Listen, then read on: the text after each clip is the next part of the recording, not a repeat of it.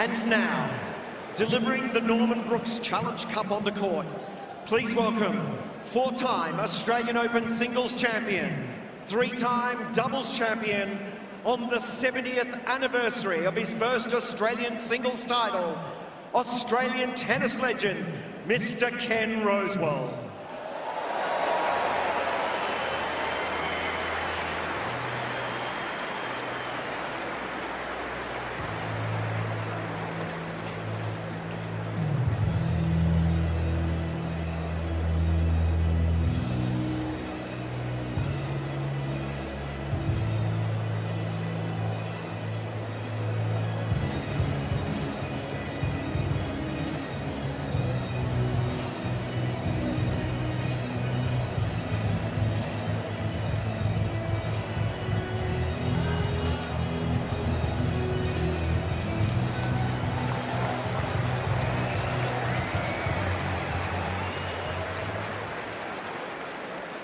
Thank you, Ken Rosewall.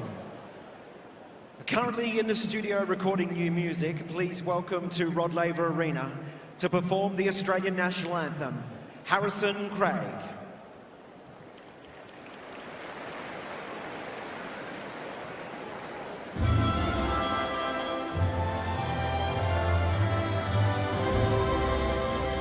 Australians, oh, let us rejoice, for we are one and free. We've golden soil and wealth for toil. Our home is good by sea. Our land abounds in nature's gifts of beauty, rich and rare. In history's page, at every stage, advance Australia fair. In joyful strains, then let us sing, advance Australia fair.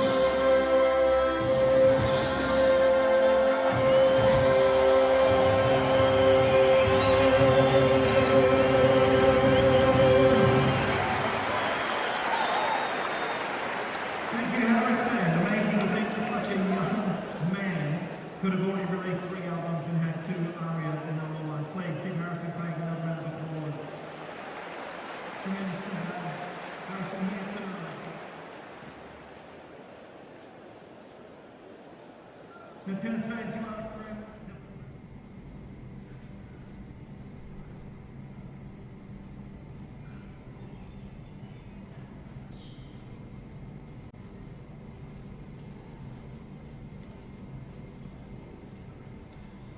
Well, moments like this don't come much bigger, and the world #1 ranking on the line, as is the title as champion of the Australian Open. Delighted to say I'm alongside John Fitzgerald and Brad Stone. Welcome, guys. Delighted you could slide in for the last time of the Australian summer. What a final this promises to be. The atmosphere is different today, yes, Fitch, isn't it? You can feel it. It's tense. You can cut it actually with a knife. Even standing outside when the crowd was walking in, it was different. This is the final, and this man is where he's had so much experience, so much success. He rarely loses when he gets in this position. Interesting, they're opening the roof. There has been some rain in the area. There has been some rain down the coast that usually comes up this way, but they've decided and elected to open the roof. Brad, does that help either of these two players, do you think? Well, I think, first of all, it's supposed to be an outdoor championship, so I'm certainly happy to see the roof open right now, because if they start the match with it closed, then they have to keep it closed throughout the entirety of the match. So hopefully we can have the roof open and keep it open for the match. As far as having an advantage, it's a pretty cool night out here, and I think the heavier the conditions, the better for Steph. That's my personal opinion. I think John disagrees with me, but that's okay. You know, after watching Novak the last few matches, man, he's hitting the ball big off the ground, penetrating through the court, and I think that if it's a little cooler, if it's a little slower, then that's at least a little bit of an advantage for Steph. Yeah, it's fun. It's funny, isn't it? It's interesting. Like I think we all know tennis pretty well, and these conditions are always a talking point, and it's a debatable point. I saw Tsitsipas in his previous match live. It was in the heat of the day, and I thought his forehand benefited greatly because it jumped off the court. You know, with his height, he could get on top of it, and he spins the ball so much. And I just thought he got more reward from his forehand in the heat. And Novak's played all of his matches in these conditions, in the evening, basically, when it's overcast or the roof's closed, and I just think he loves it. I've barely seen him miss-hit a ball for a month. In these conditions, I find he's, I don't know how you beat him. It's incredible, isn't it? 33rd Grand Slam final, of course, for Novak. Out of 69 appearances, he's just a whisker off 50% of the time being able to get through to this stage every single time he enters a major. Only one player better in the course of history, and he played substantially less Grand Slams, of course, as well, and it was the legendary Swede Bjorn Borg. Played 28 Grand Slams and made 16 finals in that time. That was imperious stuff, but arguably you can argue that Novak's record is superior given the longevity and the opponents that he's been up against, and that is significant tonight, isn't it? Up against a player tonight, Brad, that has not won one of these events. Yeah, that's a big factor, and like I said before, I mean, that's one of the things that was a big effect the other night when Tommy Paul walked on court with him. He just didn't have as much experience, and Steph doesn't have close to as much experience, but he at least has a little bit of experience now in this situation. He's been to a few semis, he's been to a final, and hopefully he's going to come out and he's going to be relatively comfortable early on and get his feet underneath him and be able to produce his best tennis right out of the box. Can I take a second and congratulate Brad Stein? You may. You had a semi-finalist in the singles, Brad. Well done. It was great to see, and gee, what an experience he had against Novak, Tommy Paul, and it's been a long journey. Well done. Yeah, thank you very much, Fitz. I appreciate it. These are the big moments, aren't they? This is when you feel the most alive as a sports person, right on the edge and the cusp of history making, and one wonders just what he's feeling. Of course, he was just one set away back in 2021 at the French Open against Novak. His team felt as though he wasn't ready that day physically, perhaps, to beat Novak over 5 sets. Novak just one of 7 men that have made that particular journey from 2 sets to love down in a Grand Slam final. Fred Laver, who's his physical trainer there, Patricio Ape, saying good luck as Tsitsipas takes his last stroll through this canyon of champions before emerging into the wide open space that holds either heartbreak or history for him. Those are the only 2 outcomes. A walk that only pays homage to the winners. The Australian Open illuminated the ones whose names up in lights, who knew what it took to become a champion on a day like today. There are those, of course, who don't remember these days as fondly. But before he gets out there onto court where his destiny awaits, a final trek past the pillar that reminds him of the greatest men's champion Melbourne has ever seen. The immovable force in the final of Melbourne, that is Novak Djokovic.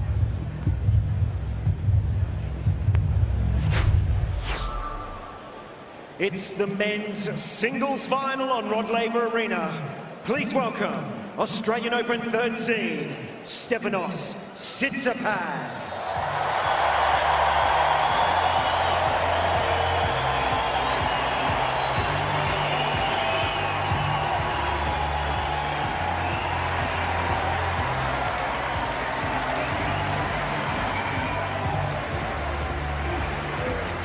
And their opponent, Novak Djokovic.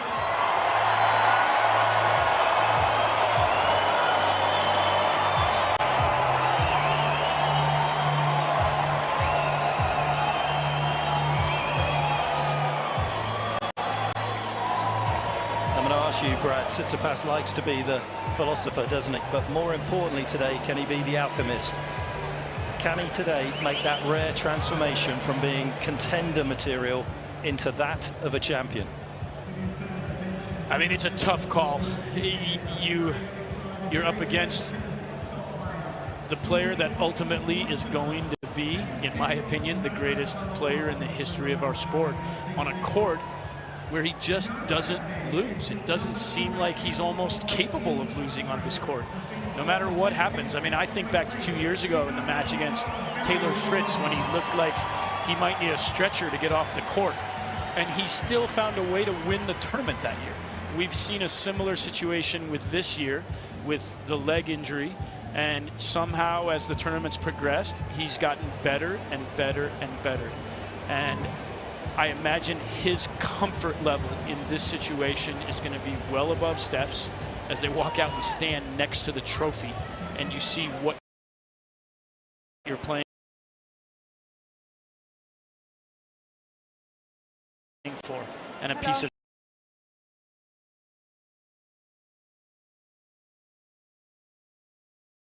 history.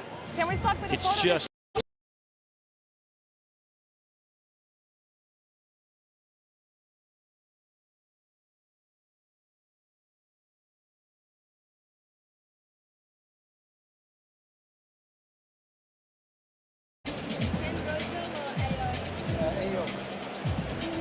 Novak chose Novak.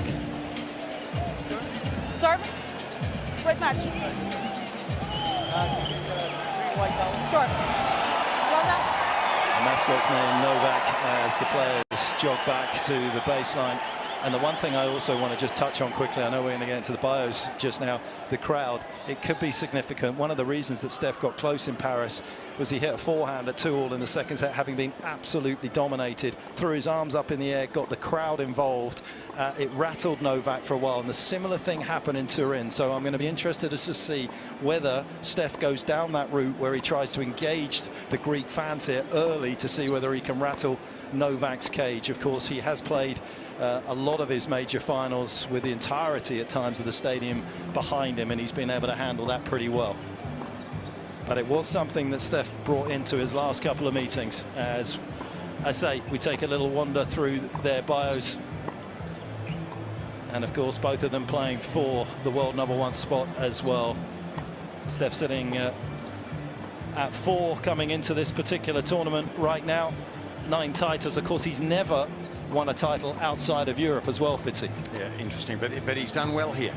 3 semi-finals prior to this, and these conditions obviously suit him. He likes the environment, and he does have an incredible amount of support here in Melbourne. So he's not without a chance, is he? And what an athlete the young Greek is. He's a beautiful athlete to watch. He covers the court, you know, not like a Greek god yet, 3 minutes. but pretty darn well. We have Stefanos Tsitsipas, the 24-year-old from Athens, Greece, who has an outstanding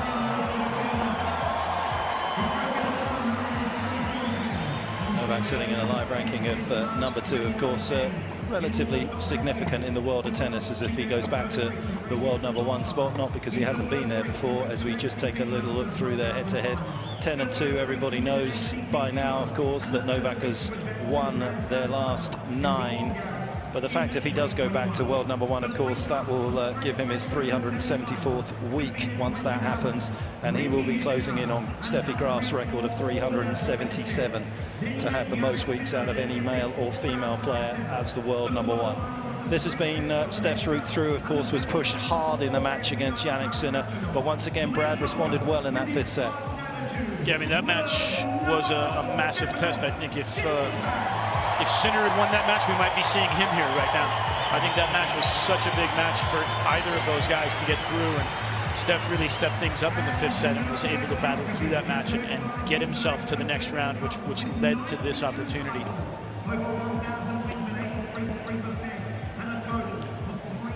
As for Novak, yet to win a major without dropping a set, so he won't be too concerned about what has happened in round 2. He will be much more happy with how things have gone in the last few rounds for him. Almost as perfect as he's ever been.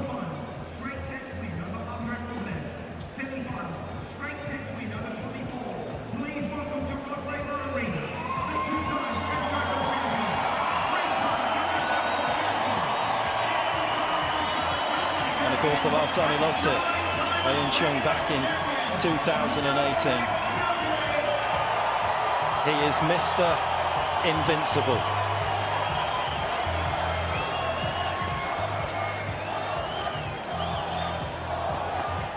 Eduardo is PR agent there on the right of your picture. And Elena, of course, alongside. They have looked after Novak since 2009 when he worked for Sergio Tacchini. Goran, who's done a lovely job navigating things with Novak on his own. 30 seconds. Marian Vida around. Ladies and gentlemen, Novak Djokovic won the toss and chose to Legends serve. on the court and most definitely off it as well.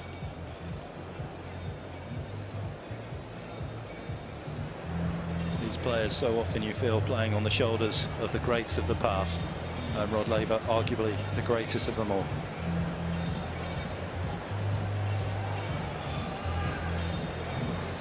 End of warm-up.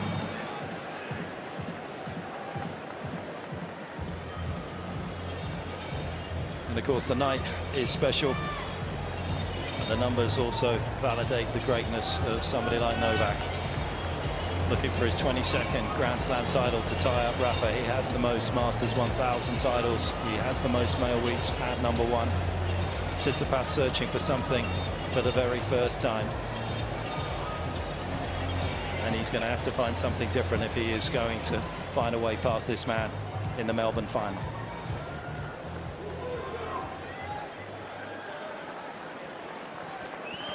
First set.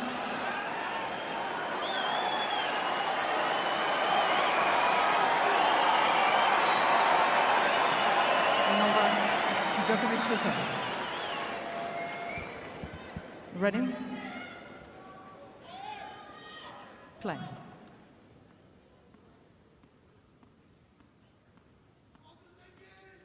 Please.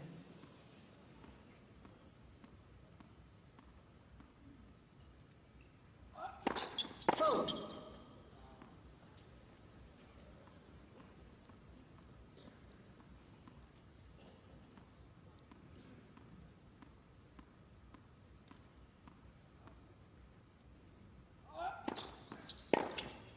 Out.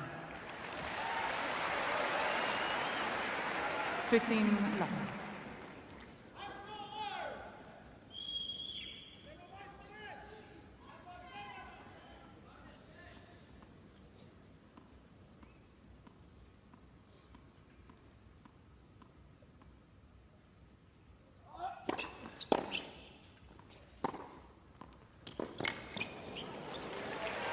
Out.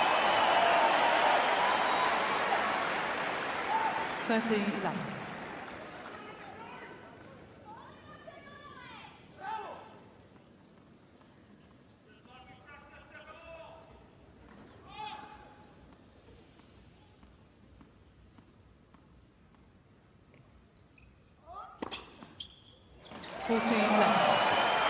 Wally Masura's made his way from the studio. Wally, welcome.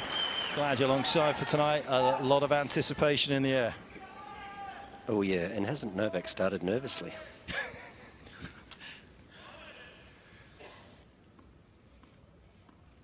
First serve of the match was almost the quickest of his tournament. Talk about adrenaline pumping. Vote.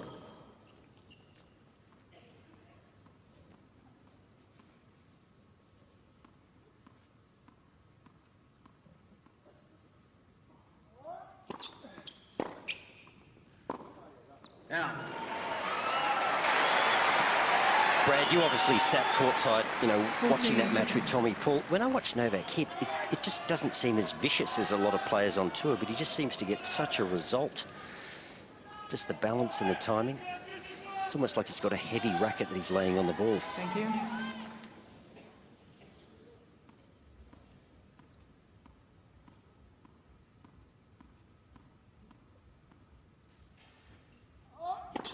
Vote.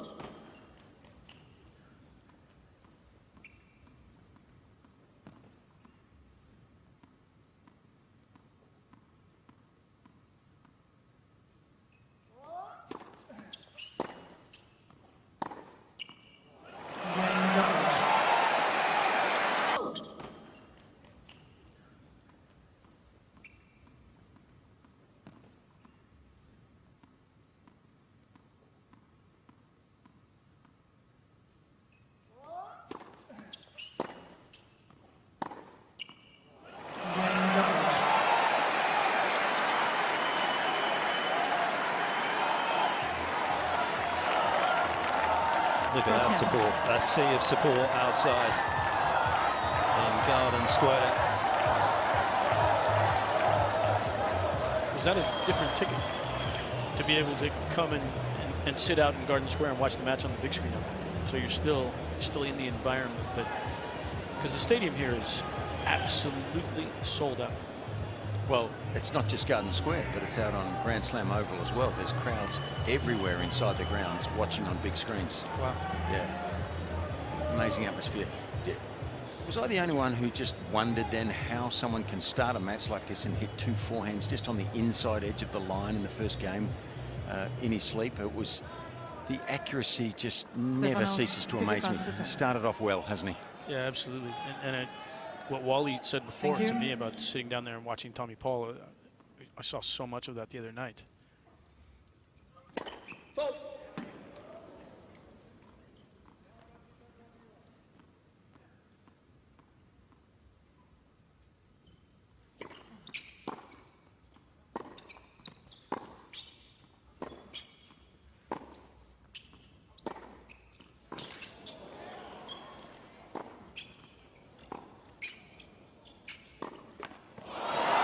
It's an interesting start, isn't it? He's hit the off backhand return a little bit more on the juice side this tournament than I've seen him in previous times. And whether he feels as though, because he's so good and so predictable hitting his backhand return through to a right-hander's backhand in that situation, he's just wanted to change things up a little bit and keep Steph honest early on and leave that up his sleeve for later.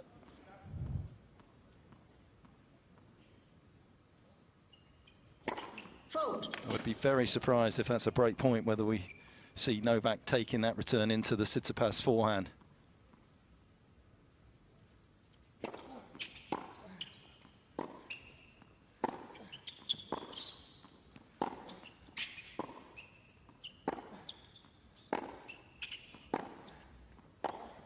I think it's worth mentioning, Mark, that in Novak's previous 4 finals here, he's broken straight away. And then he's consolidated the break. So at the first sit down, he's up 3-love. Tsitsipas here, love 30 on his first service game.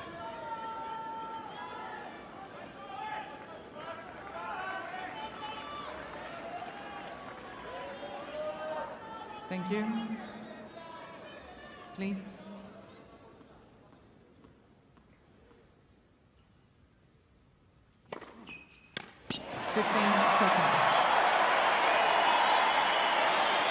We needed that just to get his teeth into this game a little bit. It was interesting to me on the first point. I was thinking that's the most defense I saw Novak playing, and he still won the point.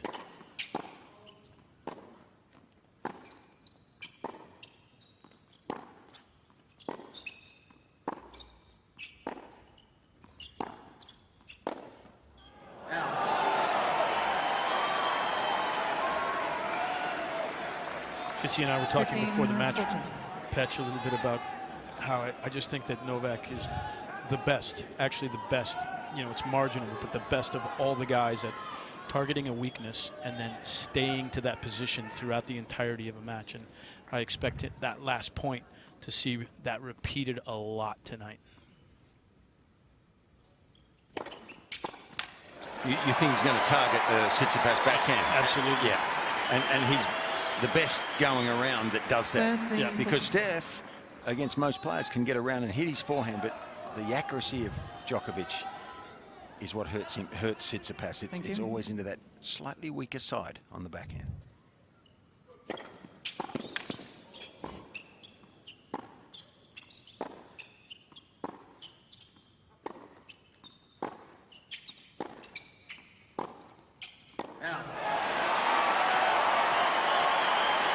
Surprised that he broke the pattern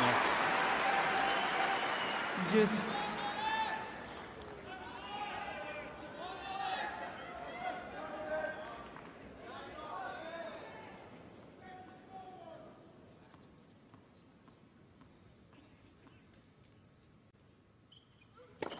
Fold.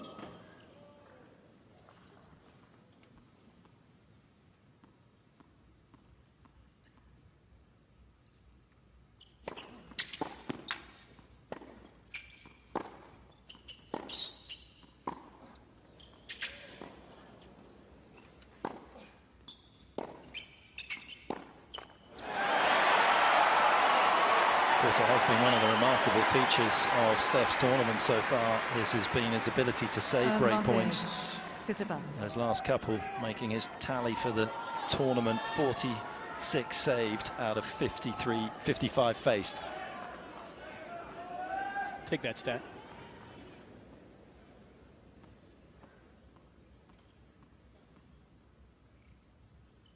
Game Tsitsipas. Well, I think a significant hold. I know it's early days, but when you consider that Novak starts very quickly in these finals, I think that's a big moment, because it enables Tsitsipas not to drop behind straight away. And I'm interested when Wally has a chance down there to let us know how he thinks these conditions, which are a bit heavier than during the day, how they affect both of these players, and who that is an advantage for.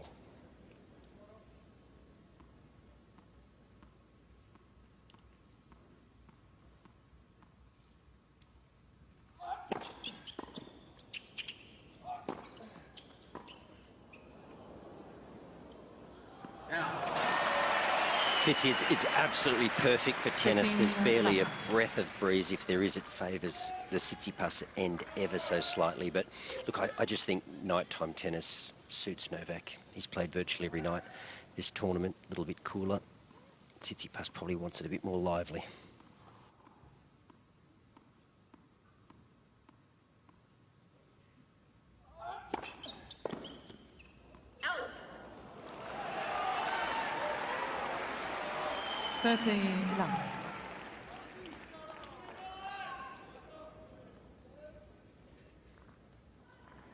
Yeah, his physio on the right. Claudio's also come on board just to the right of Goran.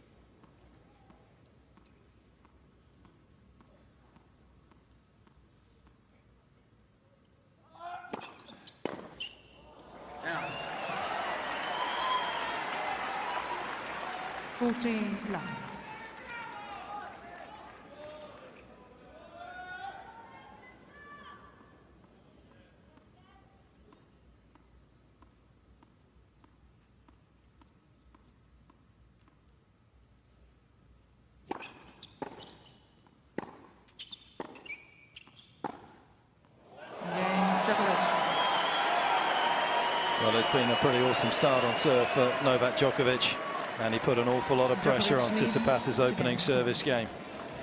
2-1.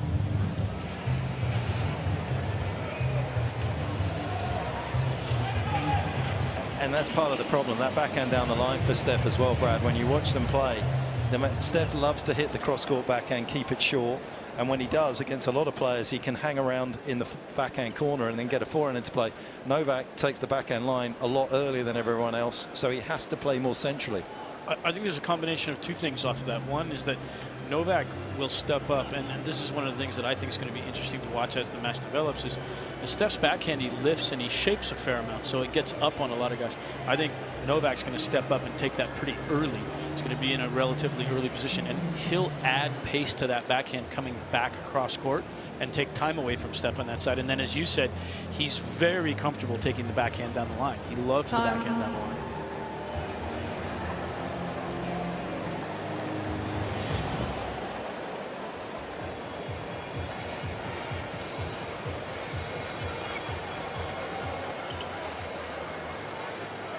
Sea of Serbian fans, and they've managed to get in front of their Greek counterparts there and get as close to the TV as they can, as they look at their man, their hero, who is looking to try and get his 22nd Grand Slam title and a 10th Australian crown as well. John Newcombe, Ken Rosewall, legends everywhere.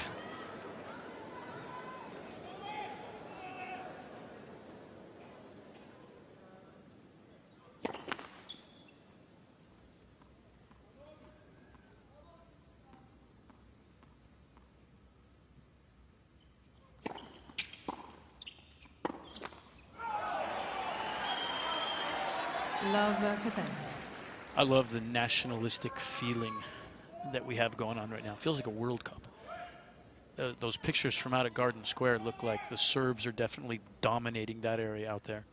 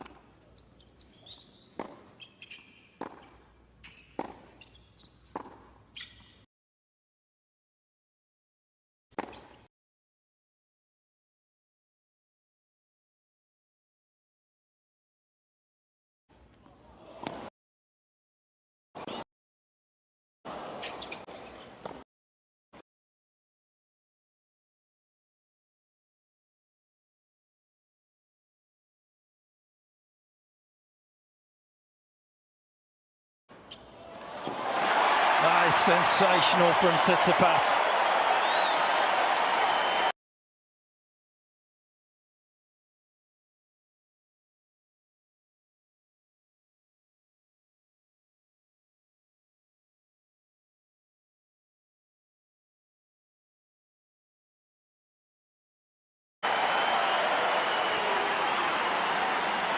That's what we're hoping for. That was a 15. That was a heavyweight battle right there, that point. Hope we get to see that. Gates, big lover of tennis.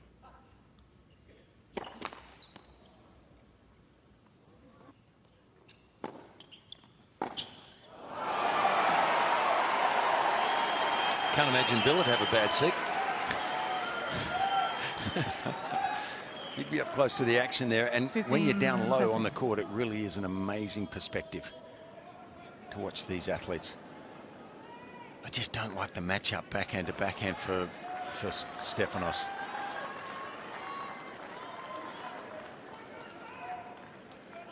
He has to find a way, I think, to hit his forehand more and more. Do you think he can work harder with his feet to get around and find them, or he has to anticipate a little bit earlier?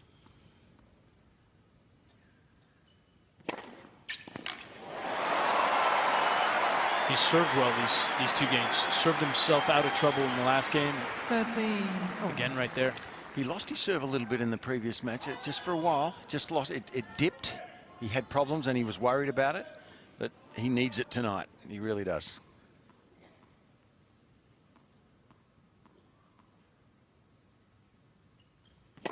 Fault.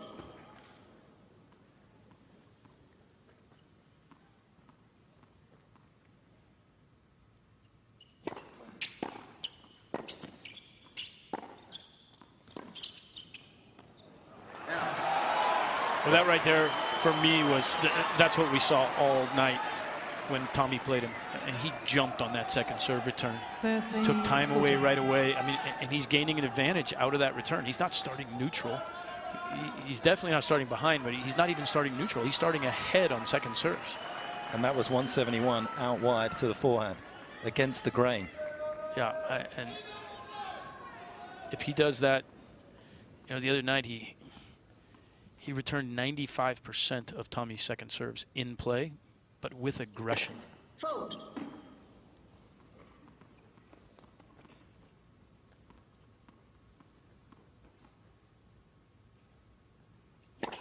Fault.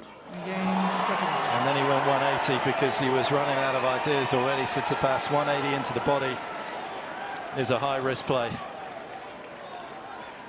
And we're only 17 minutes into this final, and it already feels like a code red situation here for Tsitsipas. And you can add 5 years in a row to that stat you read earlier, Fitz.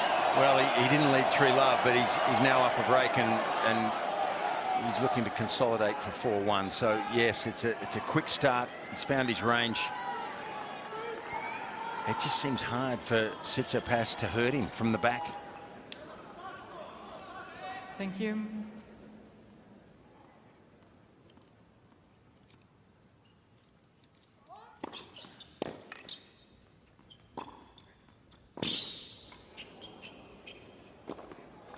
I mean, this is measured, it's majestic, and it's simplistic. 15 love. Could have hit that backhand a lot harder, but he knew he was ahead in the rally, and he played the percentages. Yeah. Didn't take too much of a risk because he knew he could get the reward without it. He chooses the right shot virtually every time.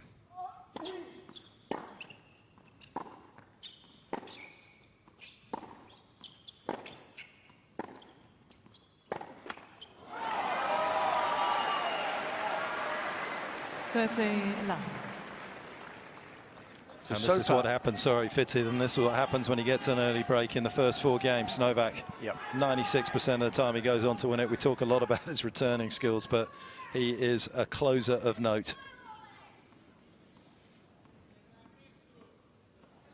Please.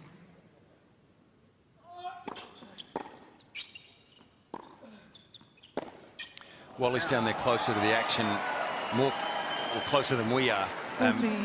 It looks from up here, though, that the forehand of Tsitsipas tonight so far hasn't hurt Novak like it's hurt his other opponents. He's had the ball jumping and moving off the court. Tonight it seems like Novak's not that rushed by it, Wally.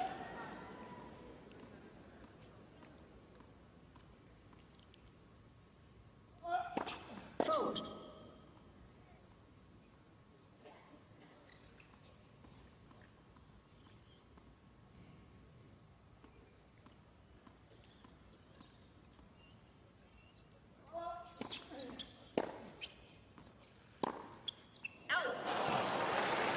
No, Fitzy, I'd have to agree. There's only been one point that I can think of, and that was in the previous Tsitsipas service game from up the Novak end, where Novak was even pushed off the baseline, and he actually played a couple of really good defensive slices to win the point.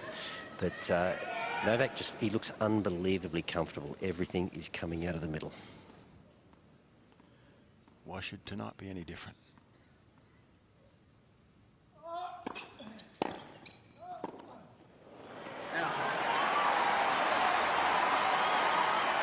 He actually mishit a ball there. Yeah. The thing that stood out to me through the last few points of the game that he broke and now into this is that he's already got Stefanos pressing. The forehand that he missed into the net before, he tried to really add pace to and stand on. The backhand that he shanked cross court, trying again to add pace to the ball. You've got to stay comfortable within yourself and be willing to suffer through these points.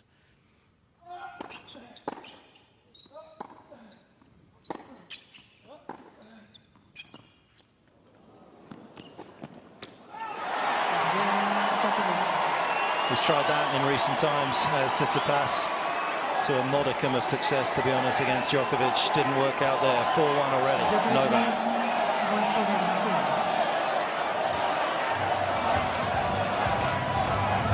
Actually spent yesterday watching their matches in Paris and Turin. Early on in the match in Turin at altitude, Steph hit a great drop shot, honestly, against 99% of the players. Would have won the point. Novak got there and hit this amazing little angle pick up. The problem that Steph has here tonight is that shot. He doesn't take the racket out of Novak's hand enough. And once Novak can use his racket on the ball, he is a better tennis player. His serve is the only way he can win this match, if he can just serve well enough. Certainly the backhand to backhand is not a winning scenario for Tsitsipas, and yeah, he's got to find his forehand more if he can, and he's got to try to hurt Novak more with the forehand when he gets it. Time.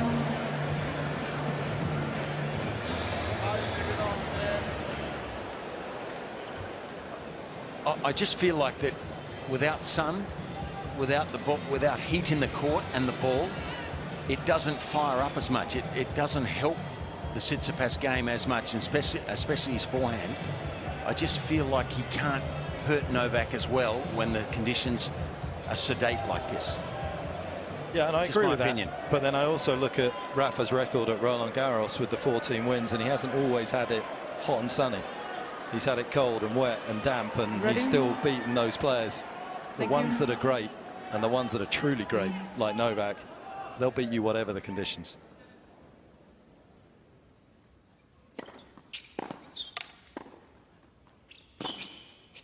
Look, I absolutely don't disagree with that. It's just that I think it's harder for Tsitsipas in these conditions to beat him. It's what it looks like in the early stages to me. How was that shot, Brad? Pretty good. I mean, again, I'm in awe, and the other night I was in awe. I hate to say that, you know, when you're competing against someone, but I was in awe of his returning ability. You know, we have those iPads in the player boxes now.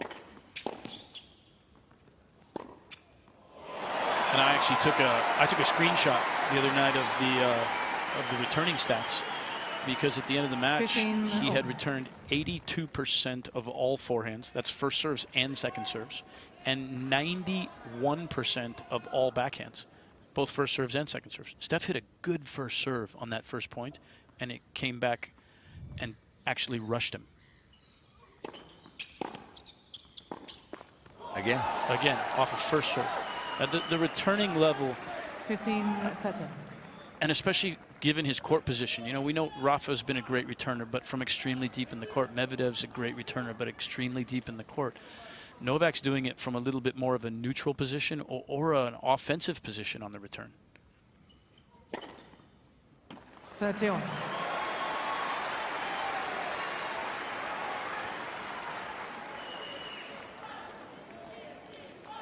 And that's how good Steph has to be to keep him from making a return.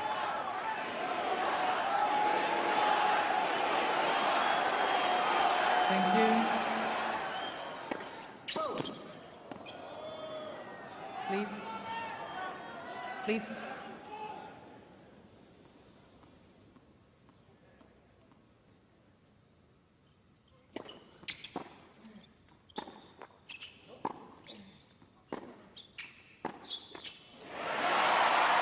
Fitz, there you had him find 2 forehands. Yeah. And I think that he's got to 14. he's got to get out the hunting rifle and be hunting for forehands. He's got to really work, whether he has to step deeper, whatever he has to do. I agree with you. You know, you've got to avoid as much as you can the backhand to backhand, and when you do have to play it, then be steady. Don't try and do too much from that side if you're Steph.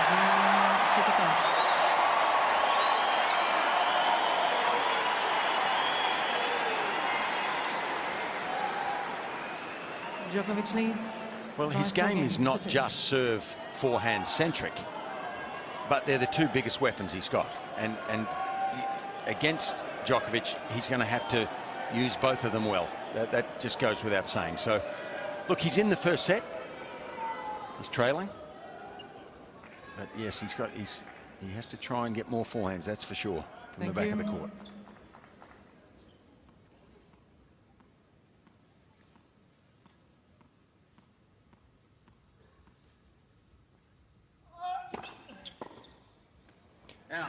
We did a fairly deep dive on what happened in their previous sort of 9 meetings, and it just goes to show it's a big problem for Steph. We were looking at it. Whenever he hits 2 backhands in any rally, he wins just 1/3 of the points. That's scary if you're on the Tsitsipas side of things. Those are stats you don't want to hear. Didn't give them to Scud.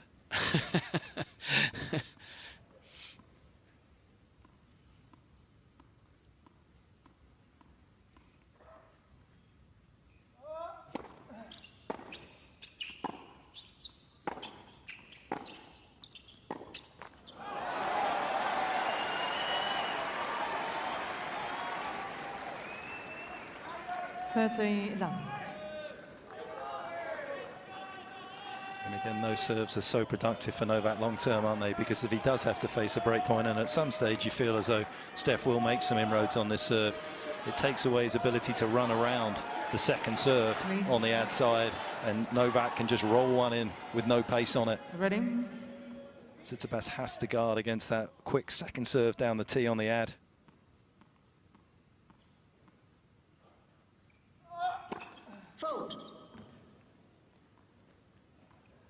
And he has definitely taken up a deeper stance tonight, Tsitsipas, against Novak than in previous meetings.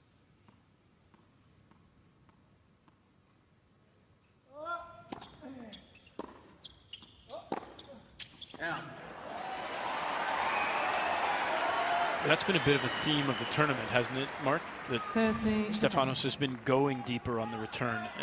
I think a lot of guys have the ability to rush him a little bit on the backhand side when he's standing closer on the return, which he was doing for a while. He was trying to be very aggressive and take returns early on the hard courts, but he just gets caught. He gets late on the swing, and it either hangs in the middle of the court or he misses it altogether sometimes.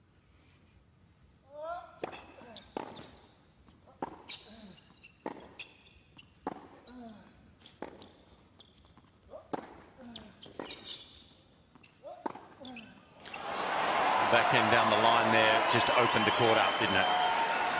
Yeah, but he got hurt on a forehand, Fitz. He got that forehand from the wide position, but he slid to that ball, and that one right there, and wasn't able to do much with it. Left that hanging right in the middle of the court. That's where he got in trouble. From there, the backhand was going to be pretty tough to have to deal with. He's got to play some defense from those positions. That first forehand has to be deeper, has to keep Novak from being able to attack.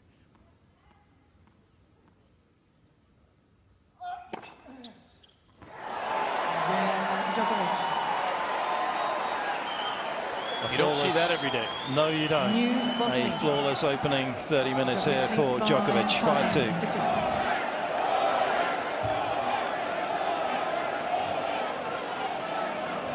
And for sure an indication that he's nervous out here. 100%. That was my first thought. As soon as you see a player at his level whiff a ball, and that's a sign. It's pretty mesmerizing to watch, Wally, isn't it? When you watch somebody this good at their craft. Well, I'm actually sitting next to Barbara Shett, who's covering for another broadcaster, and every now and then we just sort of look at each other and shake our head, because it just seems like he just makes the right decision every time, Novak, and then he executes perfectly. And it's so apparent to his depth. You know, you're talking tactically, how can Tsitsipas unravel Novak from the back of the court? But with his depth and pace of shot, you just lose time and you're just reacting to what he's throwing at you. It makes life very difficult, as the scoreboard is showing us. Time.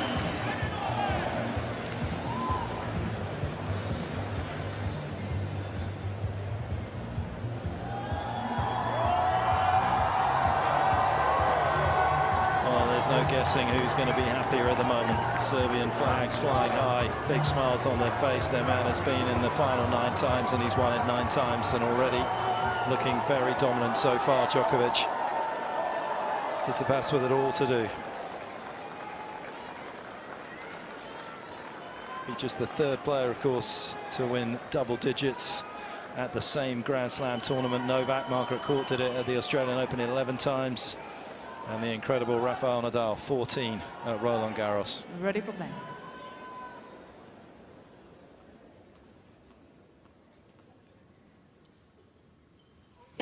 Fold.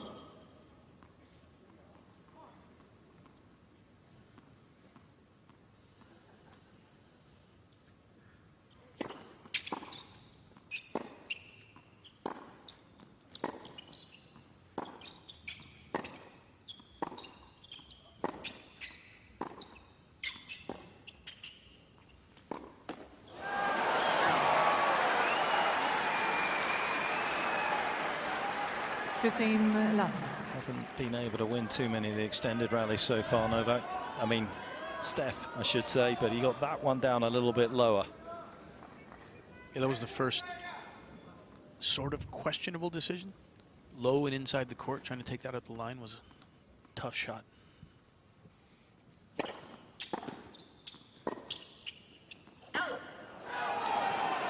Again, their first serve.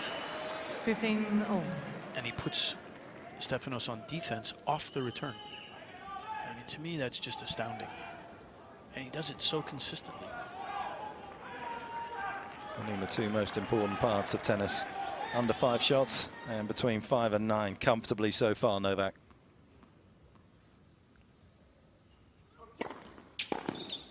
Yeah. 30-10. I feel like that was a I'm up a break decision from Novak. Probably would have gone middle there if he didn't already have a break in hand. 40-10.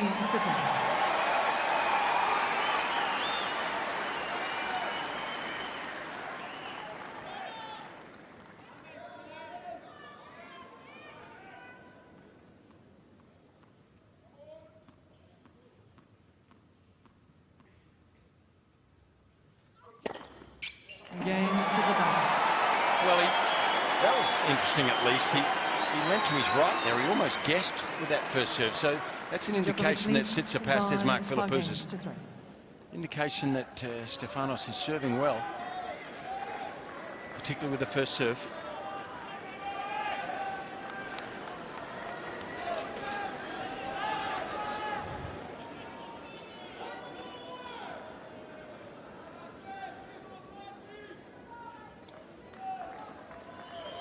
Well, that's the easy part. That was the outcome they were hoping for. Now comes the much trickier proposition.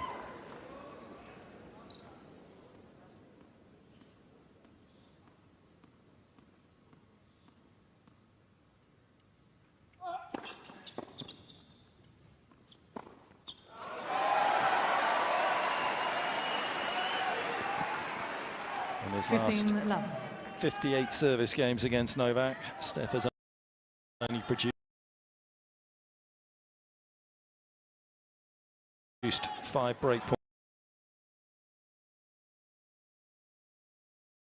points.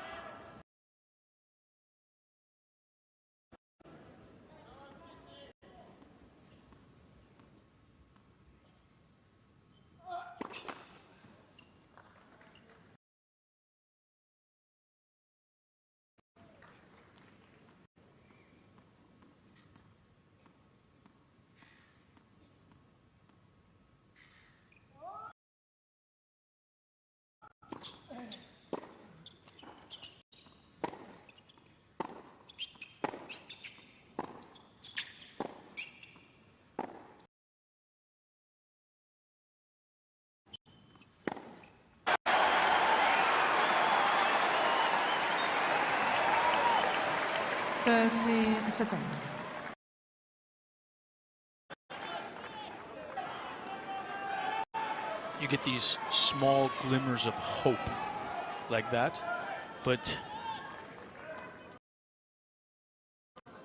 he's still so hard to really build confidence.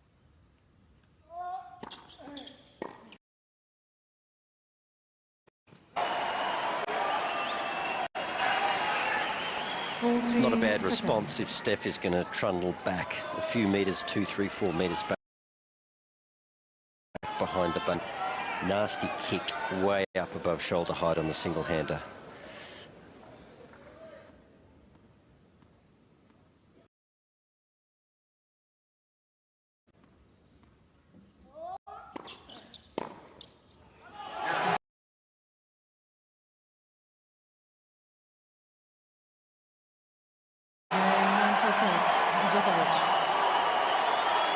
Gorgeous opening set from the Norman Brooks Trophy is within his grasp, just a couple of sets away for a 10th time. Well, there's some good news, guys. Novak has lost from a setup. I looked through what was a work of art from Novak Djokovic. He didn't have to go too big. He didn't have to do anything that was really out of the ordinary by his standards. The onus very much on Tsitsipas to make something happen. The other one was one player with a one-handed backhand that at his peak was one of the few players that could take on the rest of the big four and take them out at their very best. Stan the man. Stan the man. 2 of the greatest performances you'll ever see.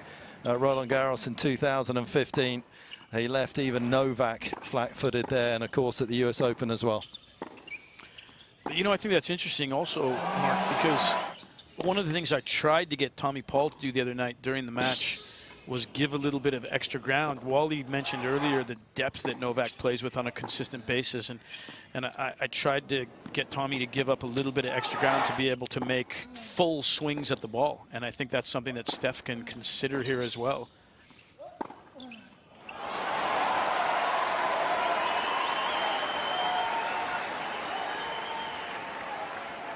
Novak's brother on the left there, Marco. And they've been here before, and they've witnessed him produce these kind of consummate performances, and that's exactly what he's doing out here at the moment. Wally, quickly, where does Steph go from here?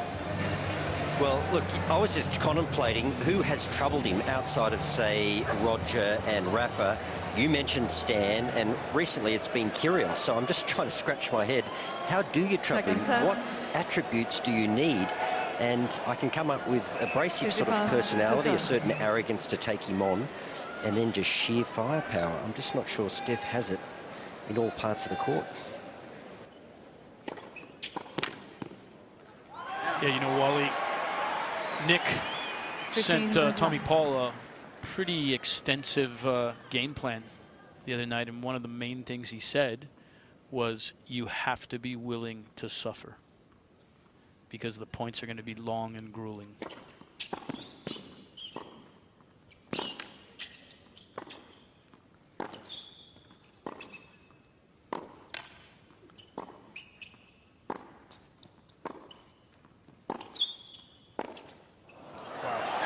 That being said, Nick possesses the ability on his serve to be able to keep anybody off balance and start points from ahead more often. And I just think what I've seen here with Novak, not just in this match, not just against Tommy Paul, but in the other matches, I covered him a couple times. The level of returning just puts him in a position to start from an advantage so often within the points.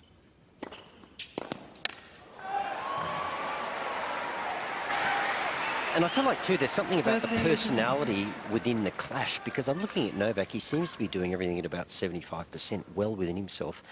I just don't know how you rattle his cage or create doubt.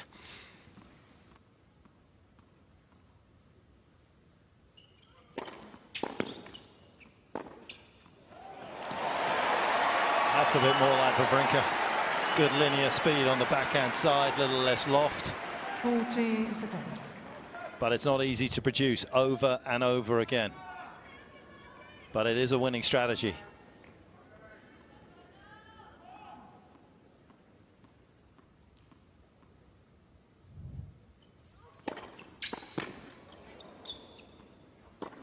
Excellent start to the second. He's a big character. And he won't like how the opening set went, and he's going to try and respond here. Game, second set.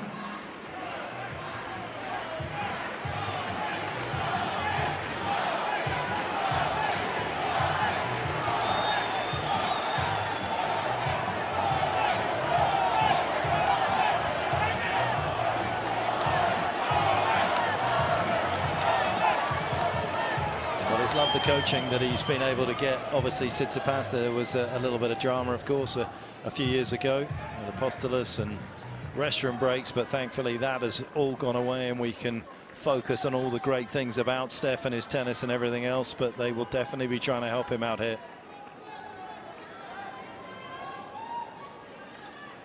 He might need a bit of a helping hand from his opponent, though.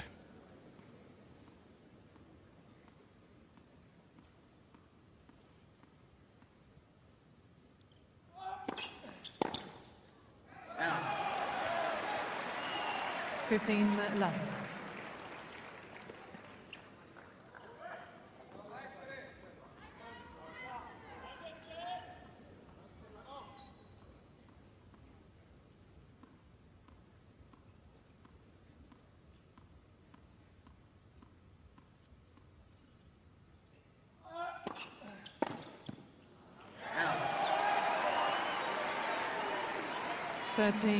Out.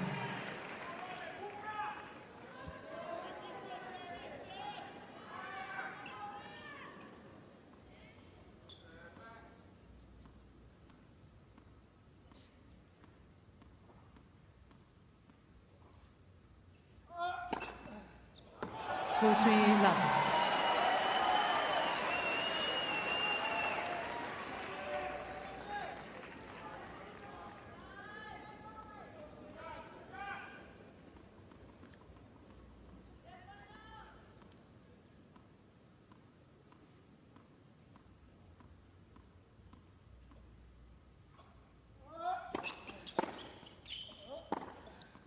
You know, to me, he's like an engine that has high-end torque. He's not revving that high, but he's still got power from down. Like he doesn't look like he's stressed at all, to me, Djokovic, and yet he's got this drive and ability to still push hard. It's amazing to watch him.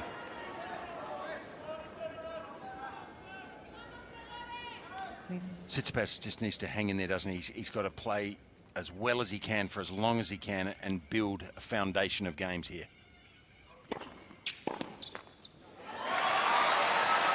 Fitzy, if Novak was a car, what would he be? Well, he's a combination, I think, Wally. electric Kia, maybe. That's pretty fast.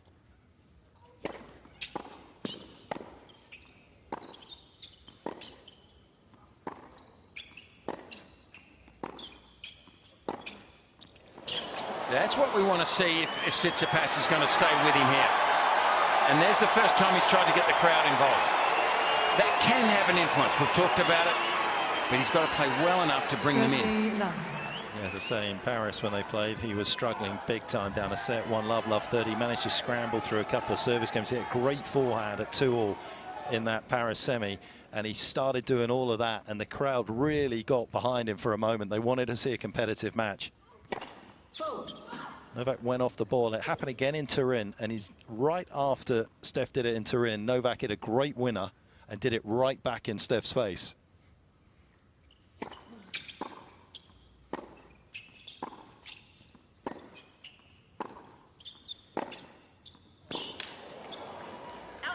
Yeah, well, his forehand is coming through in this game, and he needs that big time.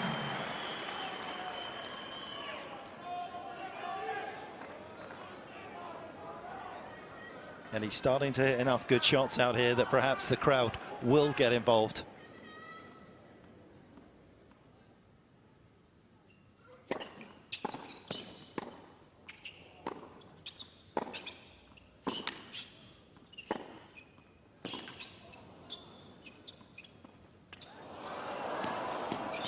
That's the best sign we've seen in that game. His forehand hurt Novak there. Well, that's the best game he's played in the match so far. Outstanding game from Tsitsipas. Signs of life from the Greek superstar. 2-1, second set.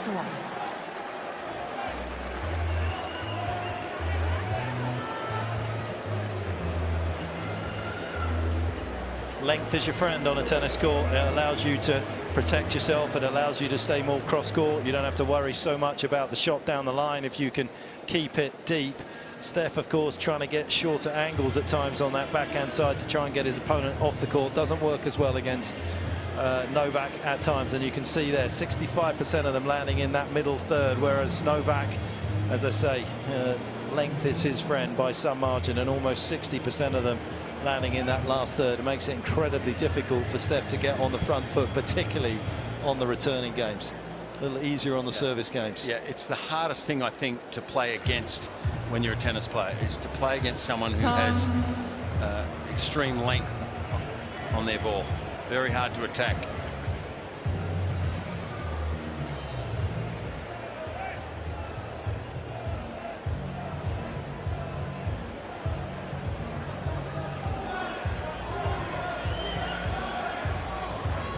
One of the hardest things is to break Novak. Just 5 service games lost by Djokovic in this tournament so far. As we said at the start of the show, you don't actually need to break to win a title. Of course, you can win just on tiebreakers, but you want to put a little bit of pressure on. It's a long time to keep protecting your serve. This is the next stage of the evolution for Tsitsipas to get himself more involved in this Australian Open men's final. Ready?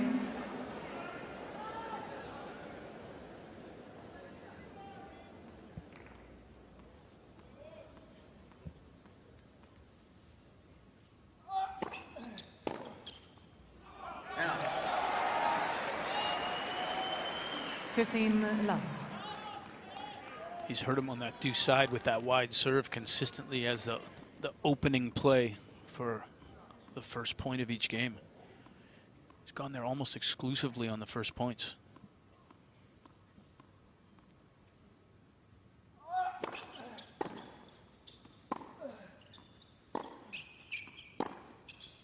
Out.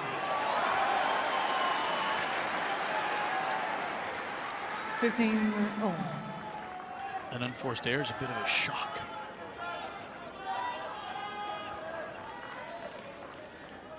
One thing we haven't mentioned, guys, much smaller wrap on the leg tonight.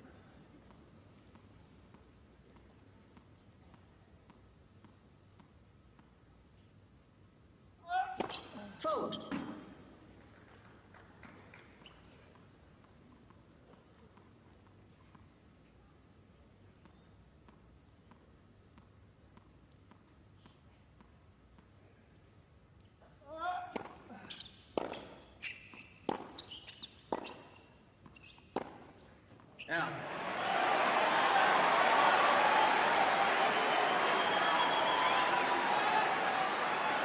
15. So a little bit of extra bounce on the previous point from the Tsitsipas for a backhand that got up on Novak, and he missed one, and then a bit more pace on that one from the forehand. The crowd starting to get involved, it seems like, Wally.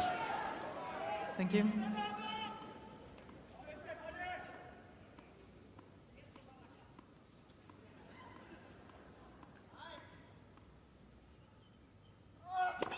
Vote. Please.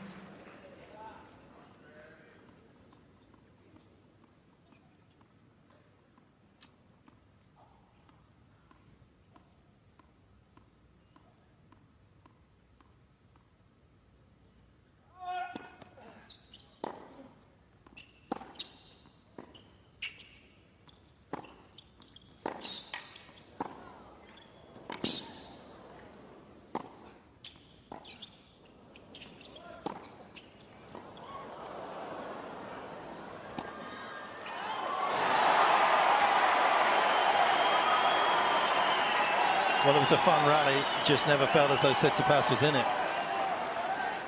Return just didn't do any sort of damage.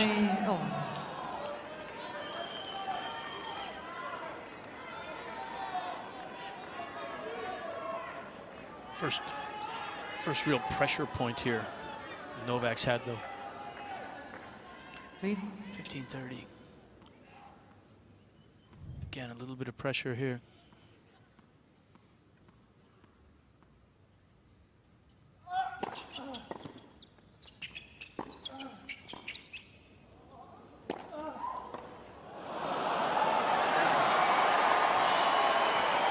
Well, he had to push off that leg, and he's done a very nice job of getting up there for the overhead. Yeah, I think if that hamstring was going to be pushed tonight, that particular move would have tested it. It seems there was no problem.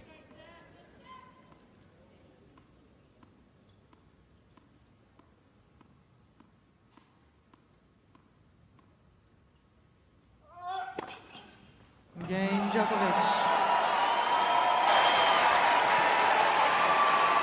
Guys, I actually don't mind that game from Tsitsipas. There was a couple of the high rolled backhands. He got a little breeze at his back and he got a bit of extra bounce. Novak got out in front of one of those backhands. There was a chip, a couple of chips, ineffectual. Novak found himself at the net. But there just wasn't a radar on every shot from Tsitsipas that was exactly the same. There was a bit of variety. I think that's okay in the return games.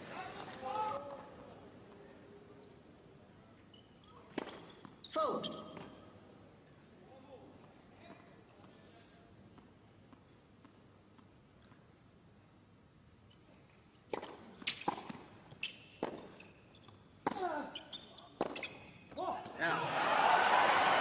Wally, it's interesting. I had this impression in that last game that there was a moment of doubt that went through Novak's mind. It's always weird to me how sometimes, and this happened the other night against Tommy Paul, he's up 2 breaks and then all of a sudden he almost inexplicably loses 2 service games back. And I had this sense there.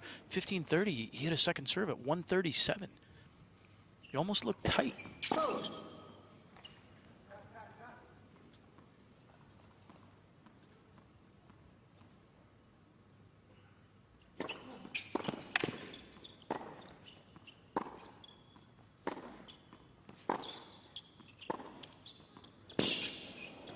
And I agree. And, you know, it's kind of interesting, and I don't know why I said I liked that game, because all of a sudden, Novak just looked a little different. He was reaching for 2 backhands. He didn't cover one with shape, and one he actually got out in front of. So, yeah, I agree with you, but, you know, I'm sure Novak, those doubt, or if any doubt enters his mind, it's dispelled pretty quickly. Does look as though he's decided to serve a lot slower on his second serve tonight, because Tsitsipas has taken up that deeper position, feeling as though it's not going to gain him any real advantage. He's down about 10 Ks on average on his second serve already tonight anyway. Well, I think it was interesting also at the end of that game, after he got through that service game, he went to the towel box, toweled off for a second, and then jogged to the returning position. It was almost like he was kind of pushing himself to be like, okay, got through that game. I had a little bit of a weird moment. Like, let's go. Let's jump on him right here. Thank you.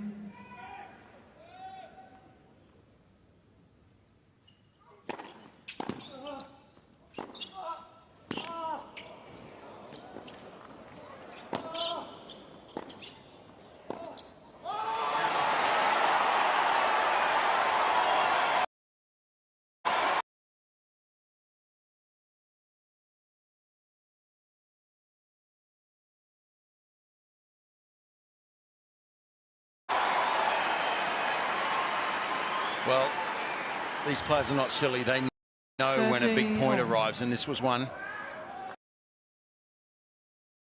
Djokovic here pushing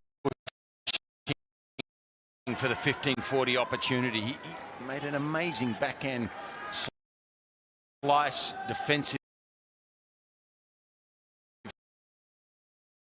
shot down the line, and you can tell by that reaction that Stefan. That was a good serve right there. That was short in the box.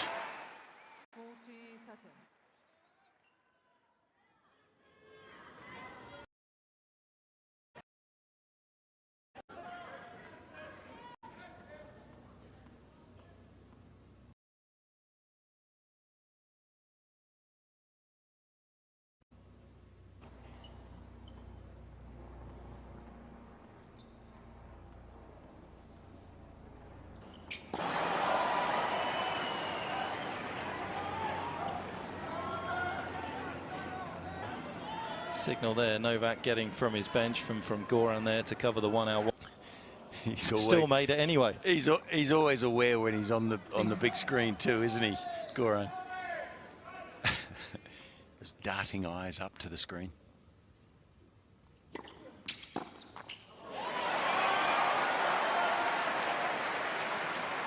Advantage.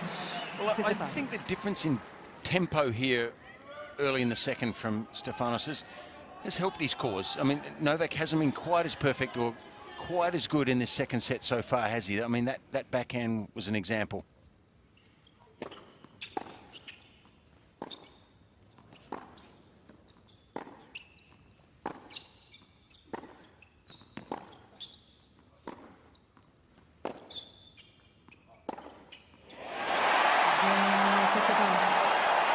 Couple of captivating games, couple of crucial games. Tsitsipas leads 3-2 in the second. Tsitsipas leads by 3 games to 2.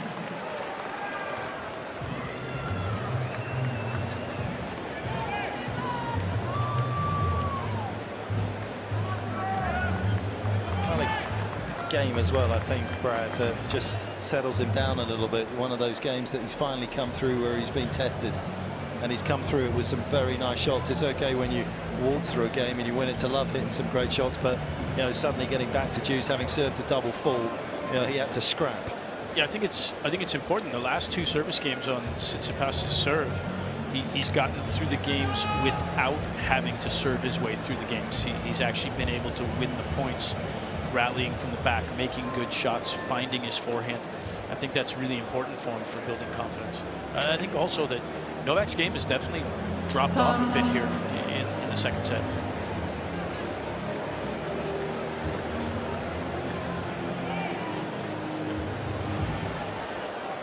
Well, we'll have to take a look down the Yarra. We'll have to see just how close this wonderful city of Melbourne is, and this sporting capital that has been home now to actually 3 weeks, of course, when a Grand Slam's here. The qualifying played here as well, and what a magnificent tournament it has proved to be once again. Looks as though it could have a similar outcome on the men's side as well, as Djokovic bidding to win his 10th Grand Slam since turning 30.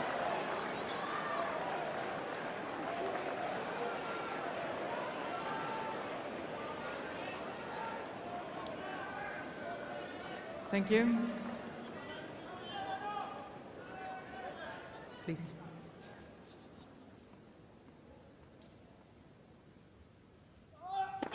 Vote.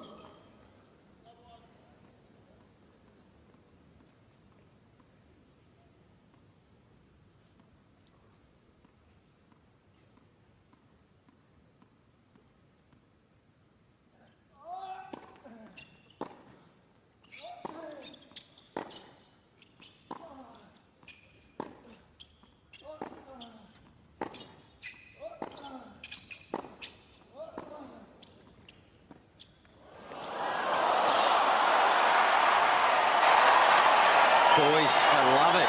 Change of pace. A rolled forehand, then he stung a forehand in a drop shot. Well, that was perfectly executed, but, you know, we've been talking about how do you beat Novak clean? Maybe you can't. Maybe you got to disrupt him. changed things up. And Novak, all of a sudden, he's been muttering over towards Goran and his camp, not quite as happy as he was 10, 15 minutes ago. Hey, Wally loves it when you sting a forehand. Please.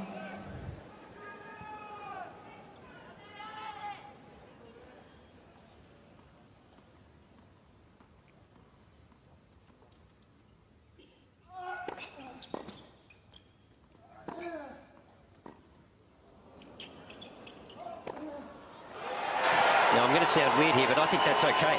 I think it's okay. I think different points are all right because, and Fitzy, you built a stellar career on it. Maybe sometimes you just got to bring your opponent down to your level. Wow. He doesn't only like a stinging forehand, he just likes to sting you. Extra points for that comment, Wally. Well, they're not.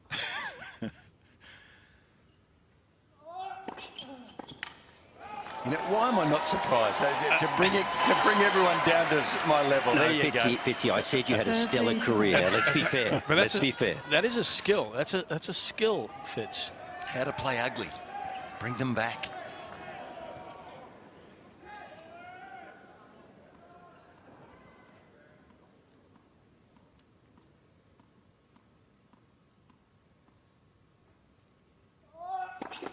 Let's.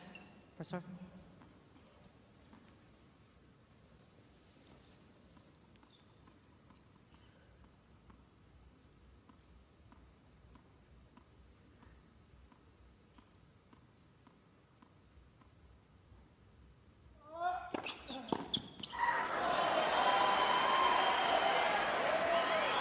Full 3 for 10. That's the deficiency for Steph when he wants to move around at the back of the court on the return, that he doesn't have a great natural slice backhand block return, isn't it? Please. Surprising as a one-hander that he's never developed that ability.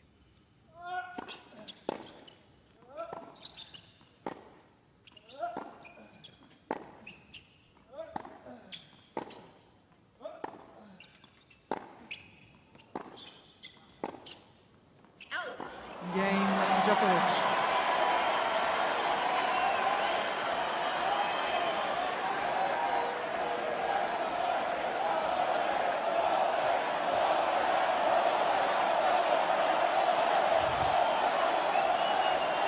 We hear the crowd chanting "Nole" a little bit. Also, I agree with what you've said, Mark, leading in, and that we've seen Novak get irritated. He gets frustrated sometimes when he feels that the crowd isn't supporting him the way that he wants them to. But this crowd here tonight is so divided between the Greeks and the Serbs. I think the Serbs will just shut the Greeks down.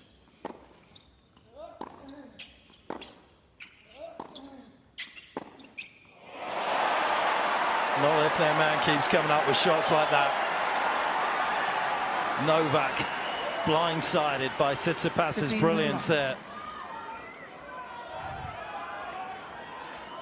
And maybe now he needs to start being more emotive.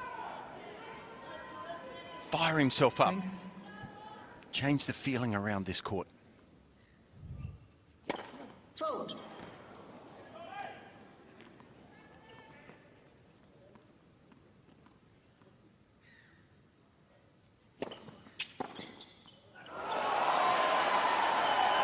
And his forehand return is, 15 all. well, it's been impressive to say the least. He just hurts you so badly with it, doesn't he? That's how you quiet the crowd as well. Yeah.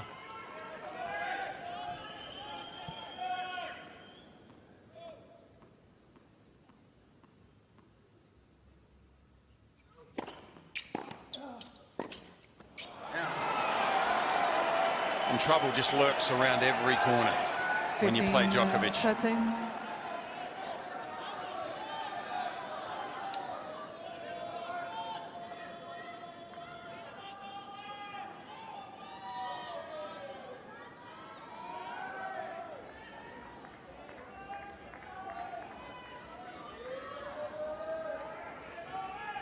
Thank you. Please.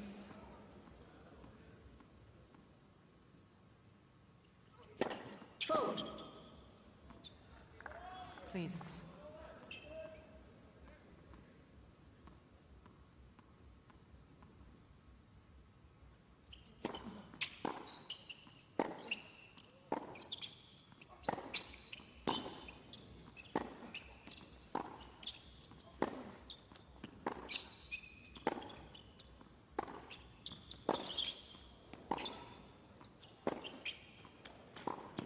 That's exceptional from Tsitsipas. Hopefully everything's okay with Novak after that little tumble. But boy, did Tsitsipas get a good workout on that backhand side. Certainly looked dramatic. We'll see it here again.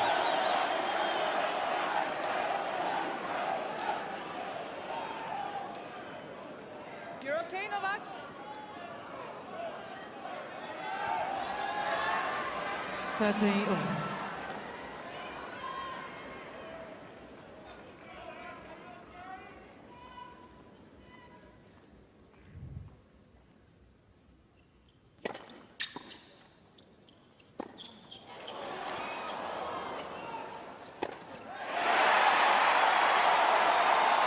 These are big moments, aren't they? Well done by Tsitsipas. Yeah, there was tension there at 15:30 at 3-all. One set down. 14-30. And the aggression, I think, is paramount for Tsitsipas in these situations.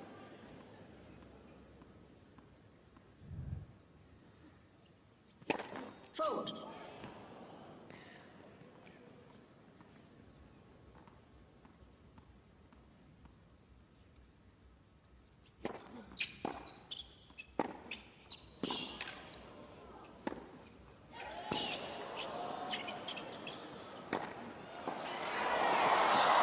Oh, it's a shame. But it extracts perfection from you on every single point, does Djokovic. And being forced to play some extreme defense out of that point, which is a great start from Tsitsipas, but Novak just picking the right side off that overhead and then executing so well off the backhand. Extracting perfection, beautifully said. He's extracting perfection from his coach as well. He's looking over to Goran here. He wants another read on where Goran thinks this serve is going. Don't give any hand signals. Yeah, we won't ask you, Brad.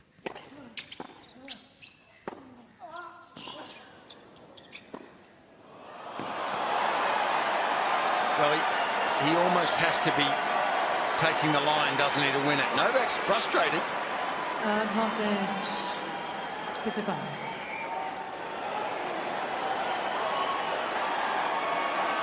I mean, I'm amazed that the greatest returner we've seen in modern times needs that extra help. Thank you. A little bit of tension. Ready, please.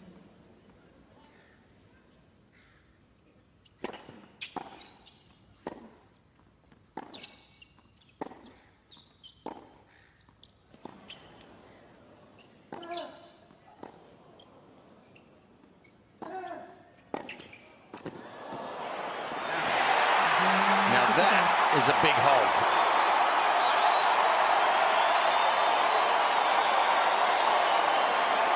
And there is tension, as you say, Fitzy. Big tension out here in this final now for the very first time.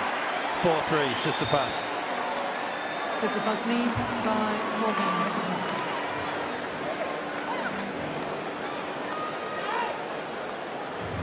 I'll tell you what, this is one of the downsides to being able to speak to your coach, isn't it? I mean, I feel for Goran out there. There is no perfect way you can pick where Steph's going to serve. We've done all the data.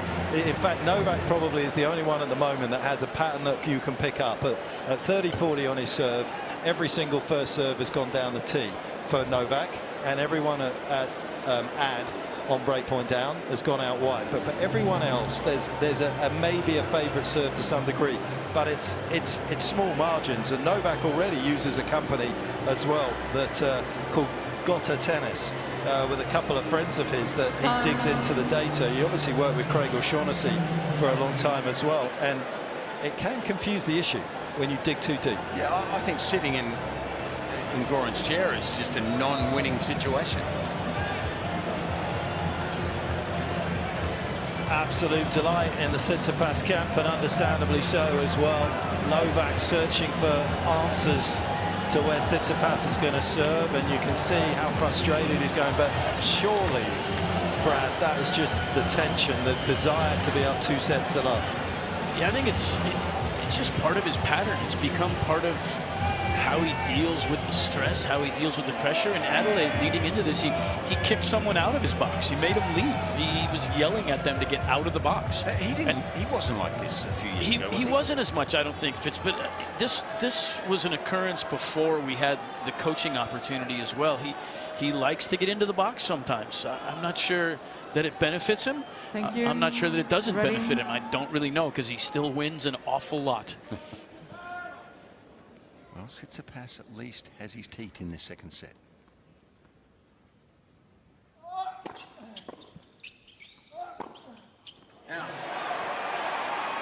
He's definitely looked more human in this set, that's for sure.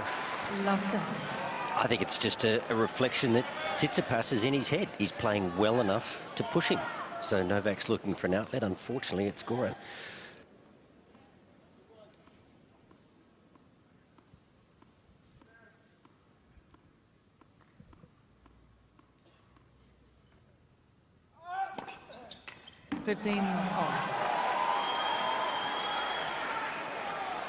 It's amazing to see somebody so outwardly show that pressure that we know is there, but you kind of never see it, especially somebody as great as Novak. 6 year-end champs, of course, tied Federer this year in Turin. 7 years he's finished as the world #1, the most out of anybody, surpassed Sampras's 6.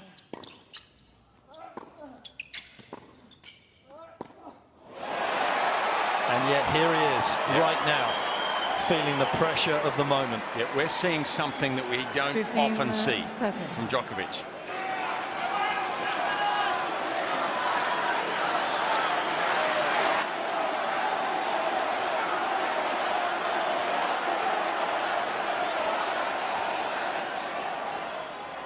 Thank you.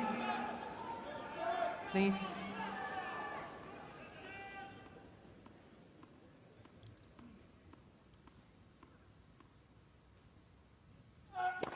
Vote.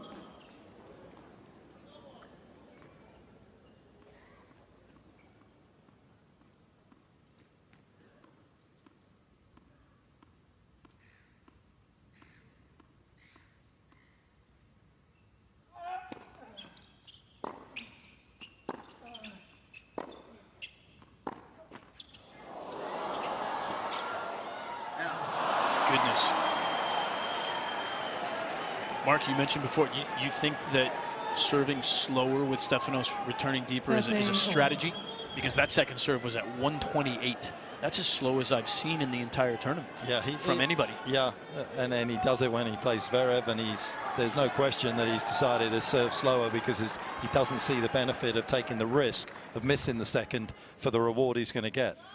And also, he's not giving any pace. He served enough to the forehand on the second serve to Tsitsipas to know that he's not going to run around it and hit a forehand return.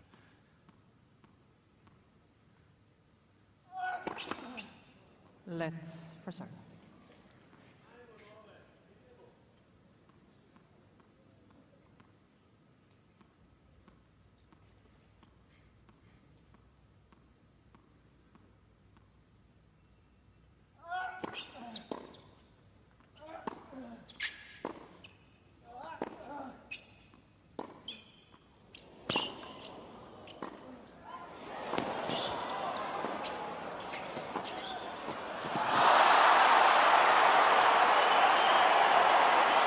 What a well-constructed point from Tsitsipas.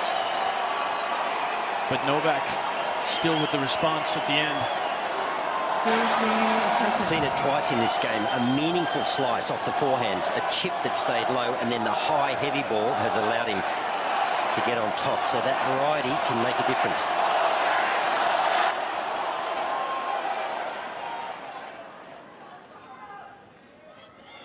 Thank you.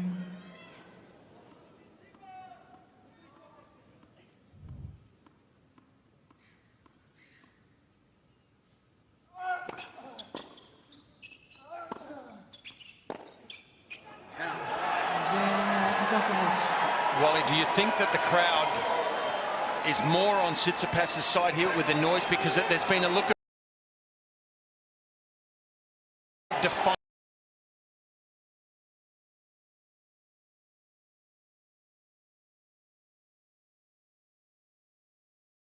there from Novak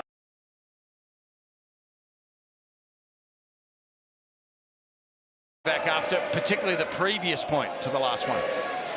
Yeah, I feel, well, it's tough. There are more, the Serbs are more vocal, and there seems to be more of them. You can hear that right now. But if Tsitsipas does something brilliant, I think the tennis fans, I think the neutral fans, they light up. So it's all about the quality of the play, who comes up with a big shot.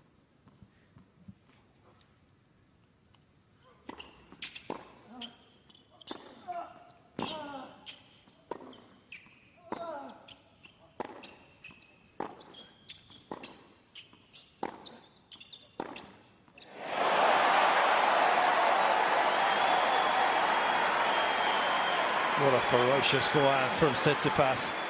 And there is no question that Novak has his hands full for the time being. This is as good a shot as we've seen all night. Whooshka. Excuse me? You heard me. You all right? 30-11.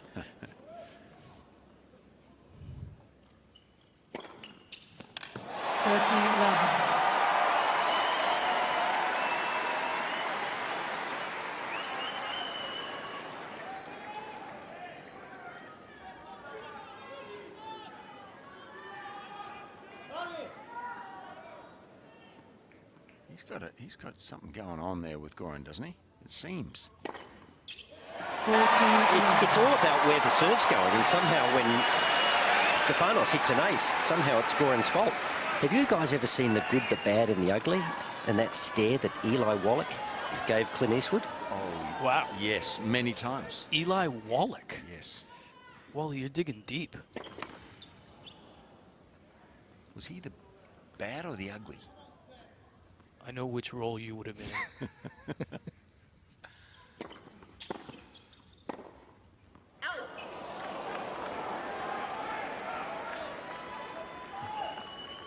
That could have been Lee Van Cleef too.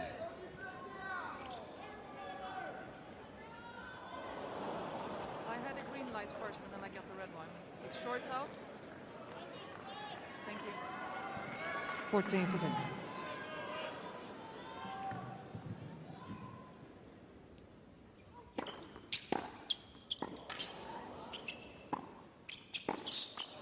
Again, there's that forehand that turns defense into offense so quickly within the space of one shot. 14-13. That one not quite wide enough, was it? It was in the zone, that first serve. Yeah, that forehand return cross court from the first court. It's done a lot of damage.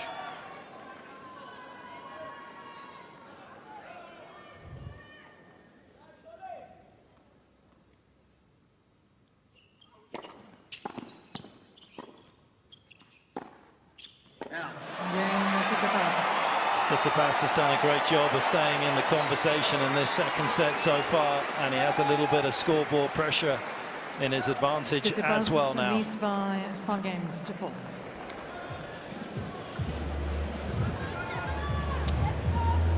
I feel for Goran. That's not a good place to be, is it, when you feel like your charge is giving it to you from the court, and you know, the camera's on you. Not easy sitting there. He's too good a guy for that. Well, the thing is, I think Goran gives it right back to him. In Adelaide, he didn't kick Goran out of the box. No, it was his brother and Eduardo. Yes. He kicked out of the box. Yes, yeah. he told them to leave. Goran wasn't going anywhere. And Goran jaws right back at him. Like Serbian, Croatian, whatever it is they speak to each other, it's not very good. So I don't know exactly what the exchanges are, but Time.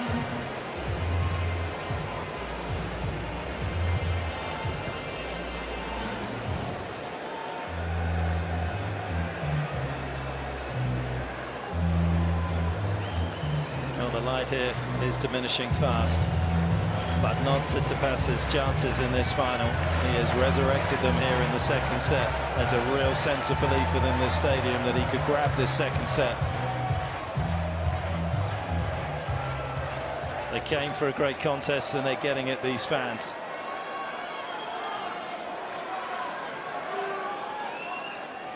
It was never going to be easy for Tsitsipas. Djokovic, who's won his last 40 matches in Australia. Please.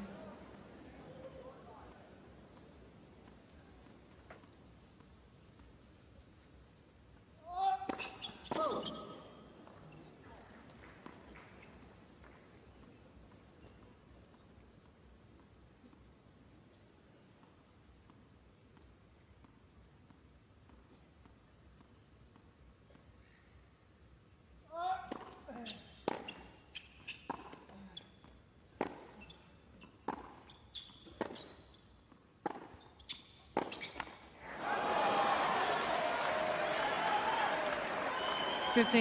Love. Stefanos telling himself to move forward through this ball after he missed it into the tape.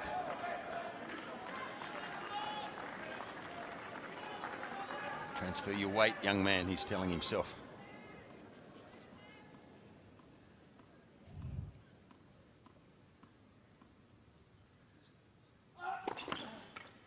Vote.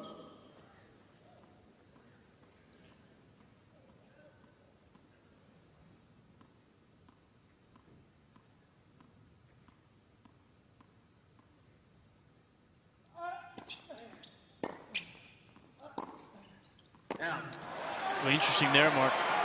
Stefanos stood in on the return that time. 15-all. He was on top of the baseline there. It can't be easy though for a gear shift from obviously Novak at that stage though.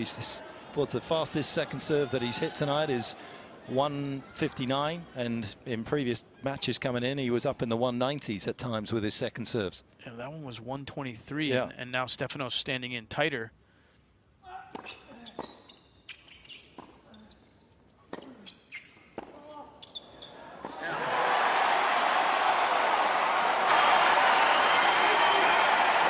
Once again, I love that variety, a meaningful slice, a heavy topspin ball. It's hard to have rhythm when you're dealing with those different types of spin on consecutive shots. Well, Novak also had to come in for that slice, and then Stefanos had great depth on the following ball. Thank you.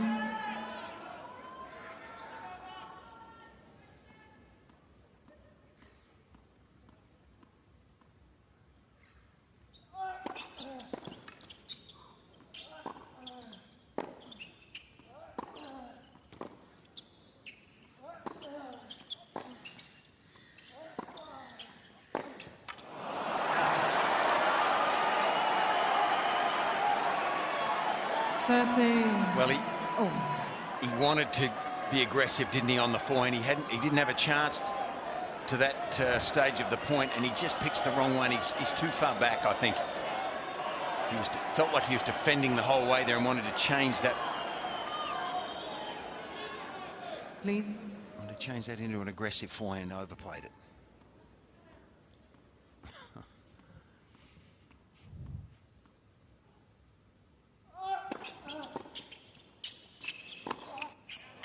Well, this is astounding to me. He's missed some easy balls by his standards here. 13-14. These are the moments where the crowd just wants to see more tennis generally. The crowd is cheering because they want to see him split sets right here. And Novak takes it personally a lot of the time. Ready? Please.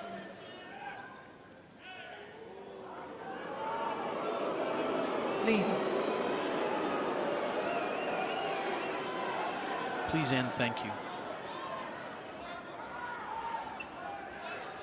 Please, for the players, be quiet. Thank you.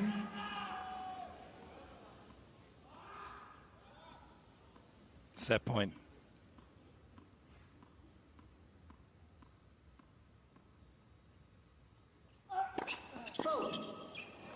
Please. And where's Stefanos going to go for this return? He's creeping in a little bit. Staying a bit neutral. Tighter than before, but not quite as close as the previous one.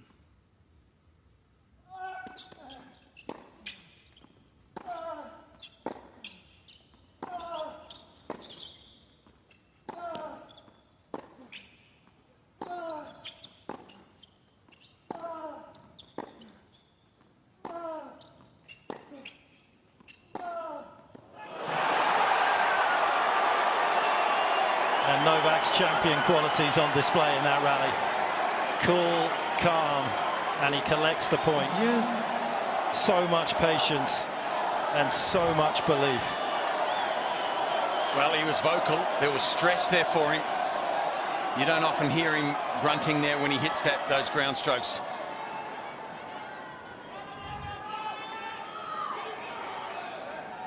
Thank you.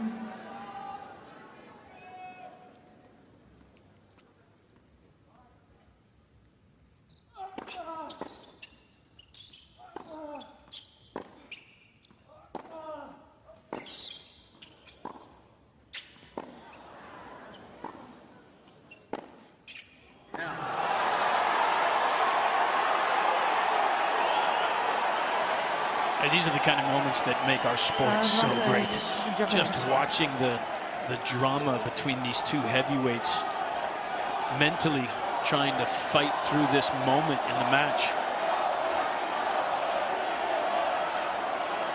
Seeing who can execute their game under pressure. He thinks there's individuals in the crowd here. Be quiet during the points. Thank you. Not happy with a few spectators by the look of it.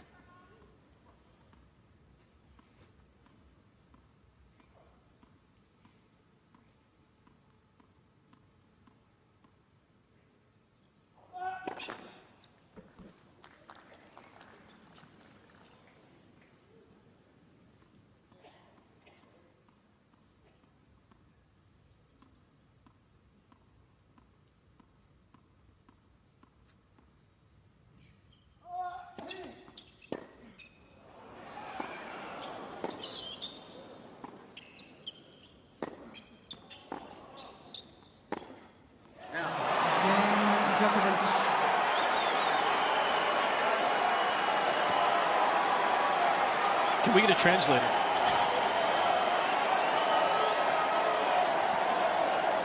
Well, he played a beautiful set point, didn't he? And that earned his right to get out of that particular game. You feel like he's fighting some of the spectators as well?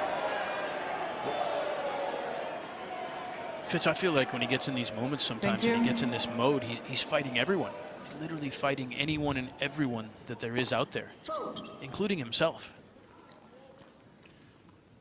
Might be where he's most dangerous here. Tsitsipas again needs to hold serve.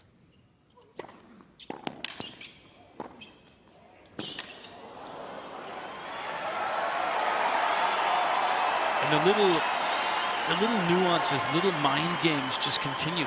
Novak was standing on top of the baseline there for that second serve. That's as tight as he's been on a second serve return. Thank you.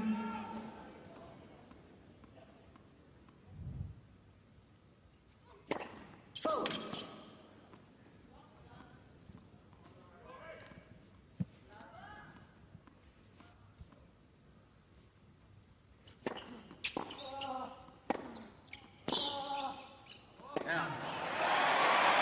Gee, there's great timing in that wrist, isn't there, with that forehand from Tsitsipas. Turned some of those forehands into almost into half volleys with a flick of the wrist. Beautiful timing.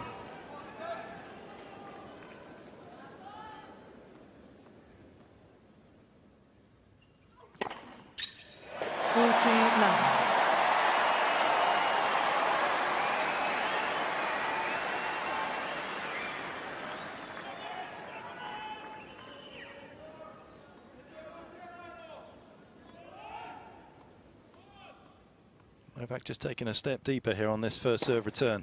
Perhaps Perhaps thinking ahead to the tiebreaker that may be coming his way. Tsitsipas assures himself of that as 6-5 in the second set.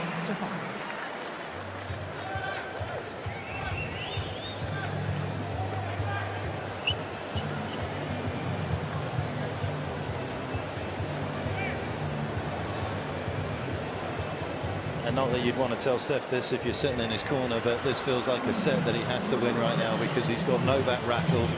He's certainly not at the kind of supreme best, and with that sort of spiritual serenity that we saw in the opening set and the precision that was attached to it.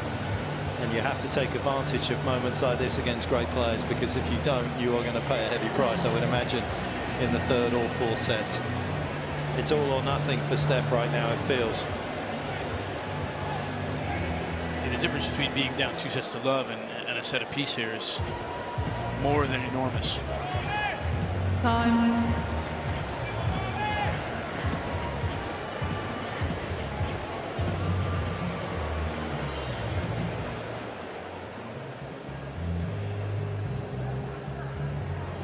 And it is absolutely packed out there, as you can see. It certainly looks as though we're going to get a record here at the Australian Open for the attendance. It's certainly right on the bubble. We will get an official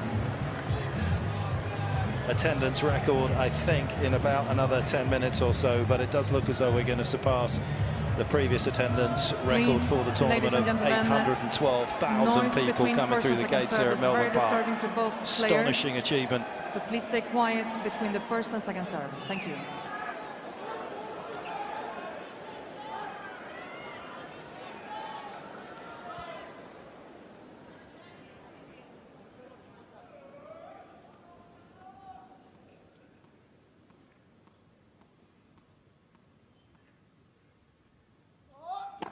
Fold.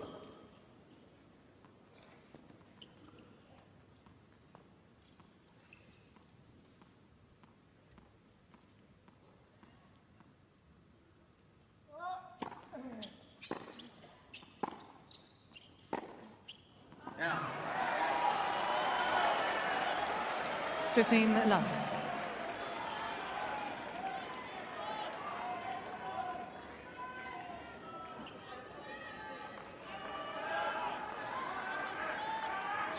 Thank you.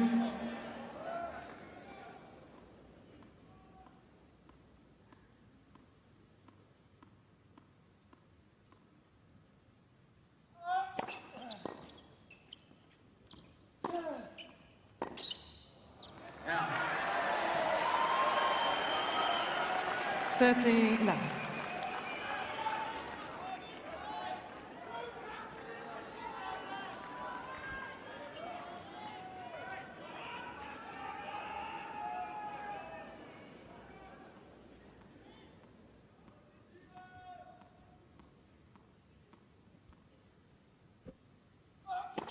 Fold.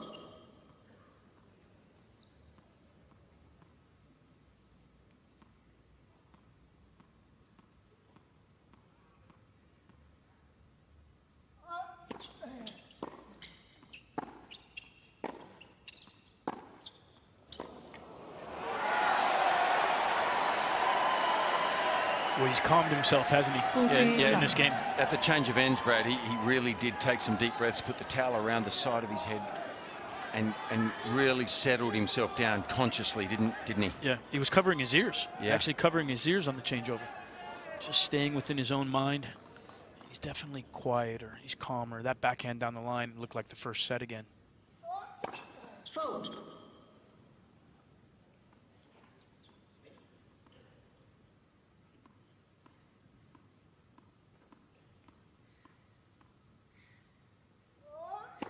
Fold.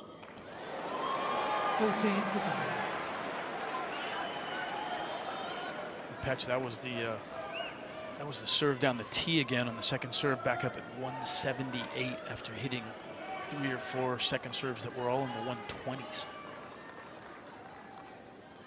It's the first time he's gone big as well. And again, just thinking ahead, I'm sure, to the tiebreaker, if he feels as though he needs to find the rhythm on that serve, rather do it at 40 love, where it's not going to come back to haunt you probably. Fold.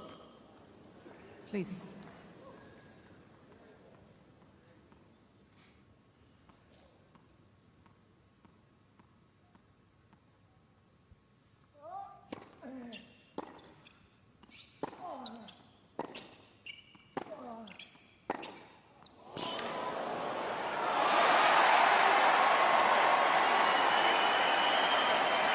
Is that another stinging forehand? You have to ask Wally about the stinger. Indeed it was. And, well, that's an undeniable forehand, isn't it? But I do love the change of pace. That was the change of pace in the extreme.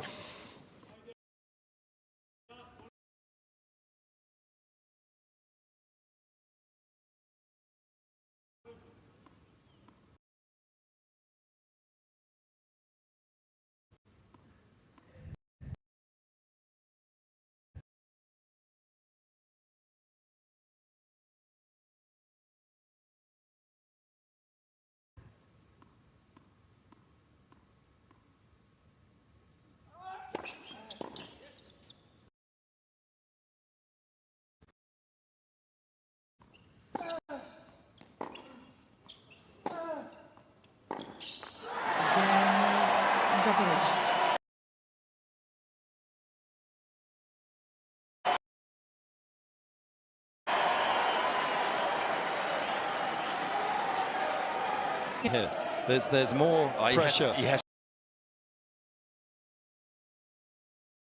to win this set. Yeah, it's more pressure for him to perform here right now. Because as well.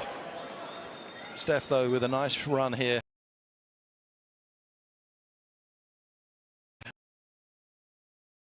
Won his first 4 tiebreakers, lost 1 against Hashanoff.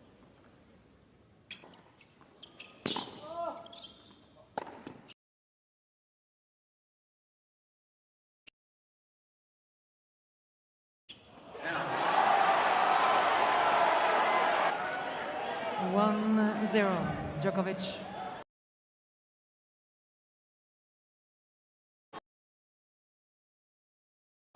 But it shouldn't be forgotten that he's won the last couple against Tsitsipas as well, the penultimate point before winning it, and also won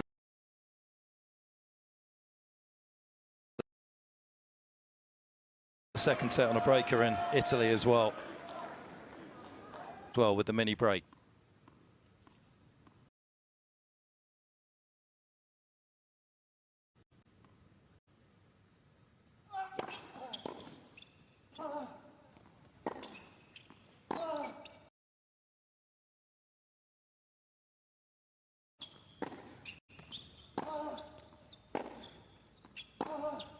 What an offside backhand, Fitz.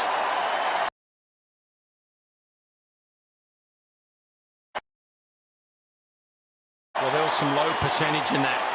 That was a risk. Now's the time to gamble.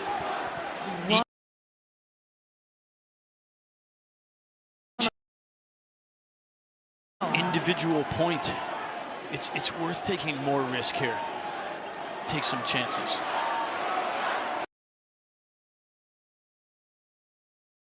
Well, he has to win this. He has to go out and win this tiebreaker, Tsitsipas. Novak's not going to get here. Stefanos, I think. Thank you, please. To get over the line in this breaker.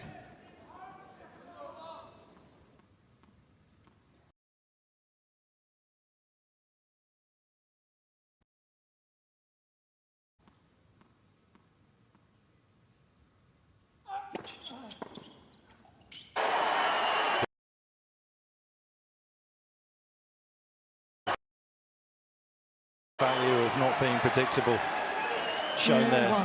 Steph also, I'm sure, subconsciously in those big moments. Novak drive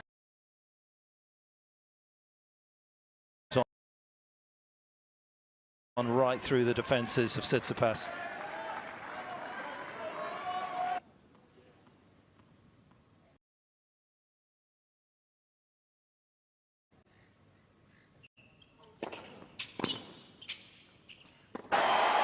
That was the return we talked about earlier, that Stefanos struggles with. Novak doesn't have the pretty neutralized that big serve from Stefanos there. That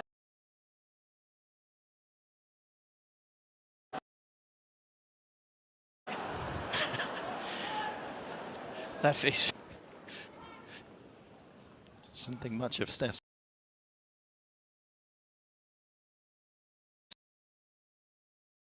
forehand miss, did she?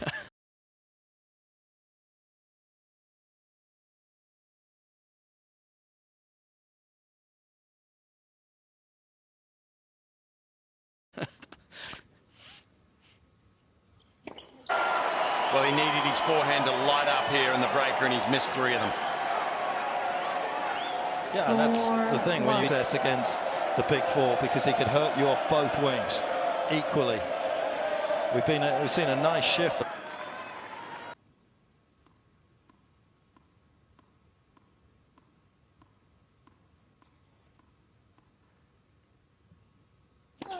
Fault.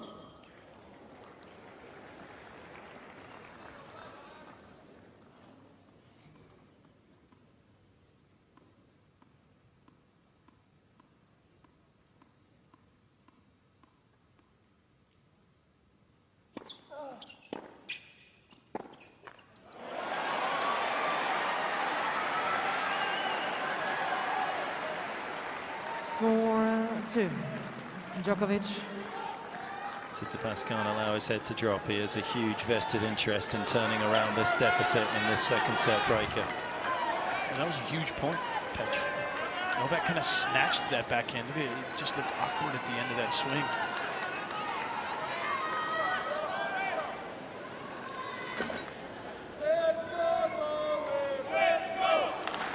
Novak's momentum not look, even after he's won 21 of these 9 Australian Opens, it still feels just as meaningful. And that team has been there to absorb some of his fears in this second set.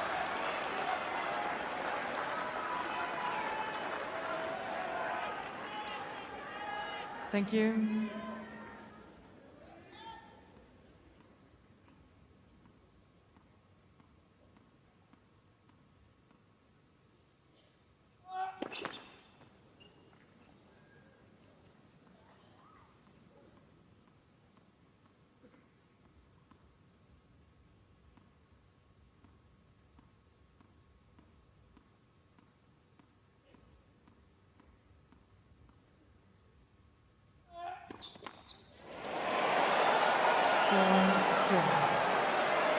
I don't think any of us expected those last 2 points.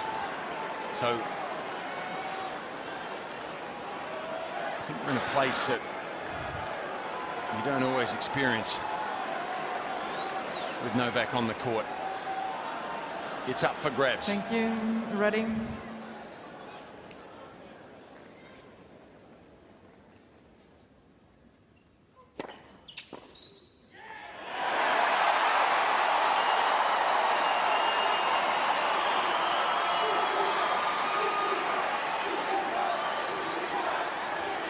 Four 4-1 up, you just expected Novak to run hot, to run through the finishing line.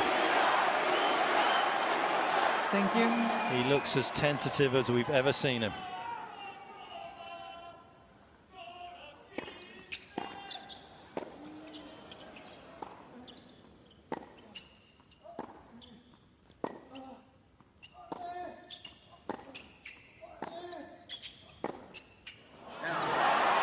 Goodness gracious. Novak didn't find the center of the racket there on those 2 forehands. 5-4, Djokovic. Ladies and gentlemen, please, once again, I know it's very exciting. And there's no question Novak is a little tense. There's just no racket head speed on those forehands, as you mentioned, Brad. But what's that, the 4th forehand from Stefanos? Not under any real pressure other than scoreboard pressure.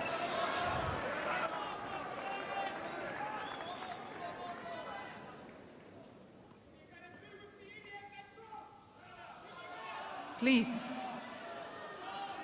It's very disturbing for both players, so please be quiet. Thank you.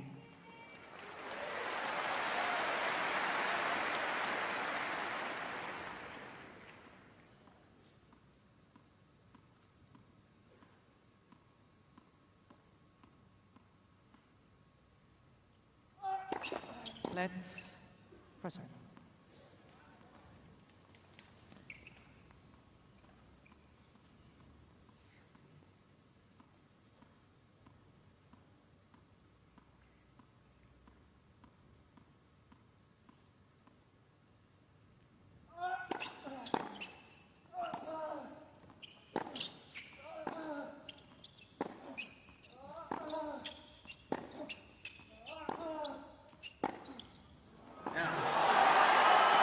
What we're seeing here is the advantage for Novak to take on somebody that has yet to win a major. I couldn't agree with that statement more, Petch. I think that's exactly what you see here is Novak, as uncomfortable as he's been in some of these points and through a portion of this set, there's this unbreakable self-belief. Stefanos struggling to take advantage of the moment.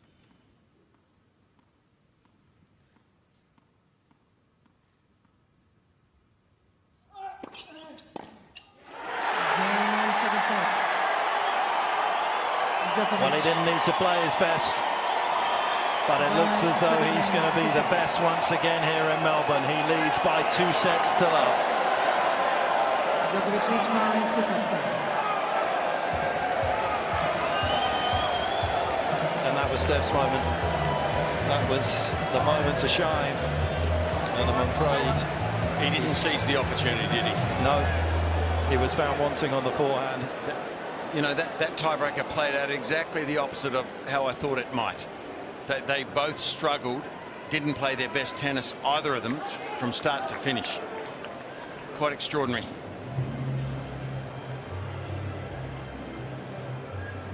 And he's got so much room now to find his better tennis as well. So much of the tension relieved that it's only going to get tougher for Tsitsipas from here on in.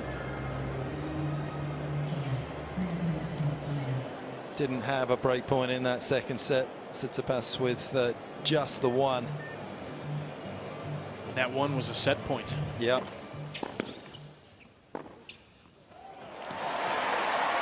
And that is still the problem for Tsitsipas, whether he's gone back deep on the second serve or whether he's tried to stand up. He got a few more forehands into play on the returns after on Novak's service games, but still just 6 break point opportunities for him in 64 games. I mean, they're just so fleeting.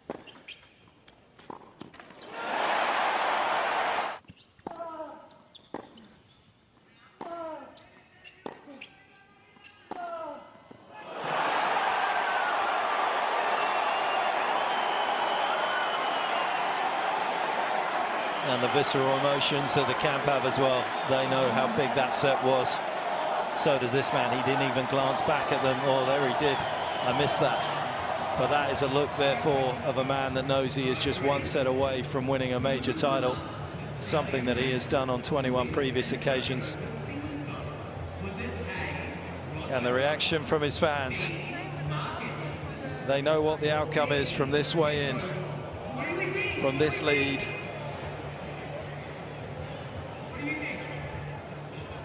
And they're getting ready to celebrate us.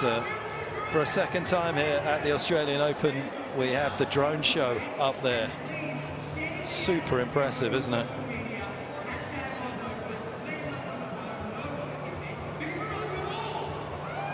It's a bit mesmerizing, the drone show.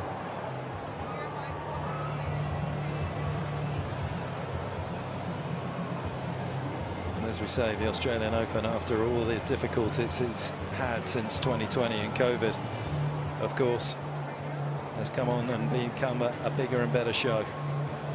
The grounds, the entertainment areas, everything that Tennis Australia have thought about has allowed the fans to come here and enjoy what has been a magnificent couple of weeks as well. Weather's also played ball, which has been very nice. Talking of balls.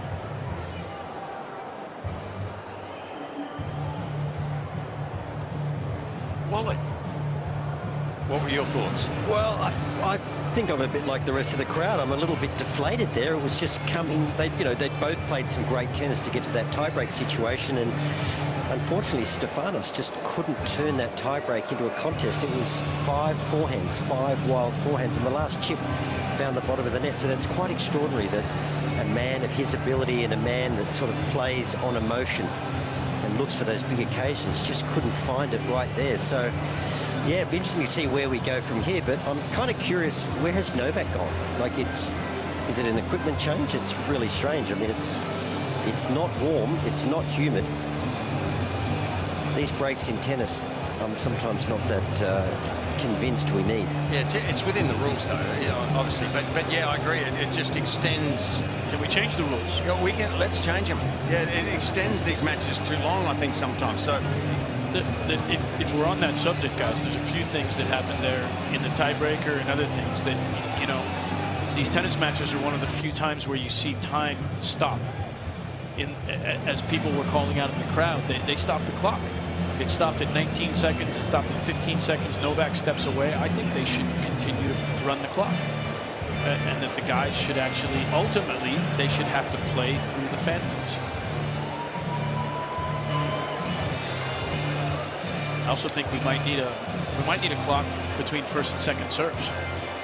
Yeah, I'm with you, Brad. I think we do need to speed up play. Obviously, it's a very physical game, and, you know, there are days when it's extremely hot, and, you know, the umpire might show a little bit of leniency in terms of when she hits the shot clock.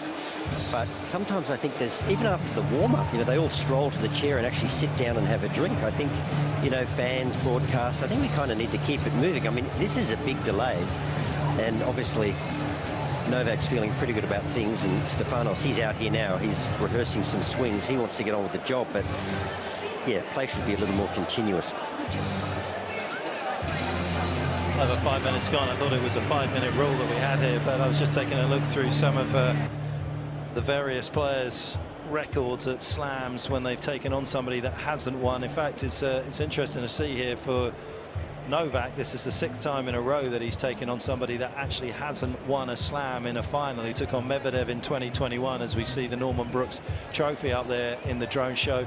Tsitsipas at Roland Garros, Berrettini at Wimbledon. Of course, Medvedev did get the better of him in 2021 at the US Open, so it doesn't always converge that you take on somebody that hasn't won a slam and then they don't beat you. Kyrgios at Wimbledon, and of course Tsitsipas here as well. You were part of one of his no slammers as well, Brad. Of course, Kevin Anderson at Wimbledon in 2018.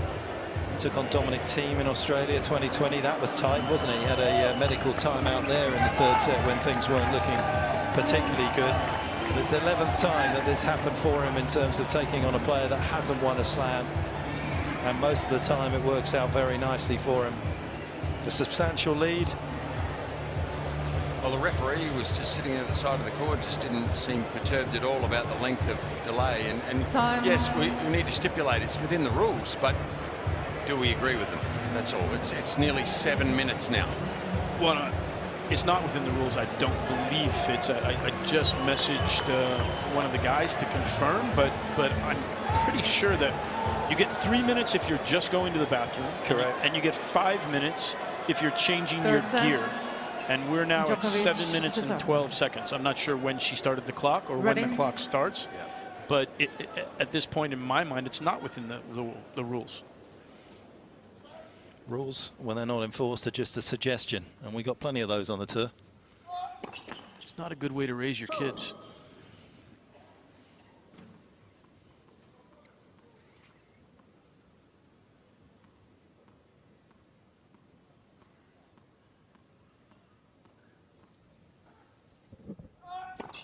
Vote.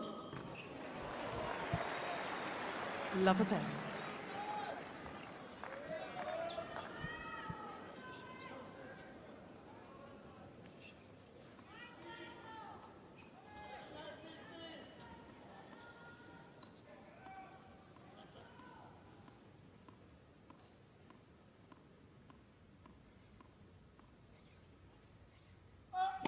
Let's for serve. I mean, it's interesting, isn't it, that we don't put a clock up for the restroom break as well, so that it is a grey area. If you put the clock up, then the umpire's forced to actually make the call.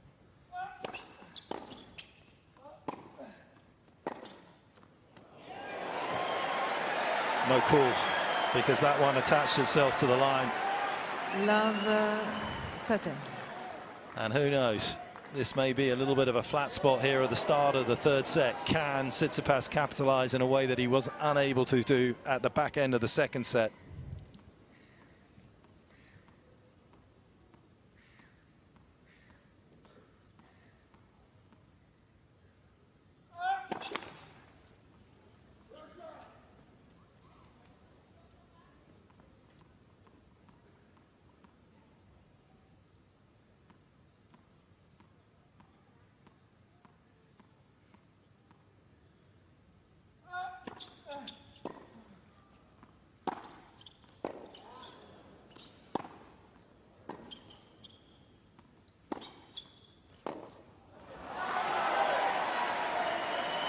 Well, I have a clarification, guys. The clock starts 15, when you 30. enter the changing area, if you're changing your gear. So the time that you enter and until you come back out on the court. Okay. Okay, so less than that time. But I don't think it took him 2 minutes and 11 seconds to walk from the court to the bathroom. I know it's not, we cannot change it, but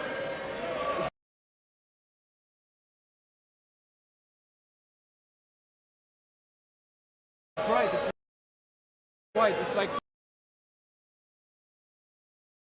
almost like the ball.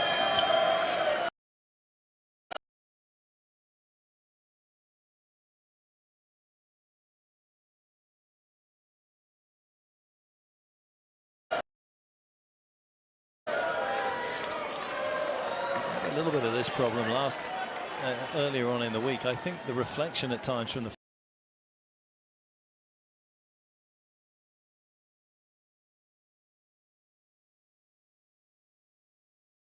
floodlights on the LED panels at the back is a little tough for the players at a certain stage to pick the ball up.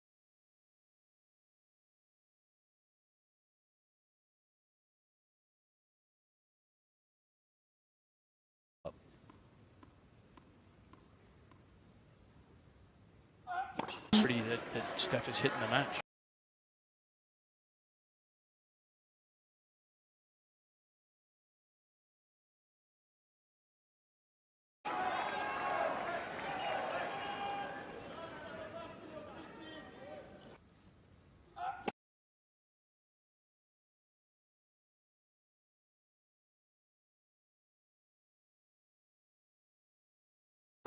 Vote.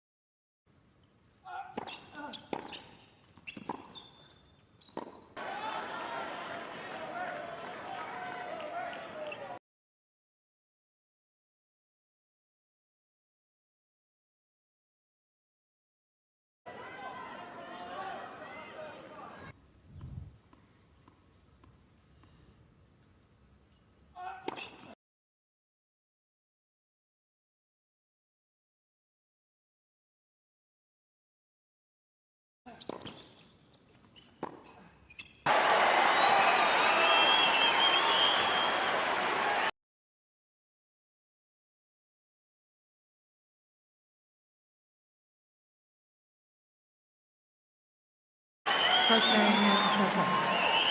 And that is the perfect stop. Big roar from the crowd there when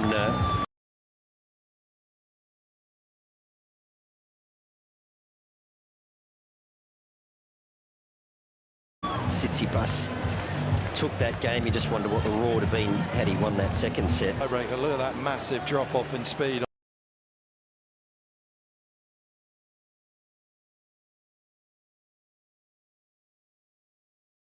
on their average forehands, the shot that's going to make things happen. We talked about the fact that Steph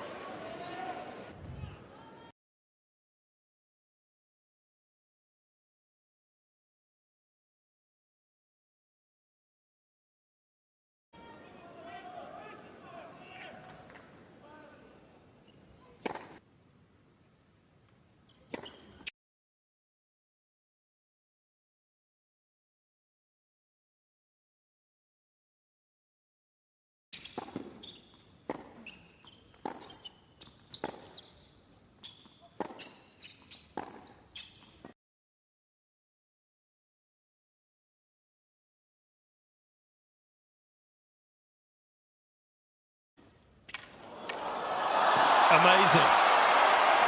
Well, I don't think we've seen a player yet that can deliberately 15. land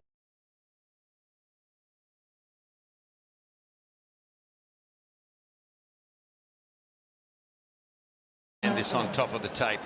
You need a bit of luck for that to happen.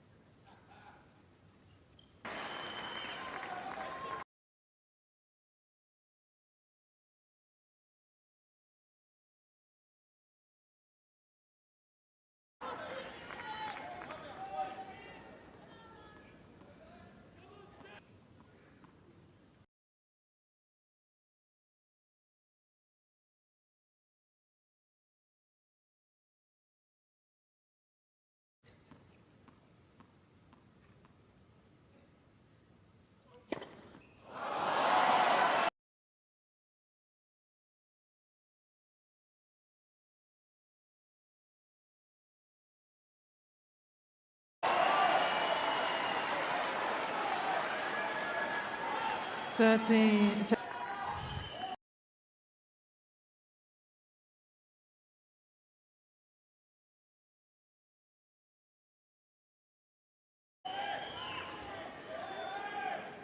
Doesn't feel like he gets the right grip for the slicer. He almost has. Fold.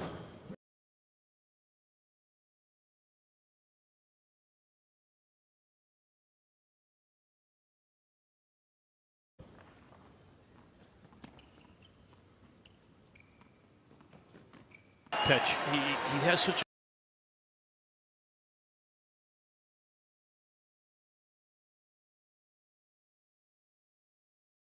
a strong grip on the one-hander when he comes over the ball that he has to shift when it's down a little bit more.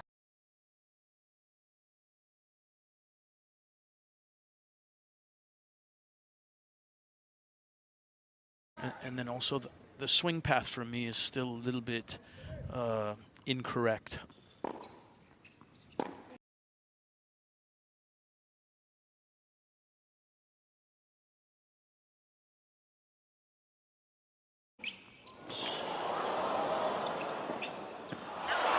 Wow. 14.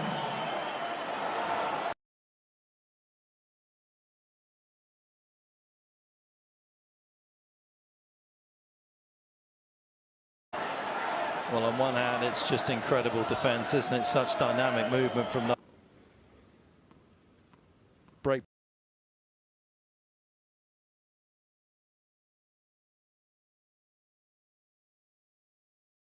Back chance immediately here for Djokovic.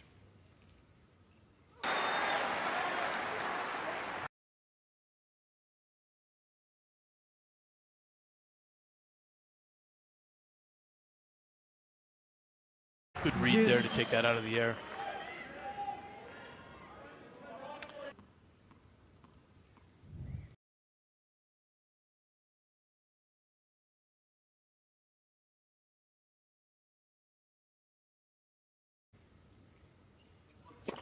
Fold.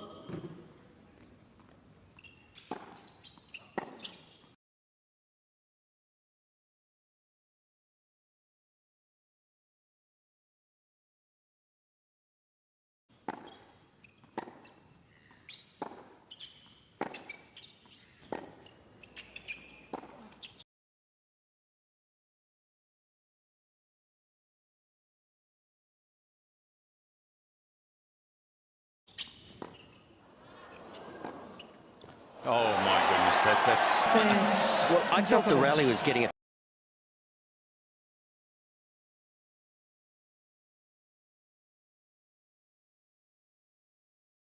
touch of the Rublevs there, a touch predictable, and I like that slice, but then you get that.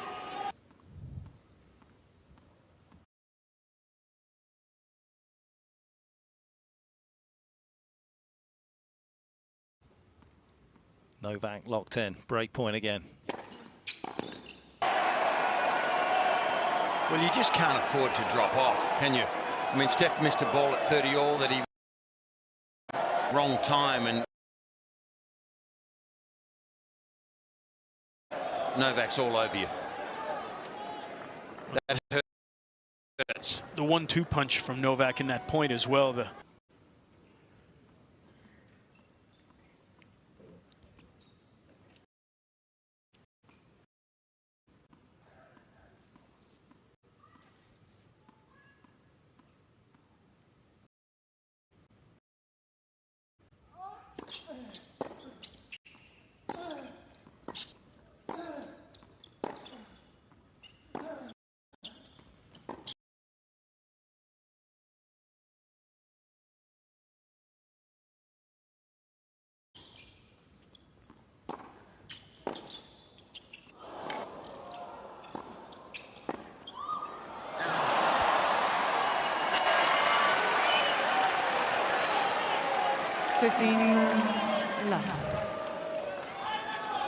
That was just a training drill. I'll put Fitz in a corner and have him just run you.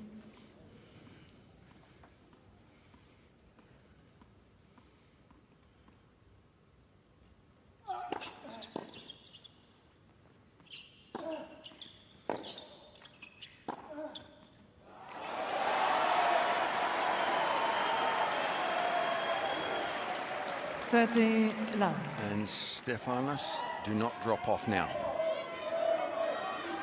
This is the challenge you face. Novak with a very nice record here in Australia, 25% of the time breaking right back. Didn't actually have a great record on tour last season. Alcaraz was the best at 30% of the time being able to get the break straight back. 40 love. But when it matters so often in this man's career, he has come to the fore.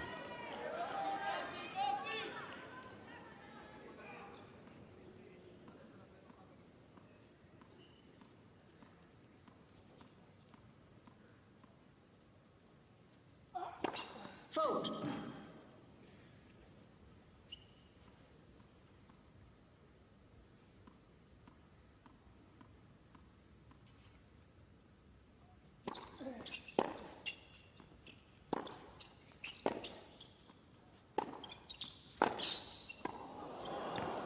Out.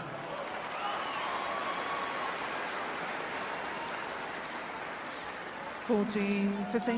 All the 2 forehands, he's flattened out, completely flattened out in this game. Stefanos is a bit of a sign that the frustration is coming.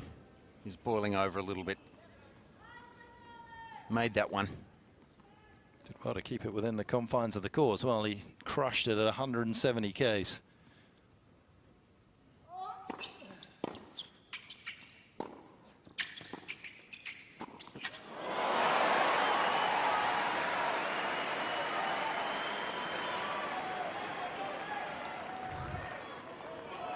$40, 30.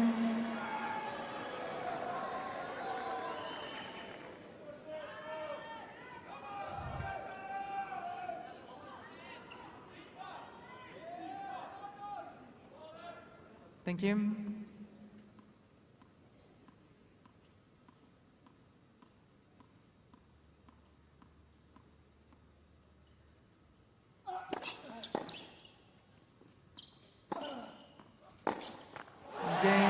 Djokovic. Nice rebound for Novak Djokovic at the start of this third set, having gone down the break. Djokovic leads by He's up 2-1.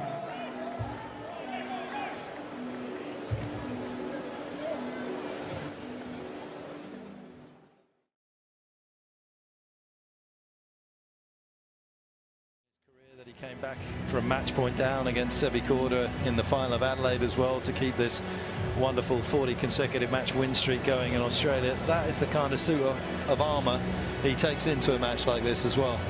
He's forgotten how to lose. He's literally forgotten how to lose. It's not hard to imagine that he has this unshakable sense of confidence. Time.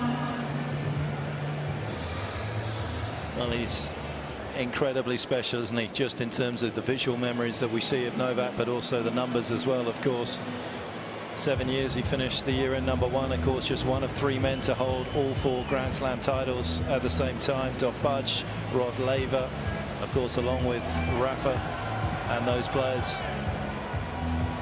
They have won all 4 majors, multiples that we see of Novak, but also the numbers as well, of course. 7 years he finished the year in #1. Of course, just one of 3 men to hold all 4 Grand Slam titles at the same time. Doc Budge, Rod Laver, of course, along with Rafa and those players. They have won all 4 majors multiple times as well. Over 1,000 match wins, of course. Connors, Federer, Lendl and Rafa. He's closing in on Nadal on that as well.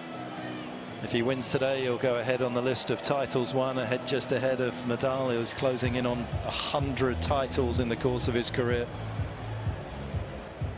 And the stages through the course of his illustrious Grand Slam winning records as well. 30 match wins in a row. Players are ready. Scarcely believable, some of the tennis and the runs that he's put together over the years. And Tsitsipas feeling the full force of his personality and skill right now.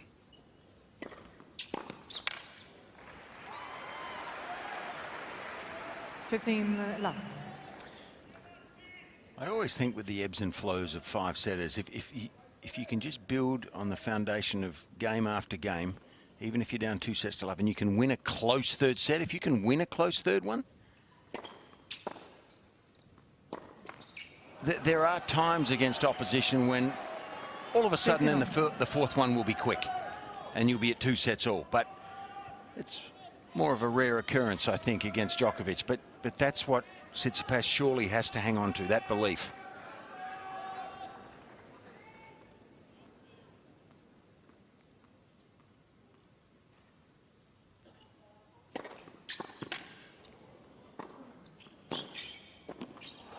Okay, that's the third one he's missed. Is that technique? I think he's not stable enough. Wally, you're down there at courtside, but it looks to me like he doesn't set himself for that. He runs through that backhand volley occasionally. Did you see Tsitsipas? Did you see Apostolos there? Yeah. That's exactly the problem for me. He's got too much wrist in front of the racket. It's not a strong grip, so he breaks the racket head. He drops the racket head. Ball drops with it. Apostolos was on it. Equal fastest serve of the tournament. 30. Well, that's something you've got to fix that in practice before you get out here. It's going to be hard to change that in this cauldron.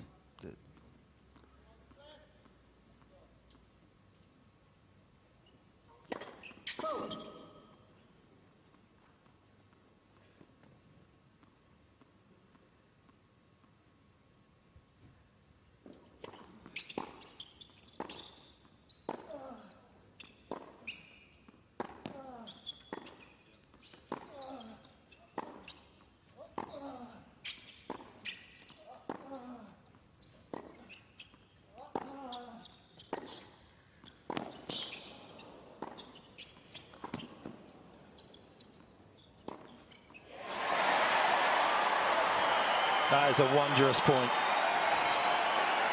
It is staggering how many great shots, though, you have to hit to take a point away from Djokovic. It is, Pets, but I do love the body language here of Tsitsipas. He's not going anywhere, is he? Why would he? In a final like this, it's still an opportunity for him. And I love the aggressive nature after that point, showing a fist.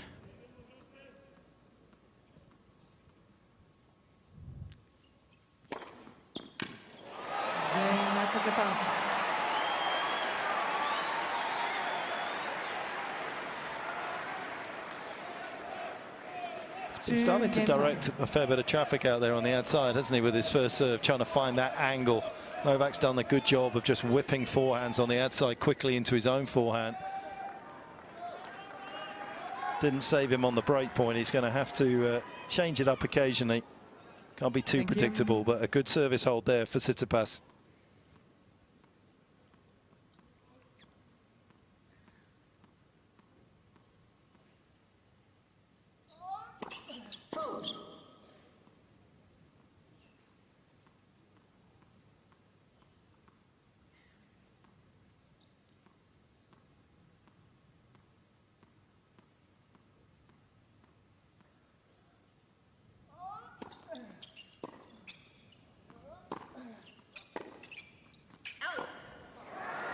Just the 7 men, of course, that have won a slam from 2 sets to love down in the final. Of course, Novak one of them, and unfortunately for Stefanos, that's on his resume as well. Back in 2021, 5 of the times it's happened actually has been at the French. Gaston Gaudio famously against Correa, saved a couple of championship points, served for it twice as well, never recovered from that loss.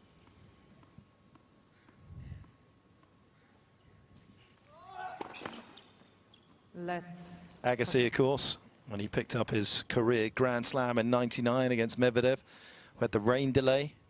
Also had to save a break point at 4-all in the 4th set there.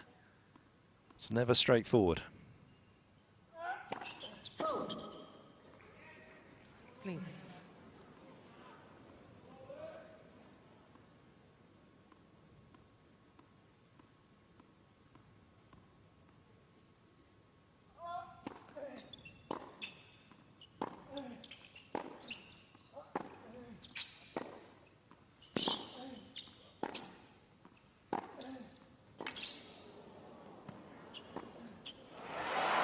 Beautifully done again Lendl, of course, against McEnroe most famously in '84. Johnny Mac led 4-2 in the fourth set. Love.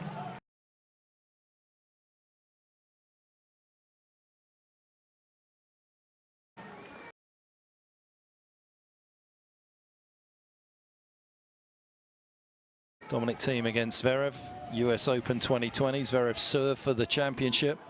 And of course here last year, the miracle in Melbourne, Rafa against Medvedev. Thank you.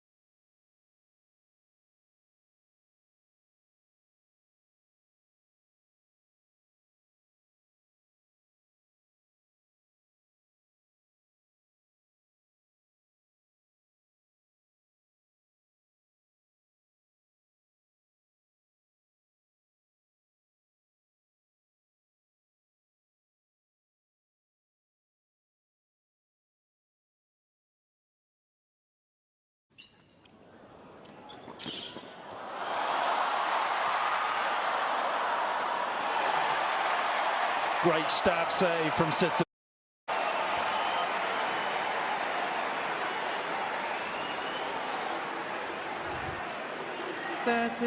Love.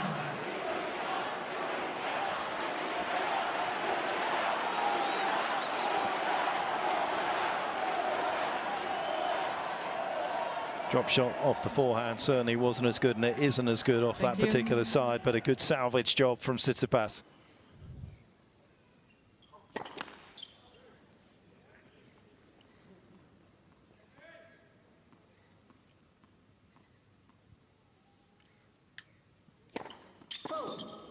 13-10.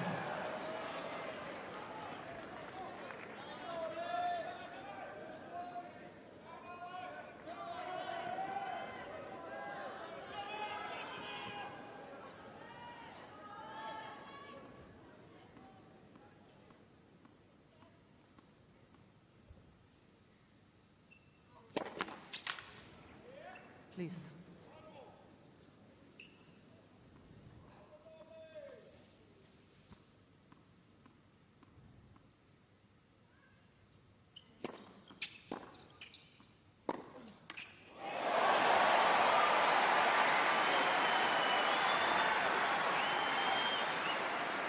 $40-10.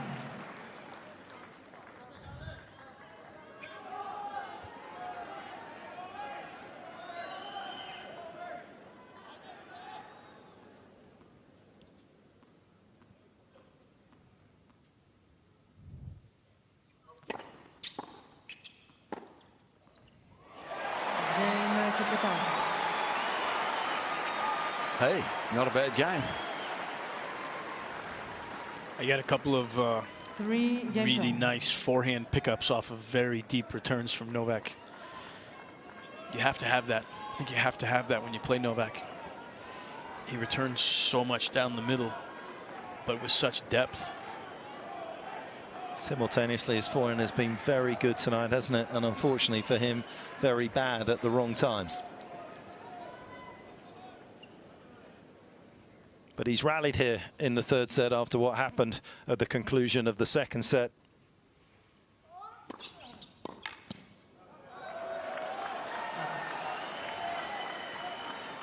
That's 15-11.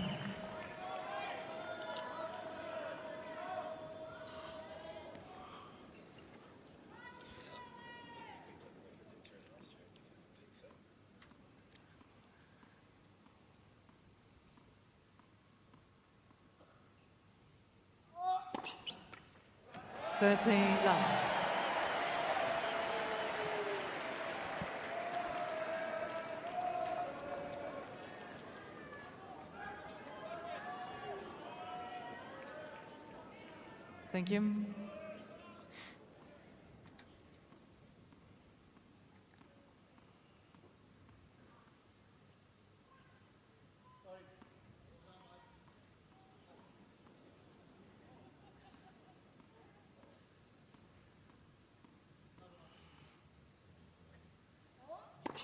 Fold.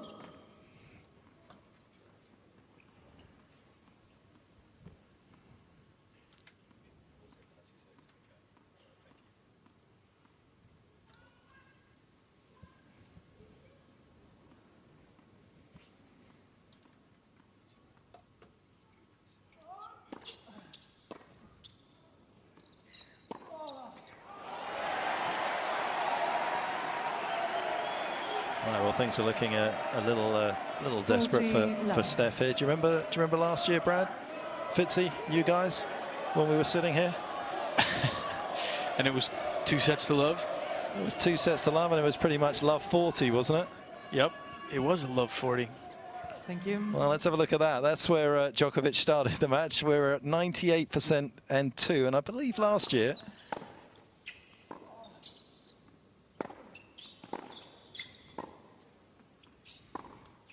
The win predictor sat at 96% at that particular stage. So if there is a silver lining for Steph, the win predictor has been wrong once before in these set of circumstances. Could you get him a message?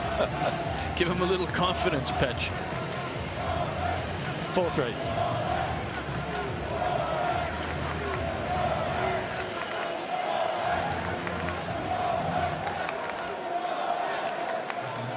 Over goes the magic drink.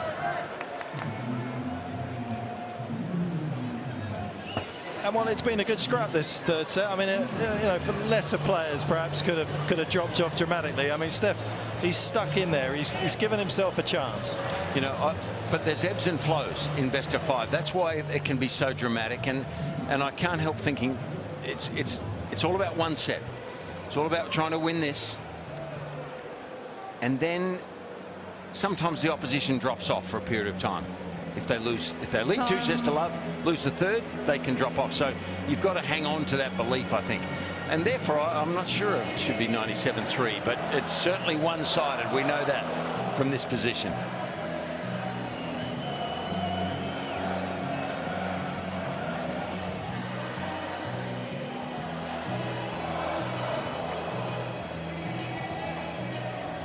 Well, that's what Steph would love to get his hands on.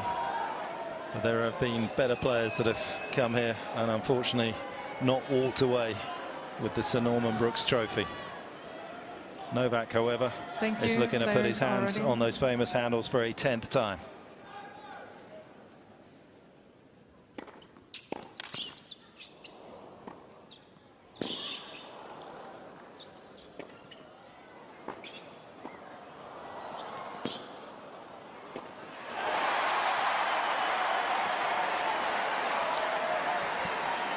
You know, that's an exact replica, 15 right? love. Well, not that particular trophy, but he gets to keep one that is an exact replica of that. He's got 9 others. You'd need a big space to put 10 of those. They're big trophies, and they're made of silver.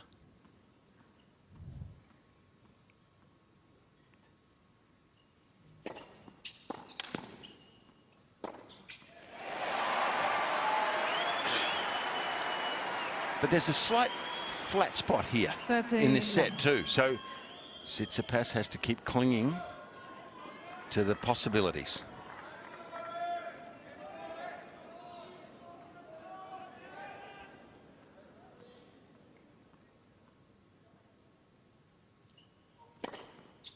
Love.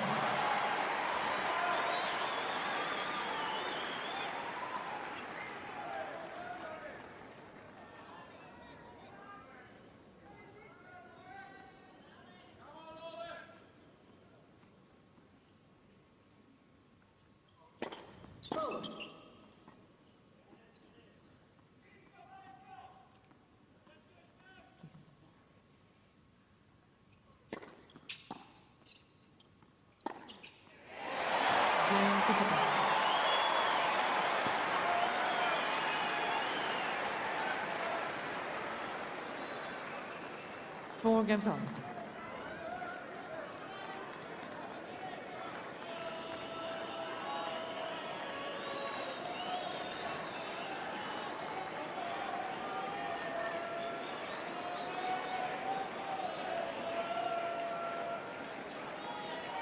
Thank you. Please.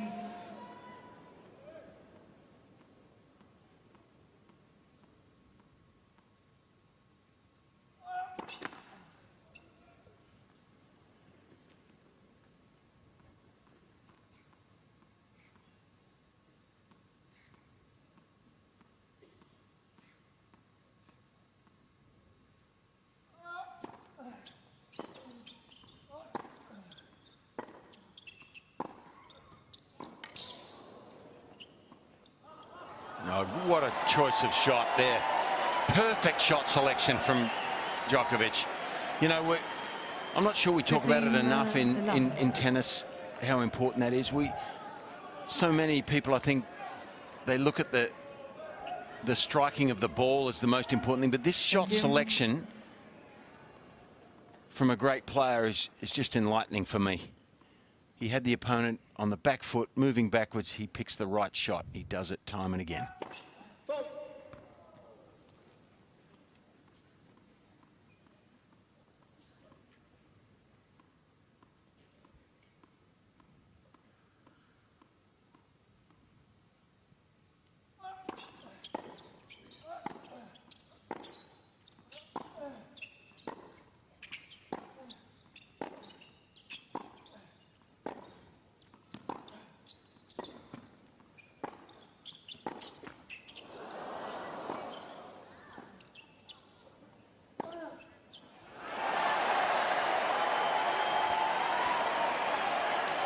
A well-played point there from Tsitsipas.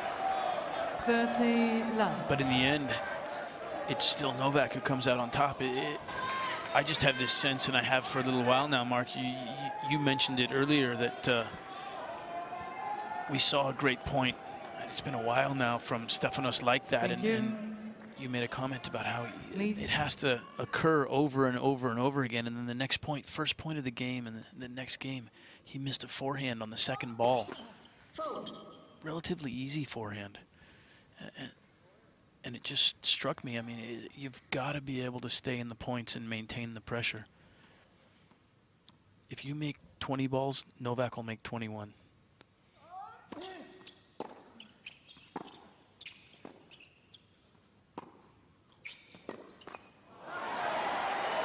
And also it's when you come to admire somebody as great as Novak already was, and how many things he's improved in his game. His serve's got better, but the one shot I think that has helped him more than anything else at times has been his slice backhand.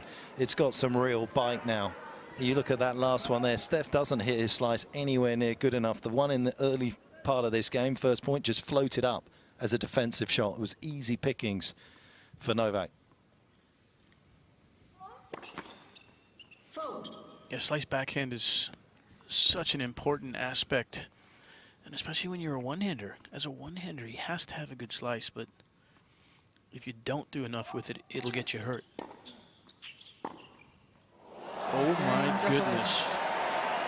Well, Novak's back down under, and it certainly looks as though once again he is going to be back on top of the world.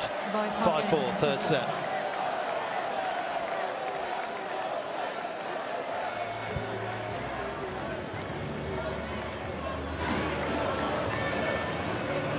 Were you just about to tell us about your backhand that you hit like that, Wally? Well, yes.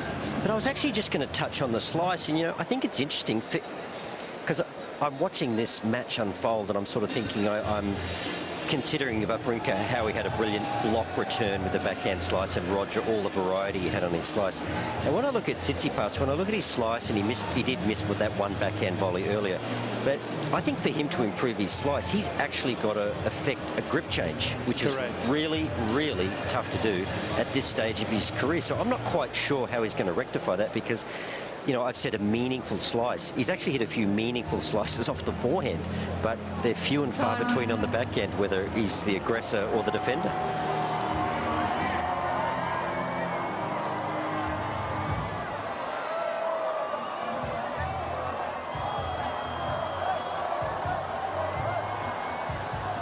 Well, they have stayed faithful to Novak all the way through the years here in Melbourne and around the world. They have savoured his triumphs, and they have been with him through some of his disappointments as well. But right now he looks like a fine wine, absolutely untouched. Players are ready, thank you. Is there anything that Tsitsipas can do here? Serving to stay in the match. Let's proceed.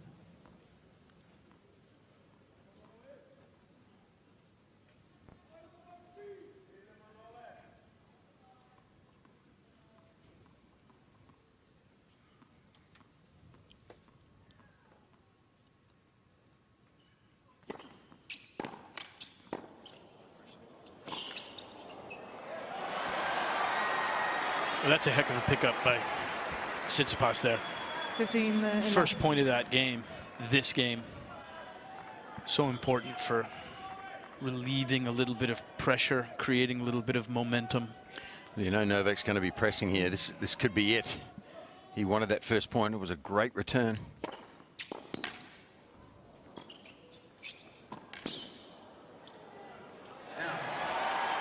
And it's taken two excellent points from Tsitsipas to get ahead here. 30 love.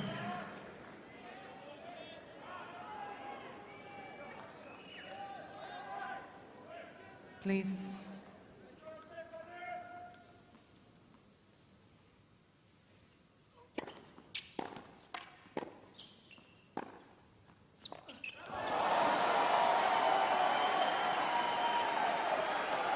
And in this moment, if he wins this point, Novak, the tension will then be palpable. Absolutely. Because when you lead 30 love here, if you're Tsitsipas, if it gets back to 30, oh, gee, do you have a lot to lose right then?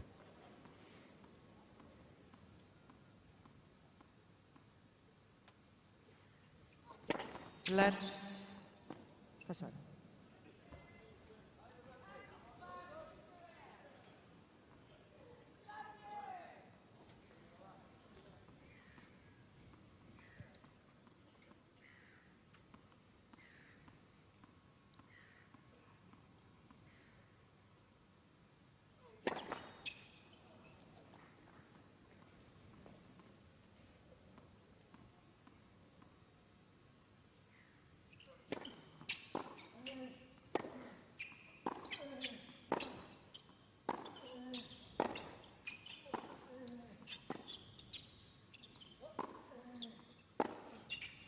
Well, he's looking to finish it now.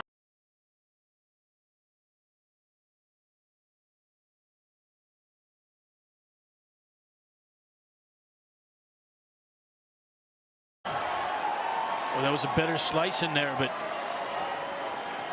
the start of this game, when he was coming out of his corner off the bench, Novak got up and jogged to return position again, just indicating his intensity, his focus for this game, and his returns in this game again have been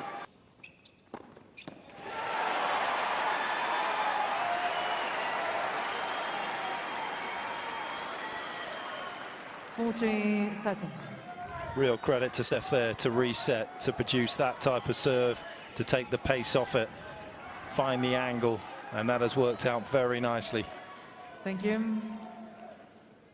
He's played some exceptional points in this game, Tsitsipas. Game Tsitsipas. Yeah, great effort on his part right there. Just like you said, Fitz, that's a mental struggle from 30 love up to get back to 30 all. Being 4-5 down, match on the line.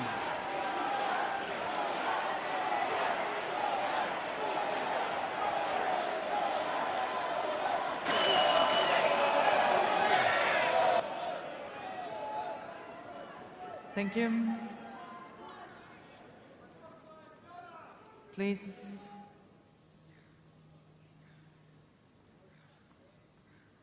Again, please, just before the serve, it's very disturbing for both players, so please be quiet. Thank you. Time has stopped again.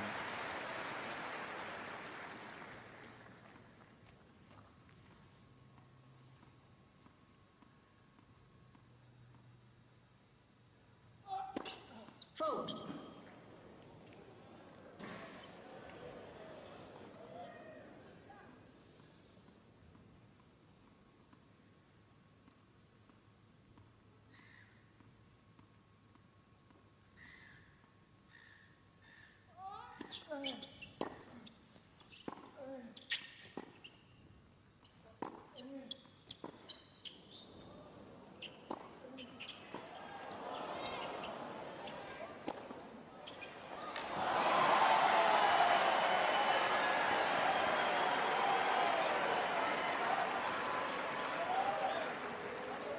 Fifteen 11.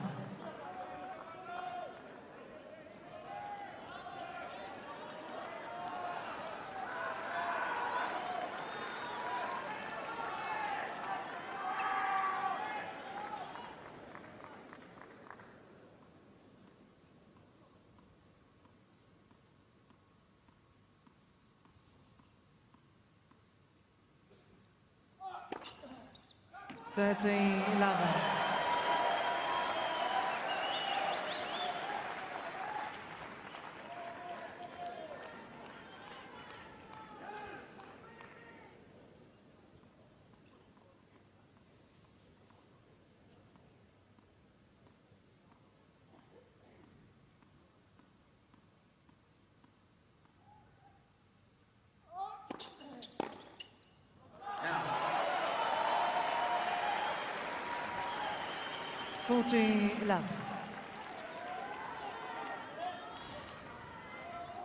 Frustrating as an observer when you're sitting in the player's box at this stage in this set to not be able to put enough balls in play to create any kind of pressure whatsoever.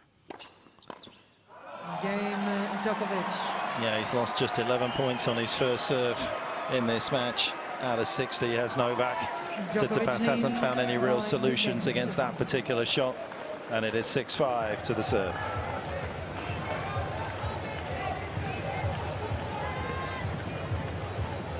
And that's where he is so impressive when you look at some of his numbers as well throughout the course of his career. When you look at him playing against top 5 players, his numbers don't really change, and that it's incredible when you think about it. When you think about the very elite, Novak's numbers only come down by about 3% on his second serve. He still wins a higher percentage on his second serves. Most players drop below 50% when they play top 5 players, and His break rate is still incredible against top 4-5 players as well. He breaks almost 1 in 4 games.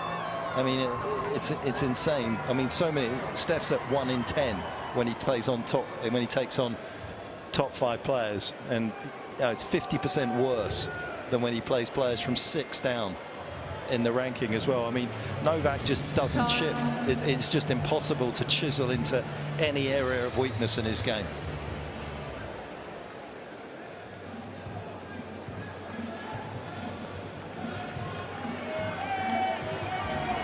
Well, if a TV picture could be a painting, that would be it. How magnificent does the Rod Laver Arena look from up above? A wonderful drone shot looking back down at a Melbourne park that is still packed, that is still full of anticipation. It looks as though it is going to be another coronation for this man, Novak Djokovic, on the brink of a 10th title here in Australia. Vote.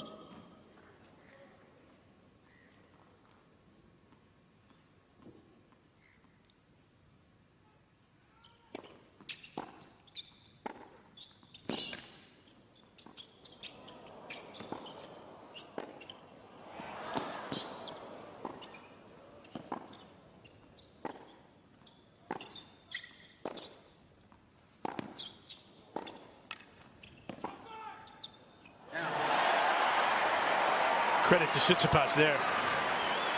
Novak threw everything but the kitchen sink at him. Well, Tsitsipas enabled us to see Novak in full flight there. Yeah, absolutely. Please, no out calls during the rally. Thank you. Defense and attack commingled.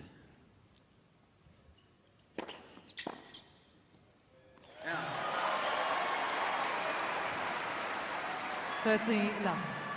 Credit to Tsitsipas here as well. This has not been a set where they've been in a conversation of defeat, and sometimes you can see it in both players' eyes, can't you? They're locked in, they kind of know what the future holds for both of them.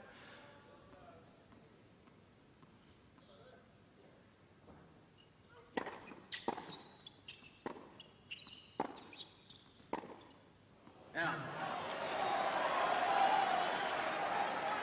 30-15.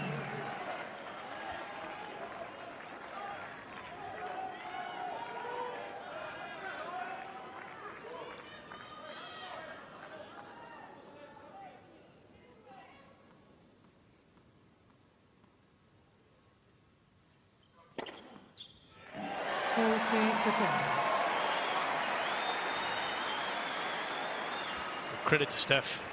He's been up to the task these last 2 games. He actually looks like he's gotten a little bit more of a sense of calm about him.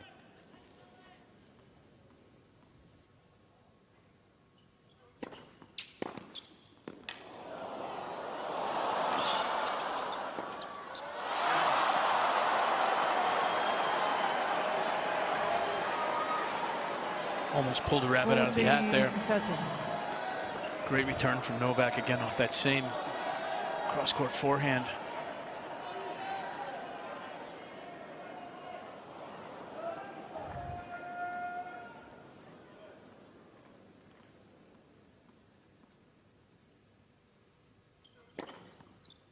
Game Tsitsipas.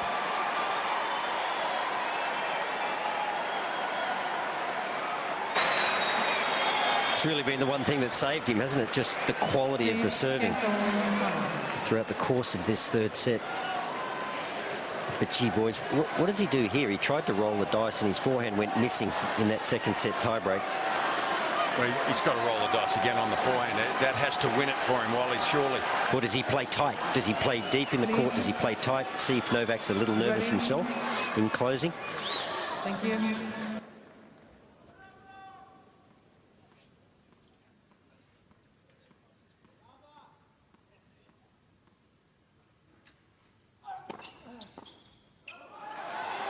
And again, Novak targets the deficiency, and this is what's happened to Tsitsipas's forehand in this 3rd set. It hasn't hurt him because, as Wally rightly says, his serve has been magnificent, but he has lost a little bit of pace on it, and we saw how it dipped off in the 2nd set when he got a bit tight.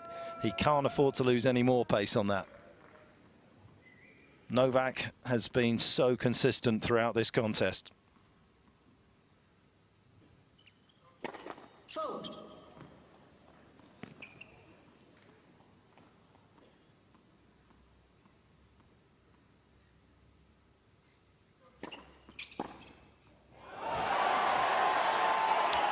A statement there.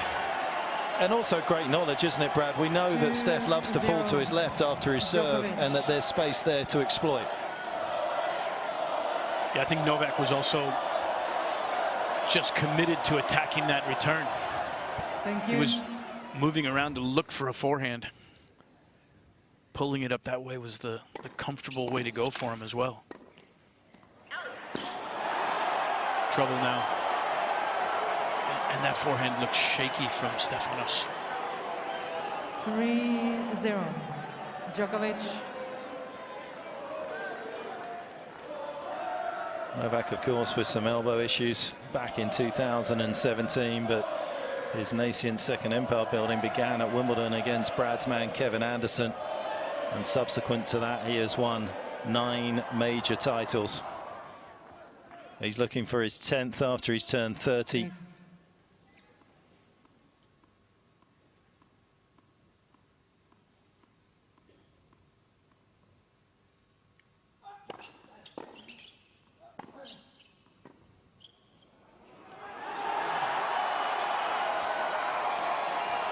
Novak's lifted his game here, and Stefanos has not been able to stay with him.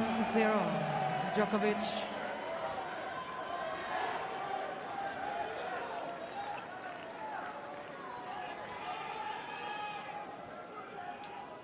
Thank you.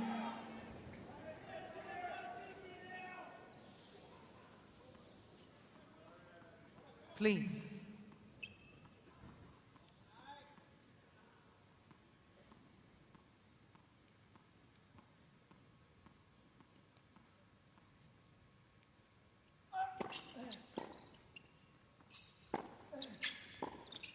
He's just gone into his shell. What a shame. 5-0. He's been brave, hasn't he? Stefanos. But it looks inevitable right now. Thank you. Please.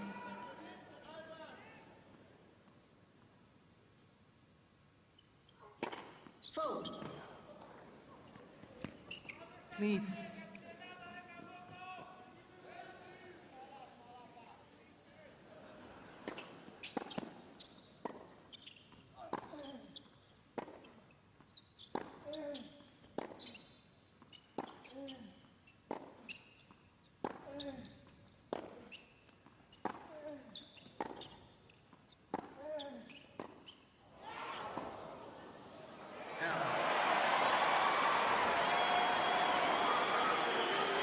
Well, he got distracted by a fan. He has got a healthy lead here, though, Novak. And I don't think we're going to take any major detour. Djokovic. But it did divert his attention for the time being. Do you remember the suggestion of the next gen, Brad? Tell me, because I don't remember it off the top of my head. Well, the suggestion that there was going to be this next gen. Novak and Rafa, of course. Oh, that? 16 out of the last 19 Grand Slams. Let's just have a listen to the distraction.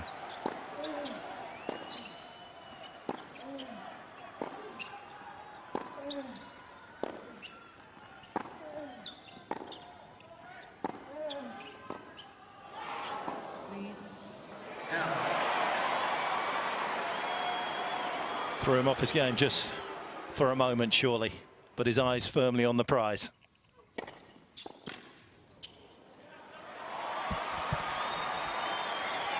Yeah, quite incredible. 16 out of the last 19 majors have gone to Novak or Rafa.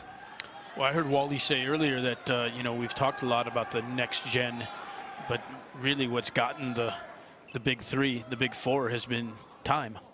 Please. It hasn't been the next gen, really.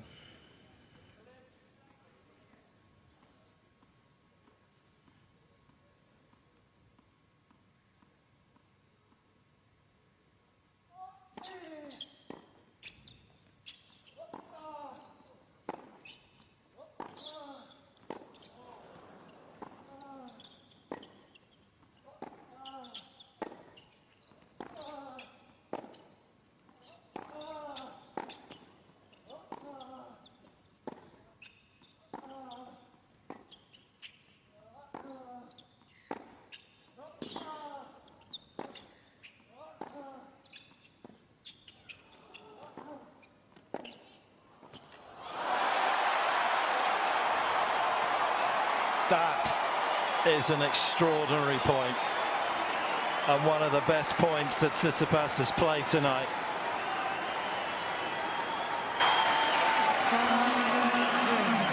There was risk involved, wasn't there? But he had to take a little risk, deliberately drawing him into the net. And that was a beautiful pass. That was dipping sharply. And they are the tough volleys.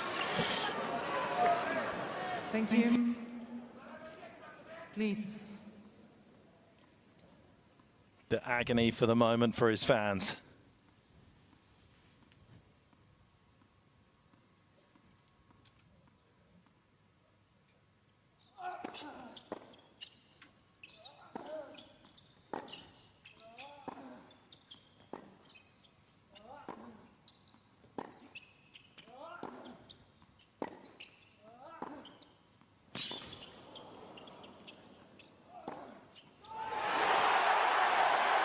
It's awe-inspiring, isn't it?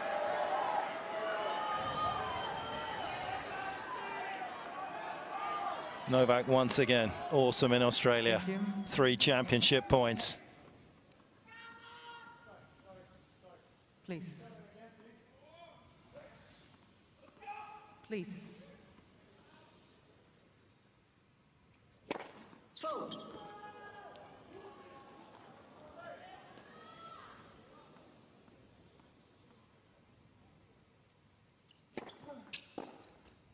Out.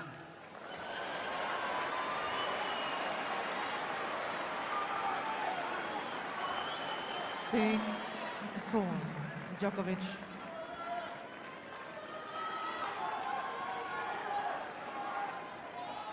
Please.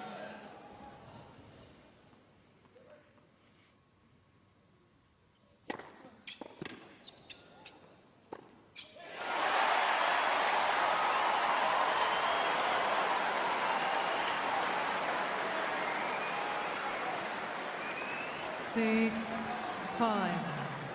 Djokovic.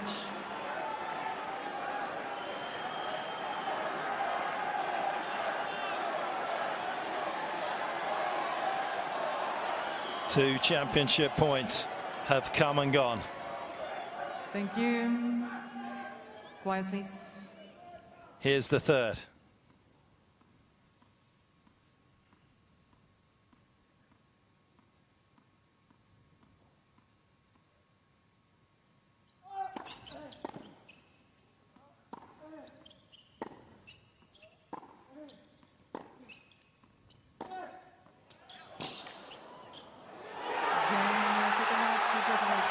He's a perfect 10. 6-3, 7-6, 7-6.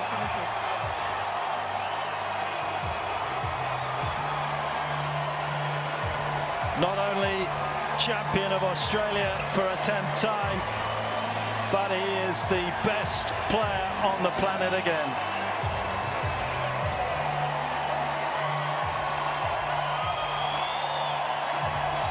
He is not just the heir to greatness. He is greatness.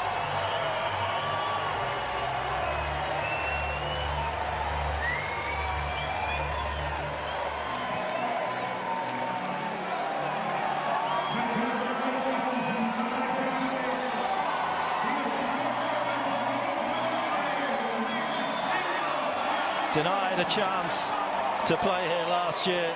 He wasn't going to be denied his 10th title in Melbourne.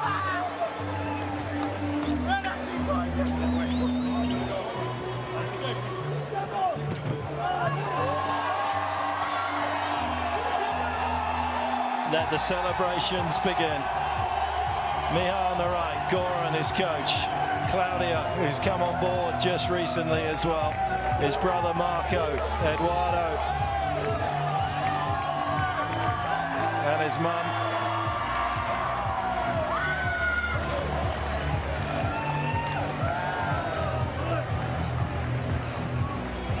And a 22nd Grand Slam title, Brad, as well, to draw level with Rafa. It's history in the making. Every time we see one of these.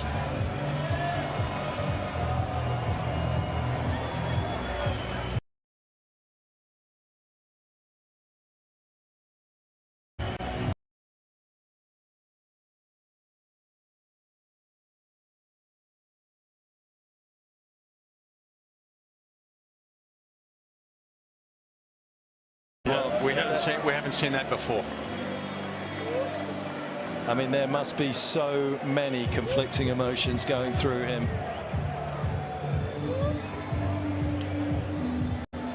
From what he went through last year to the abbreviated season that he had, and he potentially is still going to have this year as well.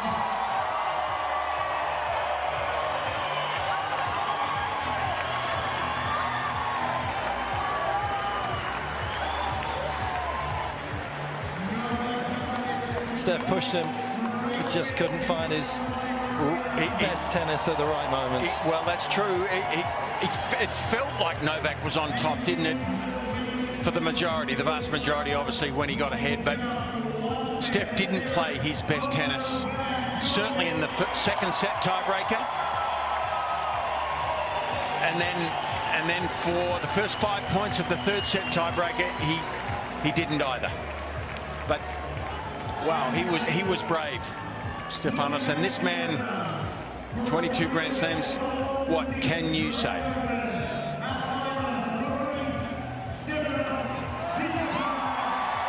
I'd say be careful. Yeah. What a tournament it's been for Steph, his second major final, of course.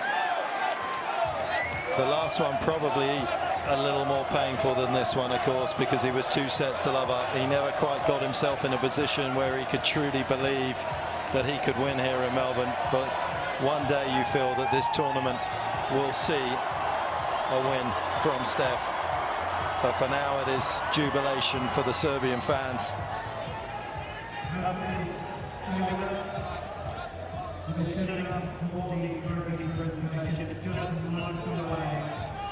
Is an outpouring of raw emotion. As we said before, up with his team, now here on the bench. The emotion literally pouring out of him. Well, it's impossible for any of us to know the effort, the mental effort that it takes, and certainly the physicality. It's extraordinary that these great players of this era have been able to do this. And yeah, there it is for everyone to see. Even for the great ones, it's difficult.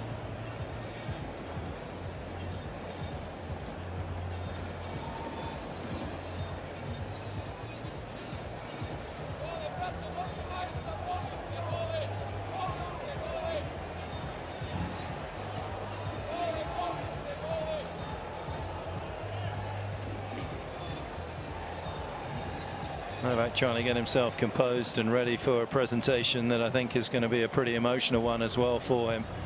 I mean, you cannot remove yourself from the stark contrast of 12 months ago when he was obviously allowed into the country, ended up in the Park Hotel, and as we know, it was well documented after that what happened. He comes back this year and he wins it for a 10th time. He has a strength of character that very few people do.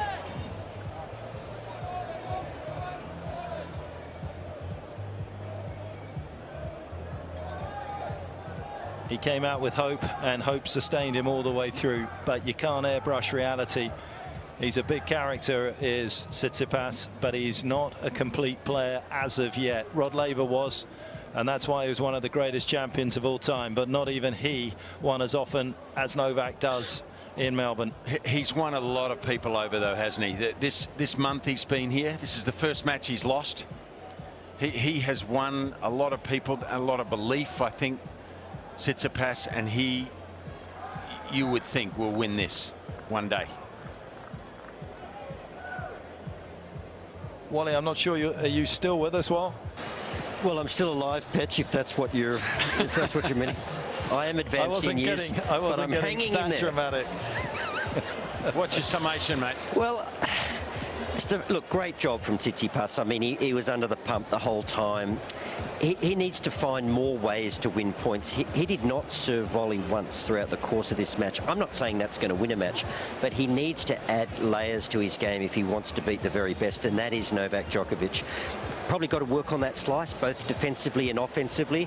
Coincidentally, actually, it's some really great slices towards the end of that third set, but he needs to be able to do that on a consistent basis. That backhand wing, when it's just topspin to topspin, he doesn't come up trumps there. So how does he improve the backhand topspin, mate? Does he have to transfer his weight, change his technique? I'm probably talking more about the slice, Fitzy. You know, he's got to add a bit of variety to that backhand wing, in my opinion. It's a weak grip, and he doesn't block pace well, and then sometimes too, when he wants to hit the zinger, he doesn't quite get bite. It balloons a little bit, and these are fine things. They're small margins, but you've got to work on them. And I think too, just his net game, you know, once again, it probably comes back to the grip on the backhand side. But I used to watch Kyrgios play Andy Murray early in his career, and I kept thinking, Nick, you've got to find more ways to win points. You cannot just rely on the serve, and that was my feeling tonight, sitting courtside with Tsitsipas. You know, he's a big, strong athlete. He wants to improve, and I think he's got to look at ways to improve. And for me, one is getting to the net a little more, and you can do that behind your serve. You can do that off return. But look, I don't know what to say about Novak. He has every ingredient of a champion and then some.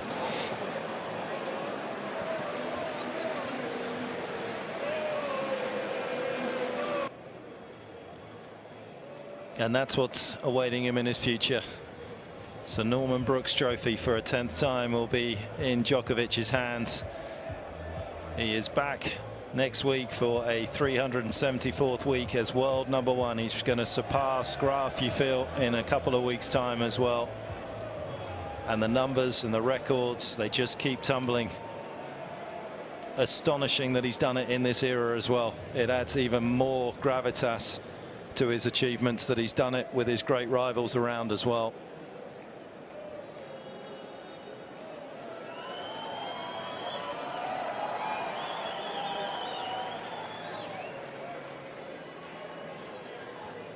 And the chase to be the greatest in terms of Grand Slams being won is very much on. 22 apiece with Rafael Nadal now,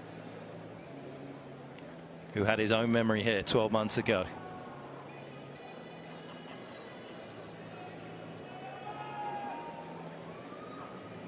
He's won more dramatic ones. I'm not sure he's won more meaningful ones from what we've seen, though.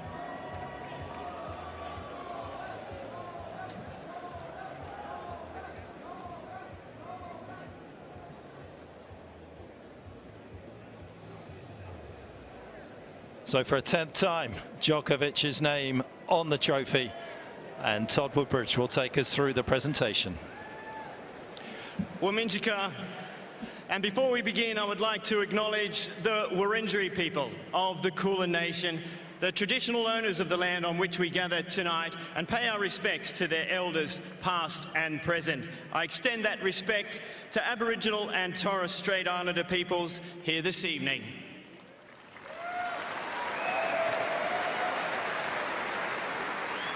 Well, what a fortnight and what a final, and aren't we fortunate to be a part of history here tonight. Please show your appreciation to these two amazing athletes.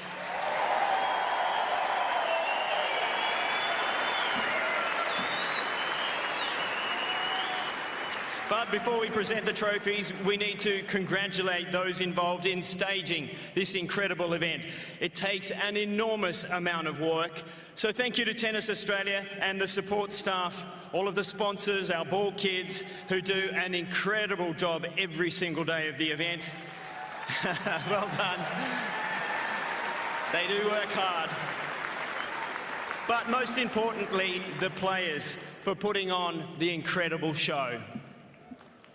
And joining us tonight for the presentation is the Chair of Tennis Australia, Jane Herdlicker, the Tournament Director, Craig Tiley, Tournament Referee, Wayne McEwen, and our Chair Umpire, who did a magnificent job tonight, Louise Azamar Enzel of Sweden. And you can't do an event like this without your partners and sponsors. And also with us is Chief Operating Officer for Kia, Mr. Damien Meredith. Last but not least, is a true icon of the game here in Australia, and he's here to present the Norman Brooks Challenge Cup to our champion. He's an 8-time Grand Slam singles winner. He won the Australian title 4 times, the first time in 1953 and his last in 1972. Please put your hands together for Ken Rosewall.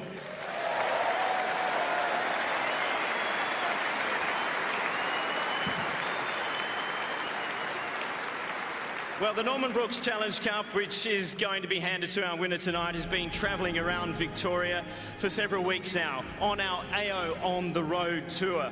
And I'm very pleased to say it is safely back here tonight so that we can hand it to our champion. It's making its way out onto the court. It is a magnificent piece of sporting silverware, and here it is.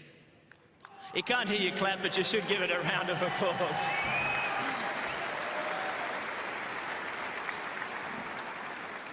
I'd like now to invite the Chair of Tennis Australia, Jane Herdlicker, up to say a few words. What a spectacular finish to 3 amazing weeks of tennis here in Melbourne Park. Melbourne is definitely back, and the Australian Open has never been better.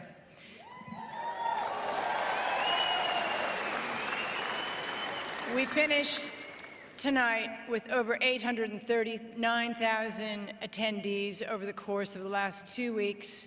Over 900,000 people had the opportunity to experience the Australian Open over the course of the 3 weeks, and 1.2 million people attended lead-in events, including the Australian Open and our qualifying week. So just spectacular engagement to one of the world's best sporting experiences, and none of it's possible without the 12,000 plus people who bring a smile every day to make sure we bring the very best of Australia to the world. So thank you to all of them. They've been absolutely tireless in their dedication and commitment.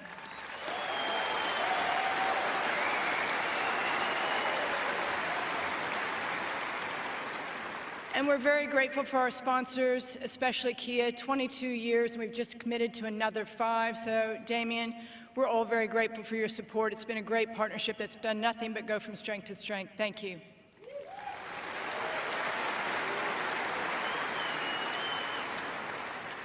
And Novak and Stefanos, what a match tonight. Thank you very much.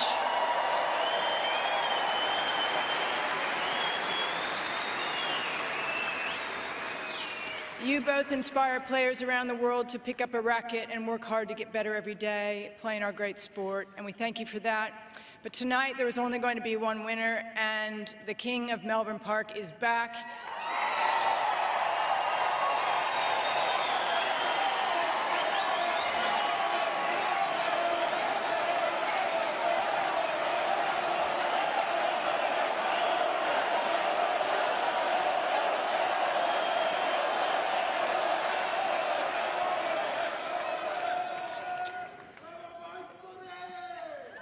And back with a lot of support. And Novak, congratulations on 10 Australian Open titles and 22 Grand Slam finals. Congratulations.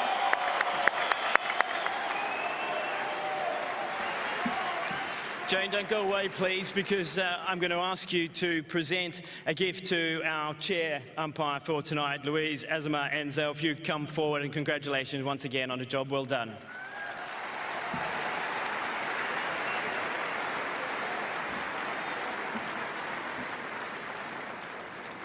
A pleasure now to ask Damien Meredith, the Chief Operating Officer of Kia, up to say a few words.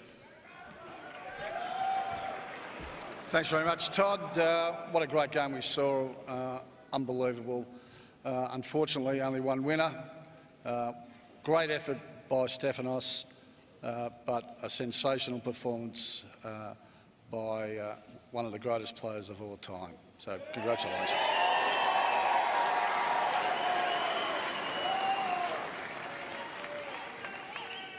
Novak, number 10 has a special place in global sport, and I think you've just added to the aura with 10 Australian Opens, so congratulations.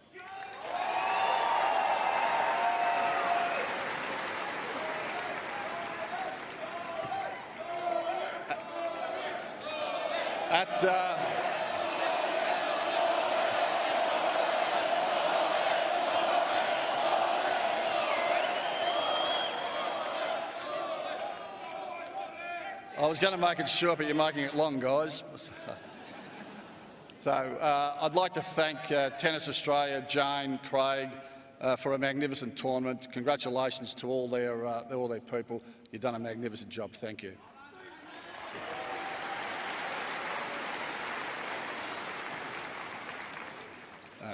Kerr's been involved with the Australian Open for 22 years, and as Jane said, we've extended for another 5. We're incredibly proud of that relationship, and we look forward to keeping that great partnership going. Thank you.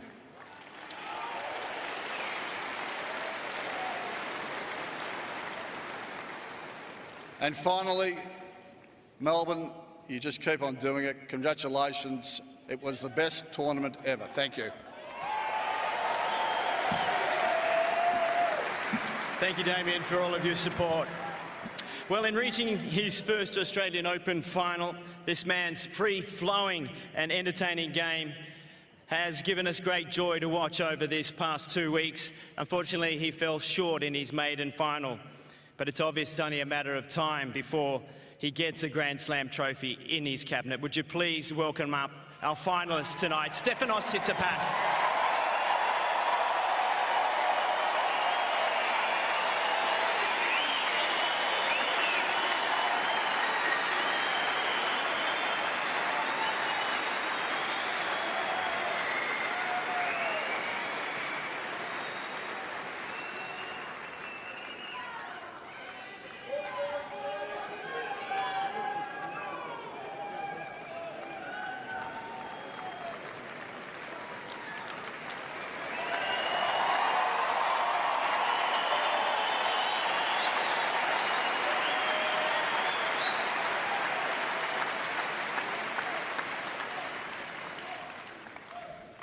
Hi guys, Novak, I don't know what to say. I mean, I think it speaks for itself. What you have achieved so far. It's all in the numbers. Congratulations. Not only to yourself, but to having like such a supportive family. I think it's very similar the way we grew up around tennis. So it's been an unbelievable journey for you, so I admire what you have done for our sport. I think you make me a better player when I'm out on court, so thank you.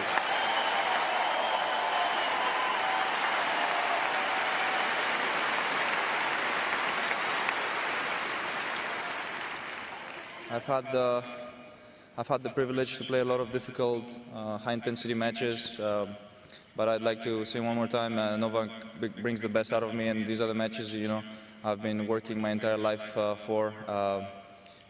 He's one of the greatest in our sport, and I think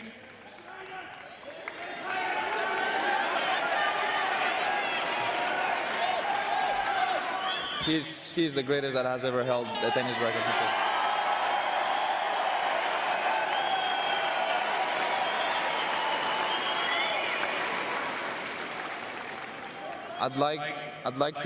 I haven't done this, but I'd like to thank you for pushing our sport so far. I think it deserves, a player like you that pushes everyone, every single player, every single individual that's involved in the sport to the max.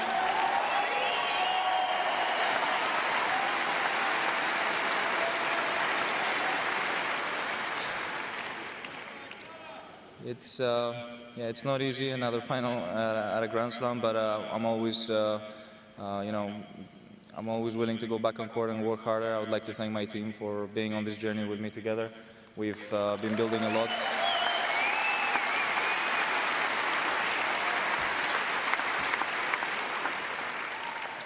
I'm happy that I have a group of supportive people around me, people that wake up every single day and share the same goals and ambitions with me. I'm extremely privileged that I get to do this for a living. I'd like to thank also the Greek fans because they always make me feel at home here.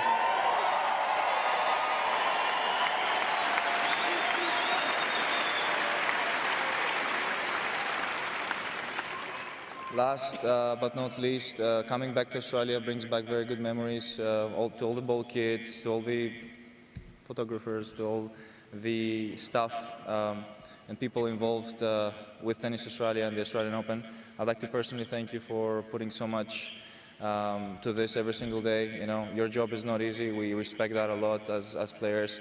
We might not show it as much when we're competing, but it's very much appreciated. And also, of course, the sponsors, you know, they play an important role to our game. Without them, we wouldn't have the opportunity to be doing what we do. Kia, you know, Emirates, Chubb, MasterCard, all the sponsors,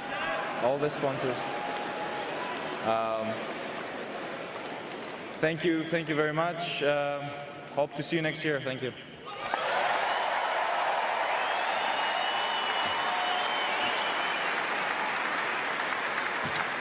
There is no doubt, Steph, that you are well loved here, and we look forward to seeing you back.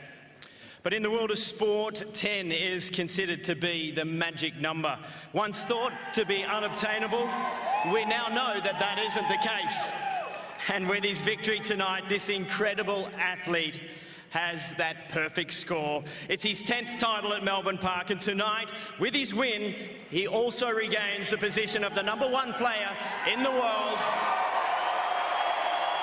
the Australian Open Men's Singles Champion for 2023, Novak Djokovic.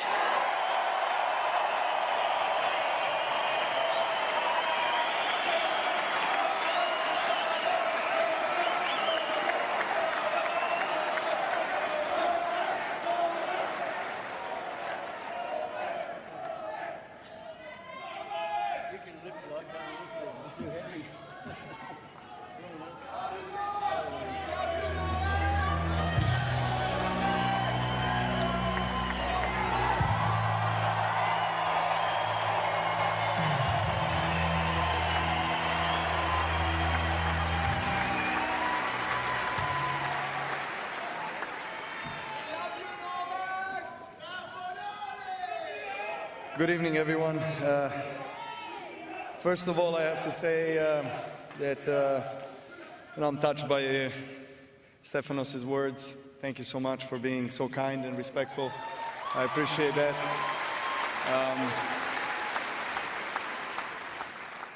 I think we both would agree that, of course, on the court we are fierce competitors and we want to win against each other, no matter who is across the net. But that doesn't mean that we shouldn't respect each other, and we acknowledge each other's efforts. So I acknowledge your effort, and I congratulate you on an amazing tournament. Tough luck tonight. Great battle. I think that this is definitely not your last Grand Slam. You still have lots of time, much more than me.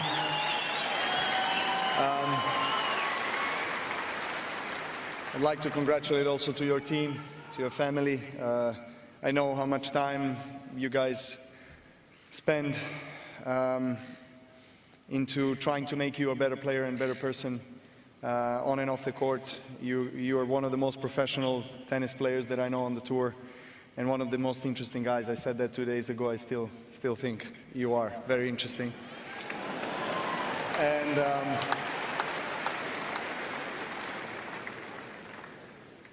And I would just like to finish off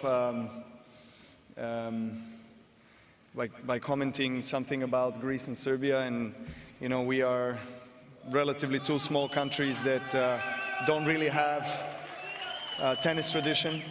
You know, we didn't have too many players to look up to, players that have reached these heights in a professional tennis. So I think that the message really for any young tennis player around the world who is watching this now and dreaming to be here where Stefanos and I am, dream big, dare to dream, because everything is possible. Don't let anybody take away the dream. Doesn't matter where you're coming from. I actually think that the more disadvantaged childhood you have, the more difficulties and more challenges you have, the stronger you become. So Stefanos and I are the proof of that.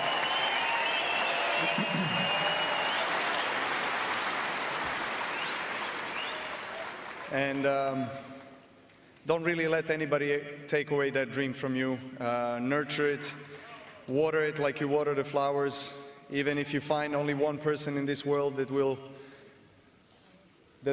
accept, embrace, and support your dreams, find that person and dream big, because you can make it.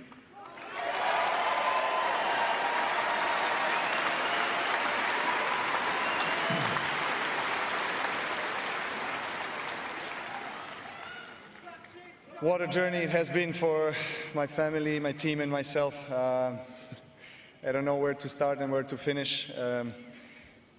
I don't take anything for granted. I know you guys are tolerating sometimes the worst sides of my character on and off the court, and I appreciate the patience and the love and support that you guys are giving me. Why you're laughing, Goran?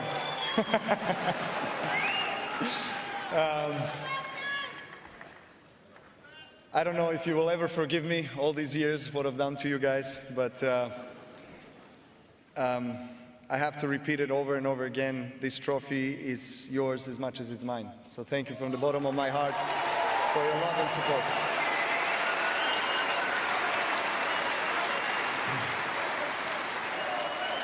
And I will... Hvala puno, hvala. Thank you.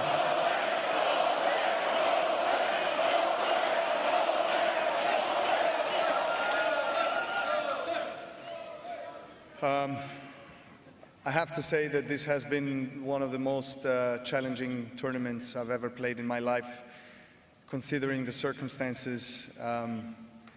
Not playing last year, coming back this year, and I want to thank all the people that made me feel welcome, made me feel comfortable to be in Melbourne, to be in Australia. There's a reason why I've played my best tennis throughout my career in Australia and on this court in front of legendary Rod Laver. Thank you so much for being present tonight, sir.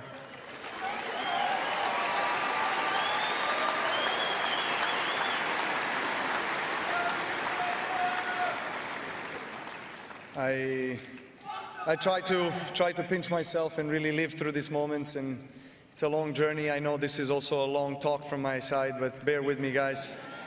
I just have to say this because only the team and the family knows what we've been through in the last 4 or 5 weeks, and this probably is the, I would say, biggest victory in my life, considering the circumstances.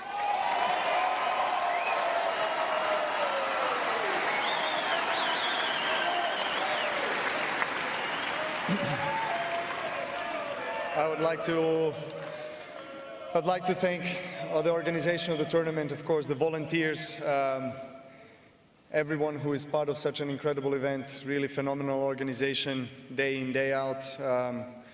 Craig has been very helpful to my team and I over the years, and I thank you for always doing your best to make us feel at home and feel comfortable.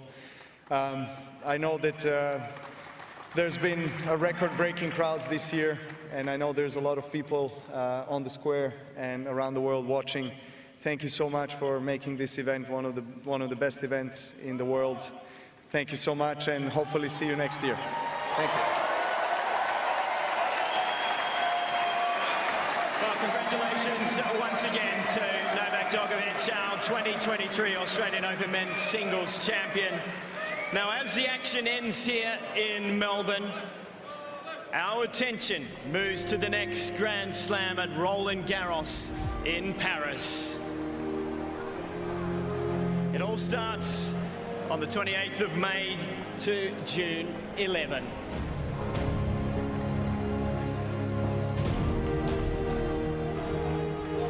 Over to you, Roland Garros. Well, ladies and gentlemen, that concludes our official presentation. There will be a photo opportunity, and then Novak will make a lap around the court with the Norman Brooks Challenge Cup. Thank you to everybody for all of your support, and we look forward to seeing you next year at the Australian Open in 2024.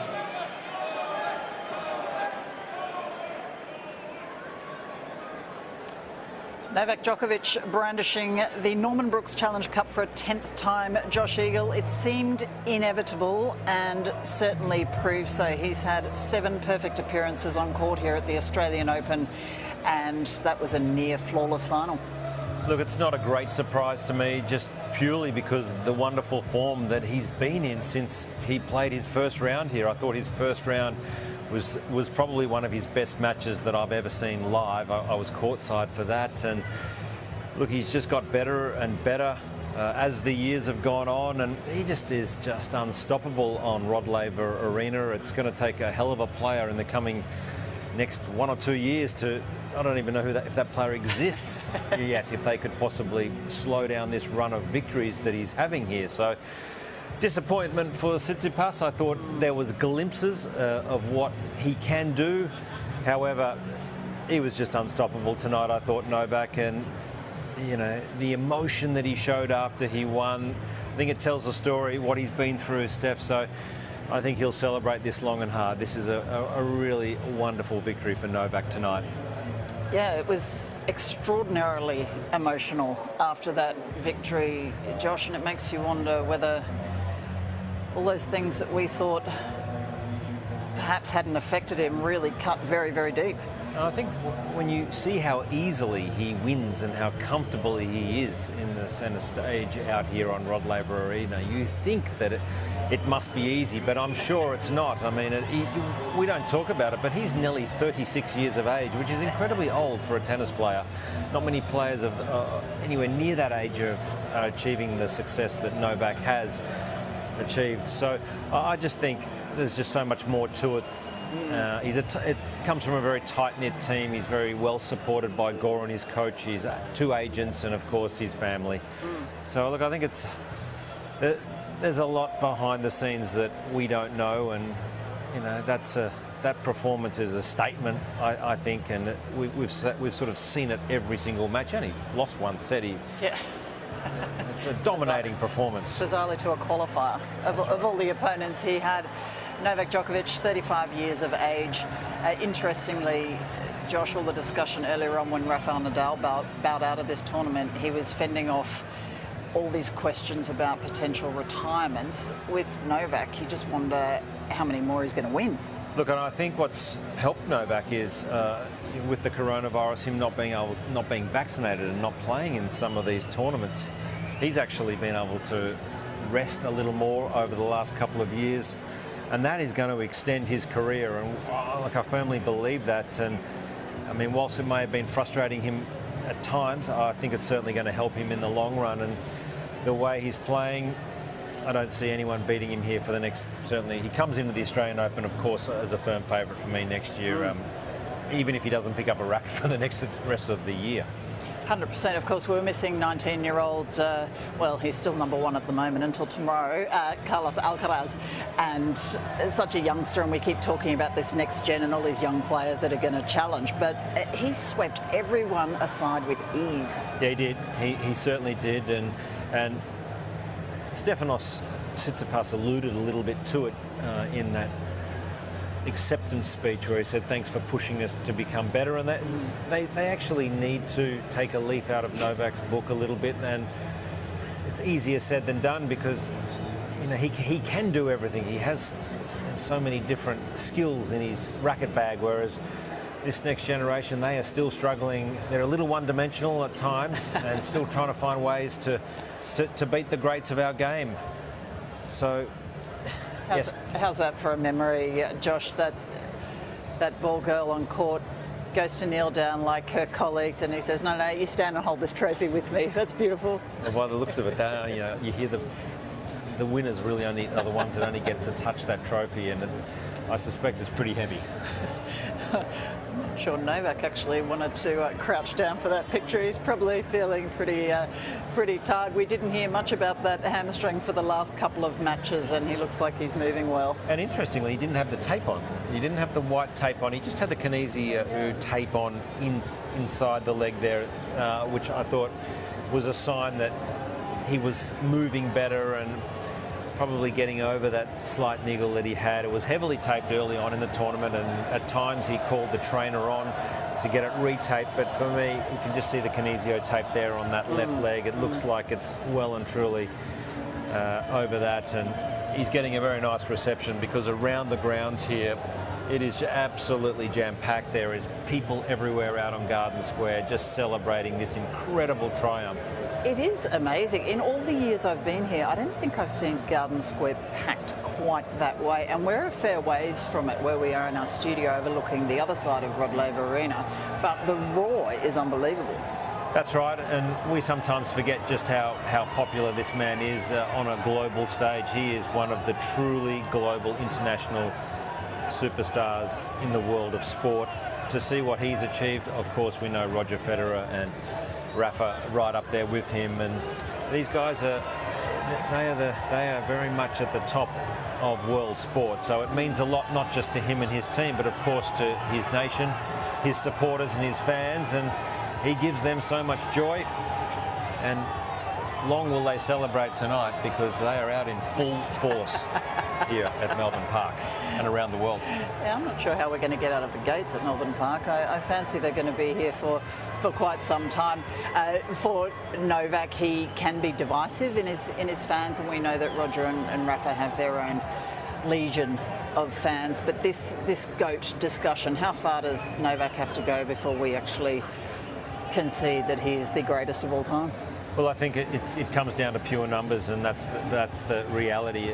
It's whoever has the most slams is the best player in the world, as far as I'm concerned. And I'll be fascinated to see if Rafa can get himself fit and healthy, and for a big push at the French Open. And obviously we know Novak is in good form, so won't it be wonderful when they meet off at the French Open, potentially in a final, to decide who goes ahead in the numbers. But you would think, given his age, how well he's playing, he's re-energised over the last 12 to 18 months. I think he has to go in as a firm favourite to be the one with the most amount of Grand Slams when it's all said and done. Well, and it's been an absolute treat to watch him in our lifetime. Certainly, Wally Masur had a courtside seat to watch this 10th Australian Open title performance from Novak Djokovic.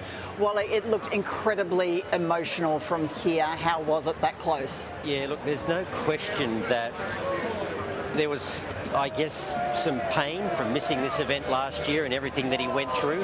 It meant a lot to come back here and be successful.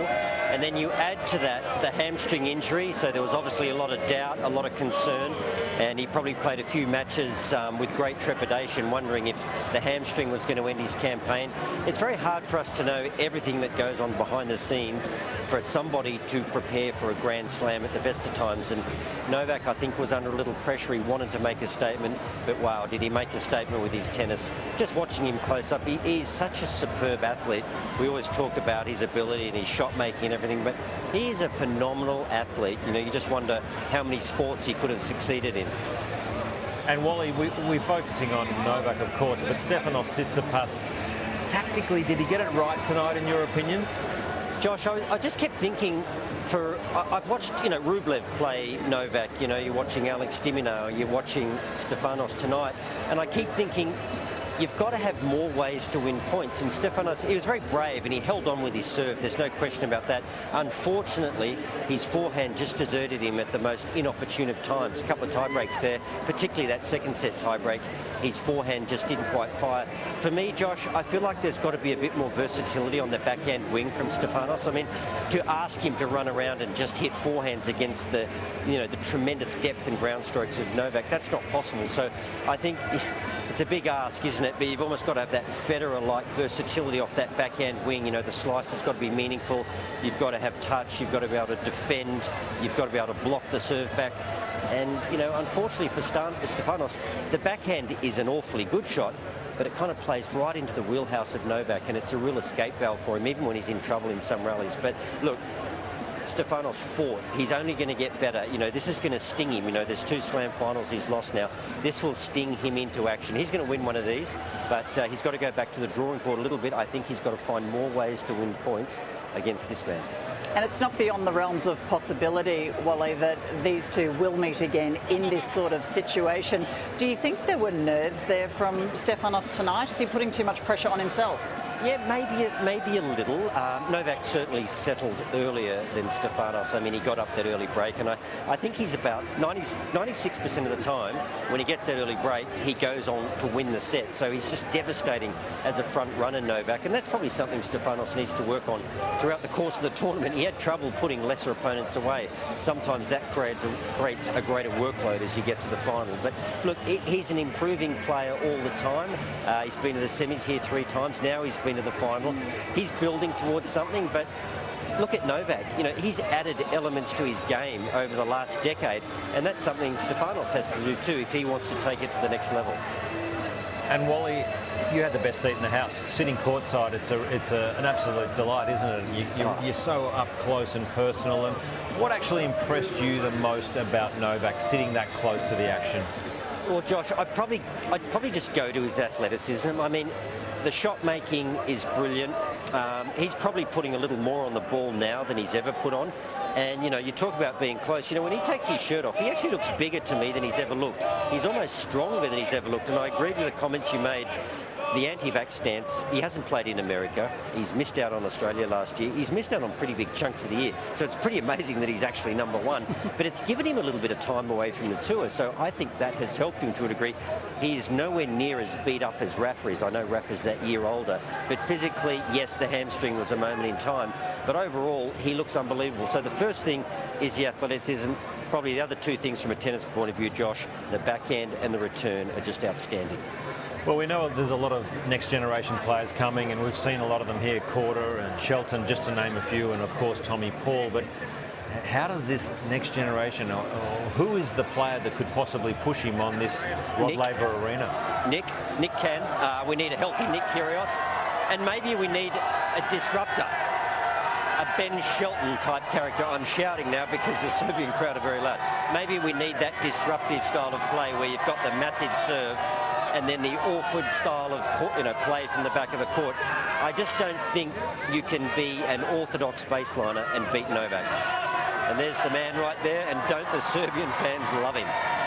Well, the roar behind you is unbelievable, Wally. Is this the most, well, the most support for Novak you've ever seen here?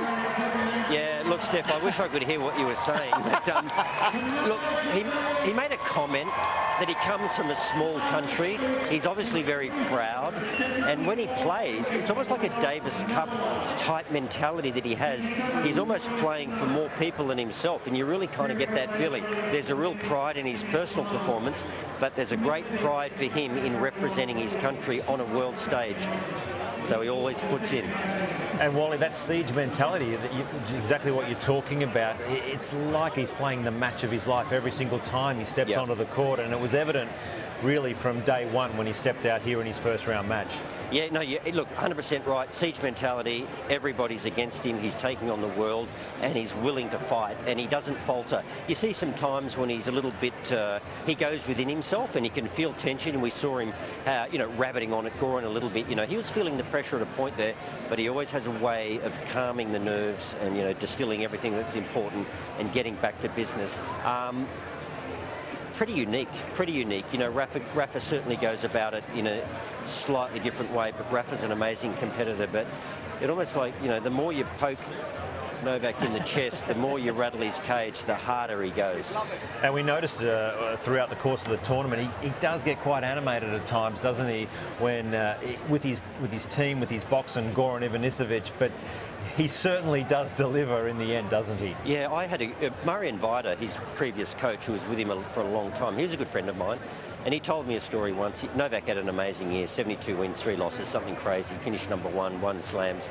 And they all had a bit of a break, and they gathered for the pre-season, and they were all patting each other on the back and, talking about, what they'd been up to and how good they were and how amazing last year was. And Novak came into the room and said, well, what have you guys been doing over the last few weeks, and what are you going to present to make me a better player for next year? So he is so driven. He doesn't accept that, 10 majors is good and here in Australia and 22 slams is good. He's driven. He's such a driven character, and you know, there's a few people in our sport that are like that, but maybe he's the most driven. Well, Wally, you've also excelled yourself over the last fortnight, and it's been a joy and a pleasure to work alongside you, listen to your thoughts, analysis and your commentary. You've deserved a moment to put your feet up. Thank you so much. Good on you guys. Thanks. It's always kind of sad when you get to the end of 2 weeks, isn't it? It's not just the 2 weeks. It's the build-up, the United Cup we started off with, and then of course the Australian Open, which is just such an incredible event. It just gets bigger and better every year. The crowds are just going through in record numbers, and it just all of a sudden just stops. But the tennis world keeps moving on. They're off tomorrow and preparing to just to get better and keep playing the events all around the world. The circus rolls on, doesn't it? And we can't wait to see what's next. However, we've got huge celebrations tonight. We will be speaking to Novak Djokovic, hopefully in the not too distant future, when he wades through that sea of fans out there. But let's reflect on what a performance it was tonight and look at some of the highlights of this final against Stefanos Tsitsipas. He had some fantastic shot making early on, and he really put Steph under the pump immediately. Look, this is not a surprise. I thought the start was crucial, and I thought if Stefanos was any chance whatsoever tonight, he had to get out of the blocks quickly and win the first set.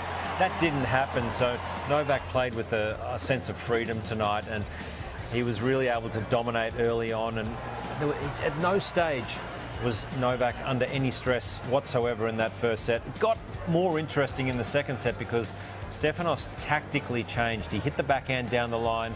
He was having success with that shot, and he in fact had a set point, you know. And against these greats, the all-time greats, they don't give you many chances, but when you get that one or maybe two chances, which Stefanos had, you have to take them, and if you don't, well, you'll pay the price, that's for sure. A collective intake of breath as Djokovic hit the deck there. Fortunately, he was fine, and I think what Stefanos proved once more is that you need to mix up your shots against Djokovic. The one-dimensional tennis doesn't work. No, that's right. Wally alluded to it. Not once did he serve and volley in an entire match. And when you're losing, you have to think quickly. You have to make adjustments. You have to self-coach yourself so well out there. That's what certainly Novak does. And unfortunately, the big points tonight, he just possibly went a little passive. I felt Stefanos. I'm not being critical, but that was the reality. And to win a Grand Slam, it must be just so hard. And as good as Stefanos is, under pressure today, he wasn't able to produce against the greatest on this court of all time. Yeah, it looks like he was indicating that came as much from his head as it did from his heart. Incredibly, he was only broken 6 times in this tournament, and I think it spoke volumes that he broke straight back. Yeah, that's an incredible effort because particularly he played every match in a night session. You can see here, this is wonderful scenes where he's embraced by his team and his coach, his brother, his family, his agents, so they'll really, really enjoy this special moment. But the fact that he was only broken 6 times in really heavy, slow conditions at night just shows you the form. And it was a great move from Novak, I thought, playing in Adelaide as in a lead-up event. He beat Daniil Medvedev. He saved a match point against Seb Korda in the final. So I just thought it was a masterstroke for Novak and their team to elect to play in Adelaide just to get the right amount of matches. And I think he was interested. There's Pat Cash just giving Novak a hug. And interesting, I thought, that he chose Adelaide, and I think he just wanted to see how he would be received before he came to Melbourne. So that was, I thought, a tactical stroke of genius from their team by electing. He clearly cares, doesn't he? Oh yeah. I think he would have been genuinely concerned about what was going to happen when he played his first match here and when he arrived in Australia. I'm sure there would have been a lot of work done behind the scenes preparing for that moment, and from the moment he stepped onto the court there in Adelaide and of course here in Melbourne, it was nothing but positive response from the crowd. And I think they really appreciate what they see with his game, what he puts out there. I mean, his self-pursuit for greatness is admirable. It's impressive every single day, his ability to wake up and say, I just want to be the best version of myself, and that's what he's doing. He is getting better, and he's nearly 36 years of age.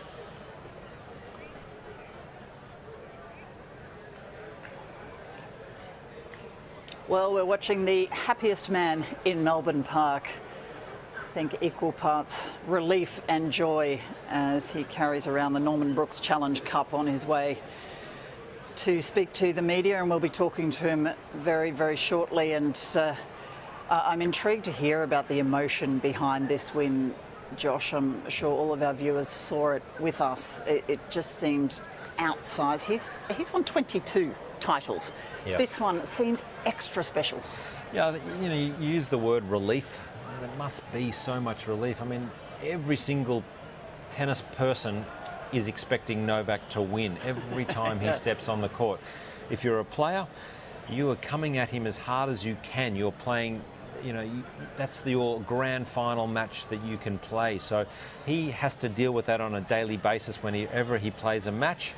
So, you know, he just seems to be able to handle that. And I think there's got to be a lot of relief at this stage because he is a hunted man. And just, we saw it, didn't we, Steph, when he won? It was an unusual reaction. I haven't seen that before, where he almost collapsed in emotion, with emotion and exhaustion, and that's got to feel pretty special. I mean, there's more consequences, isn't there? As you age as an athlete, you know and you value the importance and how special they are. Well, this has got to feel pretty good too as he comes out, brandishing that trophy for all those fans. And let me tell you, Steph, there is thousands of fans out there. Yeah, we've had 839,192 fans through the gates of Melbourne Park for this Australian Open over the 14 days. And wow, it feels like tens of thousands are here cheering Novak Djokovic on. 45,000 plus in the house for this twilight session tonight, and wow, haven't they got their money's worth. What an extraordinary effort from Novak Djokovic. Tomorrow he will be named once more the world #1, and he is the Australian Open champion again. Well, that was just a wonderful night of entertainment. Now, for Stefanos Tsitsipas, perhaps a lot of thinking to do. I think the reflection after a loss like that, Wally must have referred to the fact that it's got to hurt. And I think this one particularly would sting. He had his chances. He had a set point, we know, in the second set. And look, we know he's more than capable, and this is his second Grand Slam. So for me, I actually think Tsitsipas is a real chance on the clay courts. He likes a slower surface, and with Rafa coming towards the end, possibly, I like his chances at the French. I think that's more suited at the moment. But look, he's going to win a slam, I think, at some stage, and it could be the Australian, it could well be the US Open. He's that good. And look, I think the word reflection is appropriate, Steph, because he'll go away. He's got Mark Philippoussis now part of his team, and Mark's very big on trying to get him to come forward a little more, use that slice, and find ways to use the big game that he actually has. Yeah, absolutely, and I think he could take a leaf out of the women's champions book, Arina Sabalenka, who tried so very hard so many times to win her first title, and there was a lot of emotion from her when she won. Nothing like what we saw tonight, and we're just going to relive a little bit of what went on in Novak's team and coaching box after this victory, because as you said, Josh, you've never seen anything like it before. No, and it's unusual. It's the first time I've seen it at the Australian Open where a player has actually physically climbed into the player box, because it's not easy to get up over the boards there. It's a big effort, and he's up there, and you can see just here, this is incredible scenes, and just the outpouring of all the relief, the emotions, the feeling, and you just wonder, he referred to no one knows what his team has been through, and we may have to wait for the book that comes out after his career to tell us how deeply he felt that one. Making Stefanos Tsitsipas wait quite some time to pick up the runner-up trophy. No, that's right, but they are good friends, and we heard that in Tsitsipas's acceptance speech, just how much he admires, and that's genuine. There's no doubt about it. He's a genuine character, and A lot of apologies to his team too over the years, because he is an interesting character. He describes Stefanos Tsitsipas as interesting, but Djokovic, of course, he's a passionate person. Yeah, and I think he talks openly, doesn't he? Novak talks about just his character traits. Sometimes his team has to see the best and the worst of him, not just on the court but also off the court. But that's his default once the pressure is on. I think at times he starts to get a little squeezed and a little emotional, and then there's a bit of toing and froing back to his box.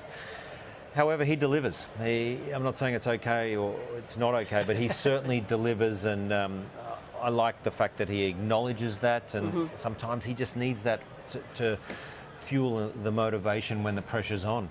He does. I love that you mentioned the enforced break, of course, because of the COVID restrictions, which were something that divided public opinion at the time. It makes me reflect on the break that Ashleigh Barty took as well, and she came back fresher and went all the way back up to number one. Yeah, sometimes up to number one, rather. That's right. And sometimes you see players mid-career, and that mid-career can be a different time for different players. And I think at Ashleigh Barty it was a lot younger. She started very young, of course, but for Novak, to play a limited schedule in the last couple of years has certainly helped his longevity. There's no doubt about it. And on the flip side, if you look at what we've seen with Rafa, he's had such a great year, winning a couple of slams last year, semis of Wimbledon, but he was beaten up, and it'll be interesting to see how he comes back and how he responds. But there's no doubt about it in my mind, Novak, nearing 36 years of age, has certainly got another couple of good years left in those legs. For someone like me, 36 sounds very young, Josh, but it has been wonderful to watch him wend his way through this tournament. Do you think his best performance was tonight? Did he save the best for last? Because he was quite clinical all the way through. Well, it was certainly the most important, that's for sure. So much at stake. It wasn't just the equaling of the all-time number of Grand Slams, 22. It's the world number one, and he spoke about that after he won that after he won the semi-finals. He spoke openly about it means a lot to him. Sometimes it doesn't. We've heard Rafa and Roger say, well, that's not what we're chasing. We're not after that number one position. We've been there and done it. But I genuinely think it means a lot to Novak, and I think you're right. I think when you look at the actual performance we saw tonight, that has to be his best performance. I mean, he's beaten Tsitsipas, a guy who's been firmly entrenched in the top 5 over the last 3 or 4 years, and he didn't just beat him. He smoked him comfortably in straight sets, and you have to deliver on the biggest of stages, and he did. And he's been sublime. 28 matches in a row here at Melbourne Park. He looks unbeatable on this court. He sure does. Tell me, what do these players do now? How long is there to regroup and actually enjoy this moment? Well, everyone celebrates differently, don't they? And we traditionally know with Novak, he's not that type of guy that goes out and parties, and he's a family man now, and I think that first and foremost he'll look after the body. And I mean, this has got to take so much out of these players, and whether he doesn't pick up a racket for a couple of weeks, I certainly would think that would be the case, and certainly a lot of rehab with the body, the mind, of course. So yeah, he'll need a good couple of weeks off just to get over this, because this has been an emotional ride, not just here in Australia, but of course over the build-up coming down under. And look at that view down there. There is a legion of Serbian fans there behind their man who went back to the world number one position. It will be confirmed tomorrow. He lifted a 10th Australian Open title tonight, and of course 22nd Grand Slam title. Absolutely extraordinary. The crowds have packed in. As we said, it was almost 46,000 that came into Melbourne Park for this twilight session. I think the majority of them perhaps were in Garden Square there, and they are just so excited. I've honestly never seen scenes like that before. No, and that's what's so special about the Australian Open, more so than any other of the Grand Slams.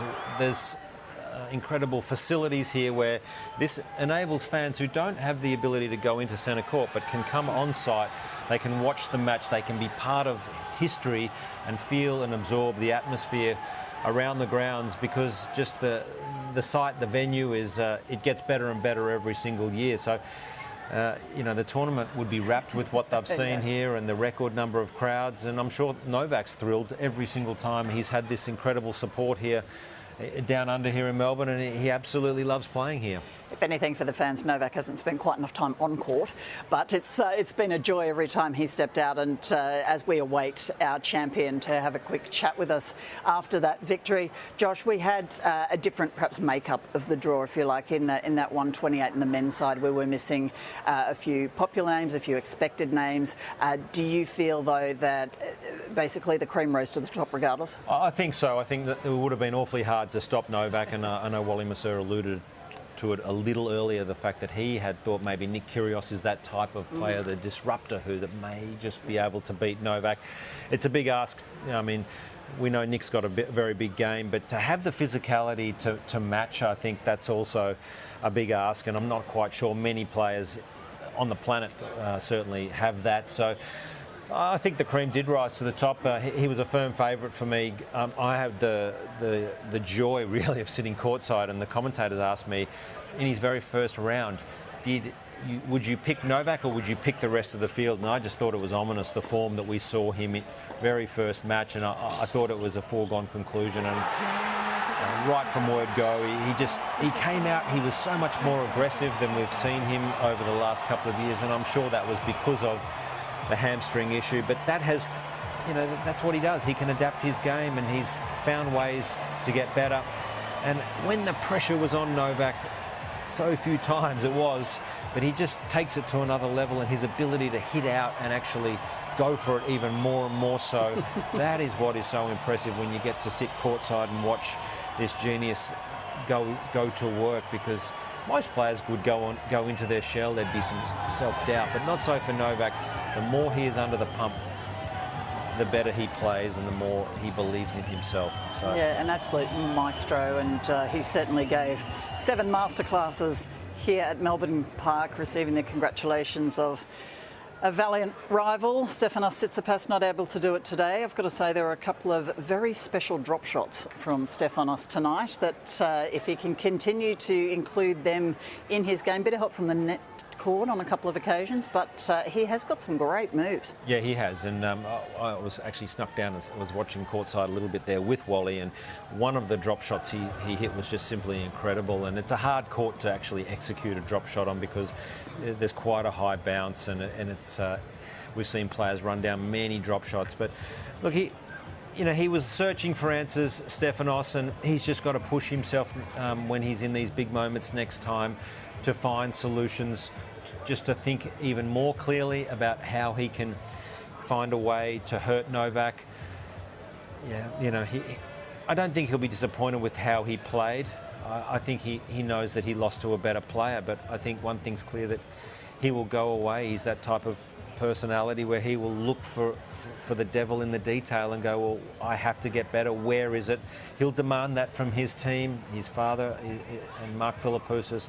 He will be absolutely disappointed with the result, happy with the overall journey to get to the final, but he will be looking for answers in that defeat tonight, Steph. I've got to say the hard part about that equation and that scenario that you've just laid out is Novak Djokovic seems to go away and look for the devil in the detail as well, and after all these titles he just keeps getting better. We watched his forehand get faster this year than ever before. How's it even possible to keep going? I always marvel, we're talking about a man who's won 10 Grand Slam titles here at the Australian Open. Most people, if you've played 10 Australian Opens, you would be considered to be had an incredible career, let alone winning it 10 times. So, you'd throw Novak, of course, Rafa and Roger into that equation. They play for nothing but just the numbers, the results, and the trophies. That's for sure. And they've got all the money in the world and all the titles, but they still want to get better every day. It's amazing to witness. That's for sure. Certainly is, and we're not too far away from having a chat to the great man, and maybe we can get the answer to some of those questions. He's obviously enormously in demand, and it's just been incredible to watch the way he's been celebrating as we see him make his way down. Hopefully they'll put some headphones on him shortly, and then he can hear us and we can get his thoughts on what this means, because it was an incredibly emotional reaction to this victory, and it's one that he's experienced 9 times before. A 10th Australian Open title for Novak Djokovic. and he's been a very worthy winner indeed. Novak, can you hear me? I start by saying congratulations to you. The 10th time you're holding that particular trophy. Can you tell us, we've watched you make your mark in history so many times. What is particularly special about this one? Everything. I think, you know, I need to remind myself, you know, how many years I've been playing professional tennis, and after so many years to still be able to reach the summit of tennis and become #1 in the world again and win one of the biggest tournaments in the world. So I'm obviously extremely proud and happy with this achievement, with all the things and circumstances happening on and off the court. You know, last year's events, coming to Australia this year, you know, I was extra nervous but also motivated to trying to make a mark and trying to make myself successful on the courts, and had a perfect score in Adelaide and won the tournament there. Came in to, for sure, my most successful and most preferred tennis tournament in the world, Australian Open, the court that has given me so much throughout my career. This is where I won my first slam in 2008, and you know, 15 years later, it sounds unreal. You know, I still hold this trophy, so you know, I'm super blessed and grateful. Novak, congratulations. That was simply not just this match, but all tournament. Just talk us through the emotion when you embraced Goran and your family and your team. Just the outpouring of emotion that we saw you, that was just simply incredible. Can you just talk us through that a little bit? I don't know what to say. It was just one of those moments where you feel a huge burden. It's off your back after, of course, all that we've been through, and they are the only ones that know what we truly have been through day in, day out in the last 3 weeks. And just, it was a huge relief. And at that point, when I hugged my mother and my brother especially, I just teared up and got very emotional and just collapsed on the floor and started crying, and you know, just releasing all the emotions, you know, that have been stuck, because I had to find the, so to say, the strong masculine energy, you know, to sustain the pressure of going all the way. And you know, I couldn't let myself get distracted too much, and it requires an enormous mental energy, you know, to stay in the tournament and take things day by day, enjoy the routine, and not allow anything from outside to really disturb you on your journey. So yeah, just overall it was an incredible journey. It was beautiful to watch, Novak, and a line in commentary where they were questioning whether you've forgotten how to lose. What's your reaction to that? Well, I'm glad that I'm winning enough so that people think that I forgot how to lose, but trust me, you know, no one likes to lose, but you have to lose. I mean, there is no perfect tennis player that has won all his matches in his career. I lost a lot of matches, a lot of tough ones, a lot of finals of Grand Slams where, you know, I should have won, but I didn't. Fortunately for me, I managed to win statistically more of those close matches and important slams than the ones that I lost. But, you know, as Jordan used to say, you know, people only remember the good times, but I failed, and that's why I succeeded in the end. Well, Novak, this is one of the good times. You need to remember this one. Hold on to this moment. Congratulations, and thank you so much for sharing it with us. Appreciate it. Thank you. As the crowd embraces Novak Djokovic, 10-time winner of the Australian Open, 22 Grand Slam titles, and he's back on top of the world, #1 again. Of course, Novak wasn't the only champion at the Australian Open. Let's have a look at some of the other successes in Melbourne Park over the last fortnight. And they get it. Wonderful for Team Brazil. Set match, period 3. By 2 sets to love. Cain, set match. Jesse by 2 sets to 1.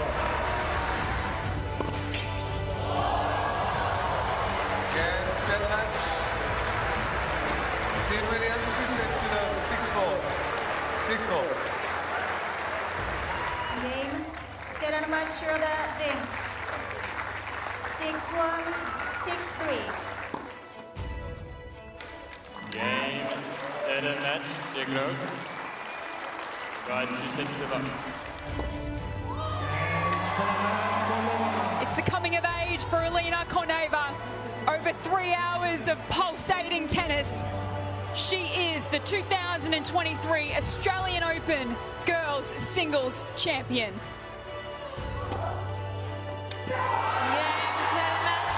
But he does it.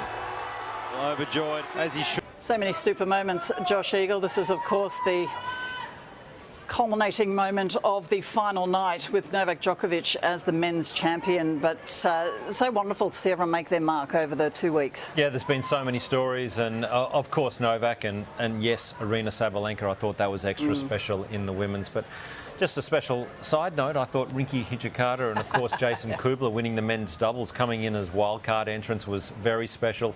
They were down a set and a break, first round, second round, and even third round, and once they sort of found their mojo and got going, they just went on with it, and they were so impressive, and two really likeable guys, and they sort of lit up Rod Laver last night after Sabalenka had won that match. I thought that was a great story. Great to see two young Australian kids off and racing now as Grand Slam champions. Yeah, and the Australian Open theme of the story starts here. We've seen that carry through on so many levels, so many threads to these stories. Alfie Hewitt just beside himself at winning his wheelchair singles. Dita de Groot, she's won countless times here and capped that off again. And how about the juniors? Oh yeah, I fortunately got to call the junior boys. Alexander Blocks from Belgium, he was so impressive against Lerner Tien from the States. It went the distance. It was decided in a match tiebreaker, 10-8 in that match tiebreaker. Two young guys to keep your eye out for, because they will be top 100 players, I suspect, in the years to come. They're really, really talented ball strikers. So yeah, everywhere you look, there's been great stories here at this year's Australian Open.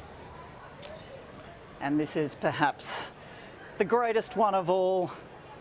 Novak Djokovic back, his team waiting for him, completed a couple of media commitments. He'll have to go and face a very happy press conference shortly, but a moment for his whole team. That's right, his mum and dad and brothers especially. He mentioned that in our interview, our exclusive interview, Steph, with him. Yes, thank you.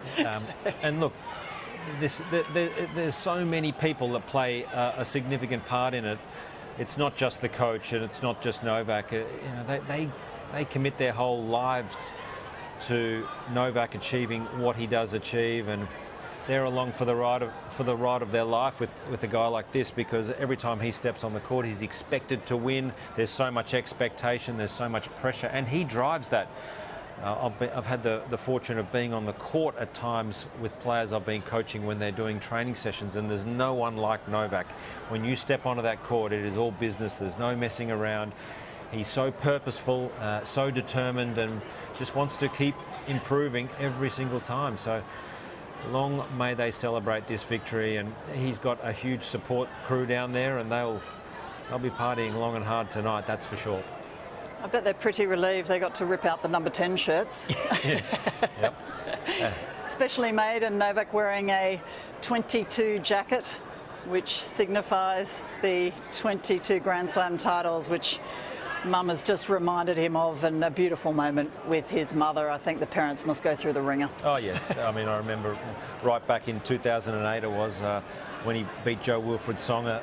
I remember the emotional roller coaster during that tournament that they went on. So look, they've been there every step of the way. We haven't seen them there quite as often in recent years, but I think the fact that they're here in Australia, and you can see these live pictures now, just signifies just how much it did mean.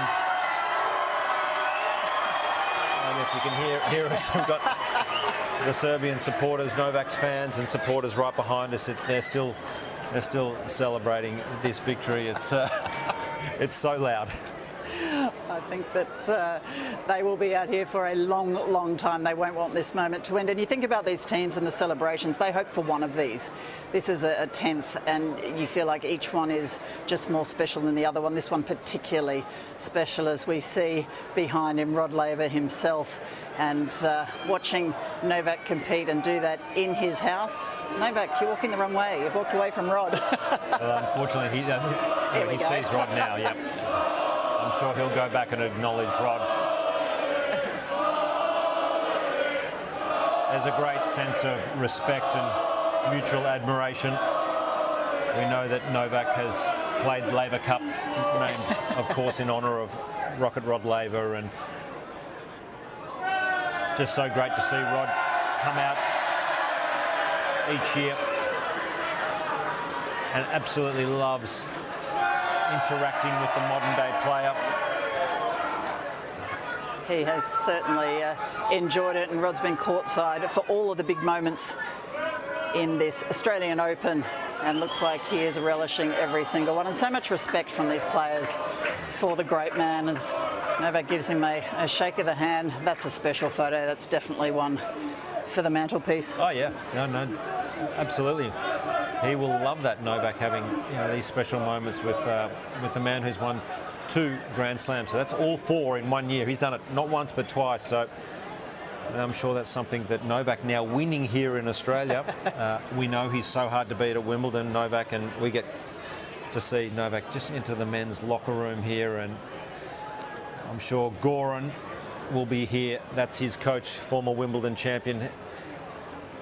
I'm sure that'll be a nice little celebration right there between Team Novak and his coaches. So great scenes. It's been awesome to see. It has been wonderful. And Josh, I think we can't hear ourselves anymore, so it's just pumping out here. Absolutely pumping. We should hand it over to the crowds. Thank you for your company, Josh. Been great to see you again at another Australian Open. And what a terrific 2 weeks of tennis it has been. The man, the best in the world, crowned once more the Australian Open champion for a 10th time. Thank you for coming on the ride with us. It's been wonderful, and we hope to see you again very soon. Bye-bye for now. Women Jakar, Wurundjeri Balik, Yemen, Kundi Beg, and you are most welcome to the traditional lands of the Wurundjeri Woiwurrung people. It's okay. Happy New Year, brother. All right. The first day of the first Grand Slam for 2023 is upon us, and perfect weather has welcomed the world to Melbourne Park as we get set for 2 weeks of incredible Australian Open action. Oh, shut the front door! Obviously, the heat rule is in effect here in Melbourne. It's going to dump down in about 5 minutes pretty hard, I think. The crowd, you just can't keep them away. Record crowds again last night. That doesn't look good. This is close to the end. You just don't want it to be the end. It's 3 a.m. in Melbourne, and we're pulling an all-nighter.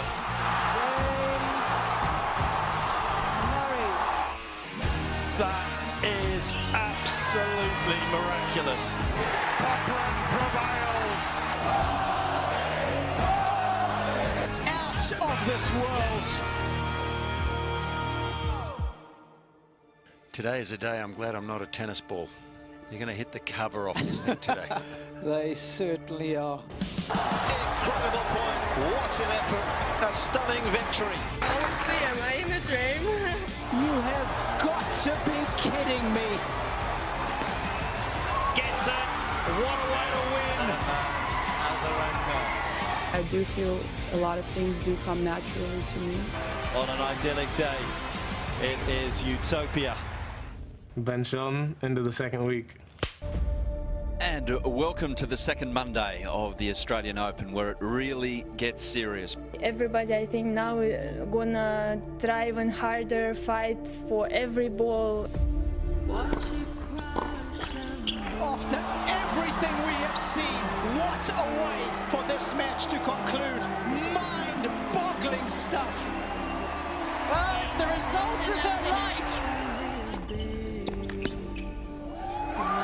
One of the most dominant performances of Novak's career anywhere. A very big moment for Tommy Paul. To make your first semi-final in a major, this is a big, big deal. I can't really describe how it feels. It's like kind of been a dream.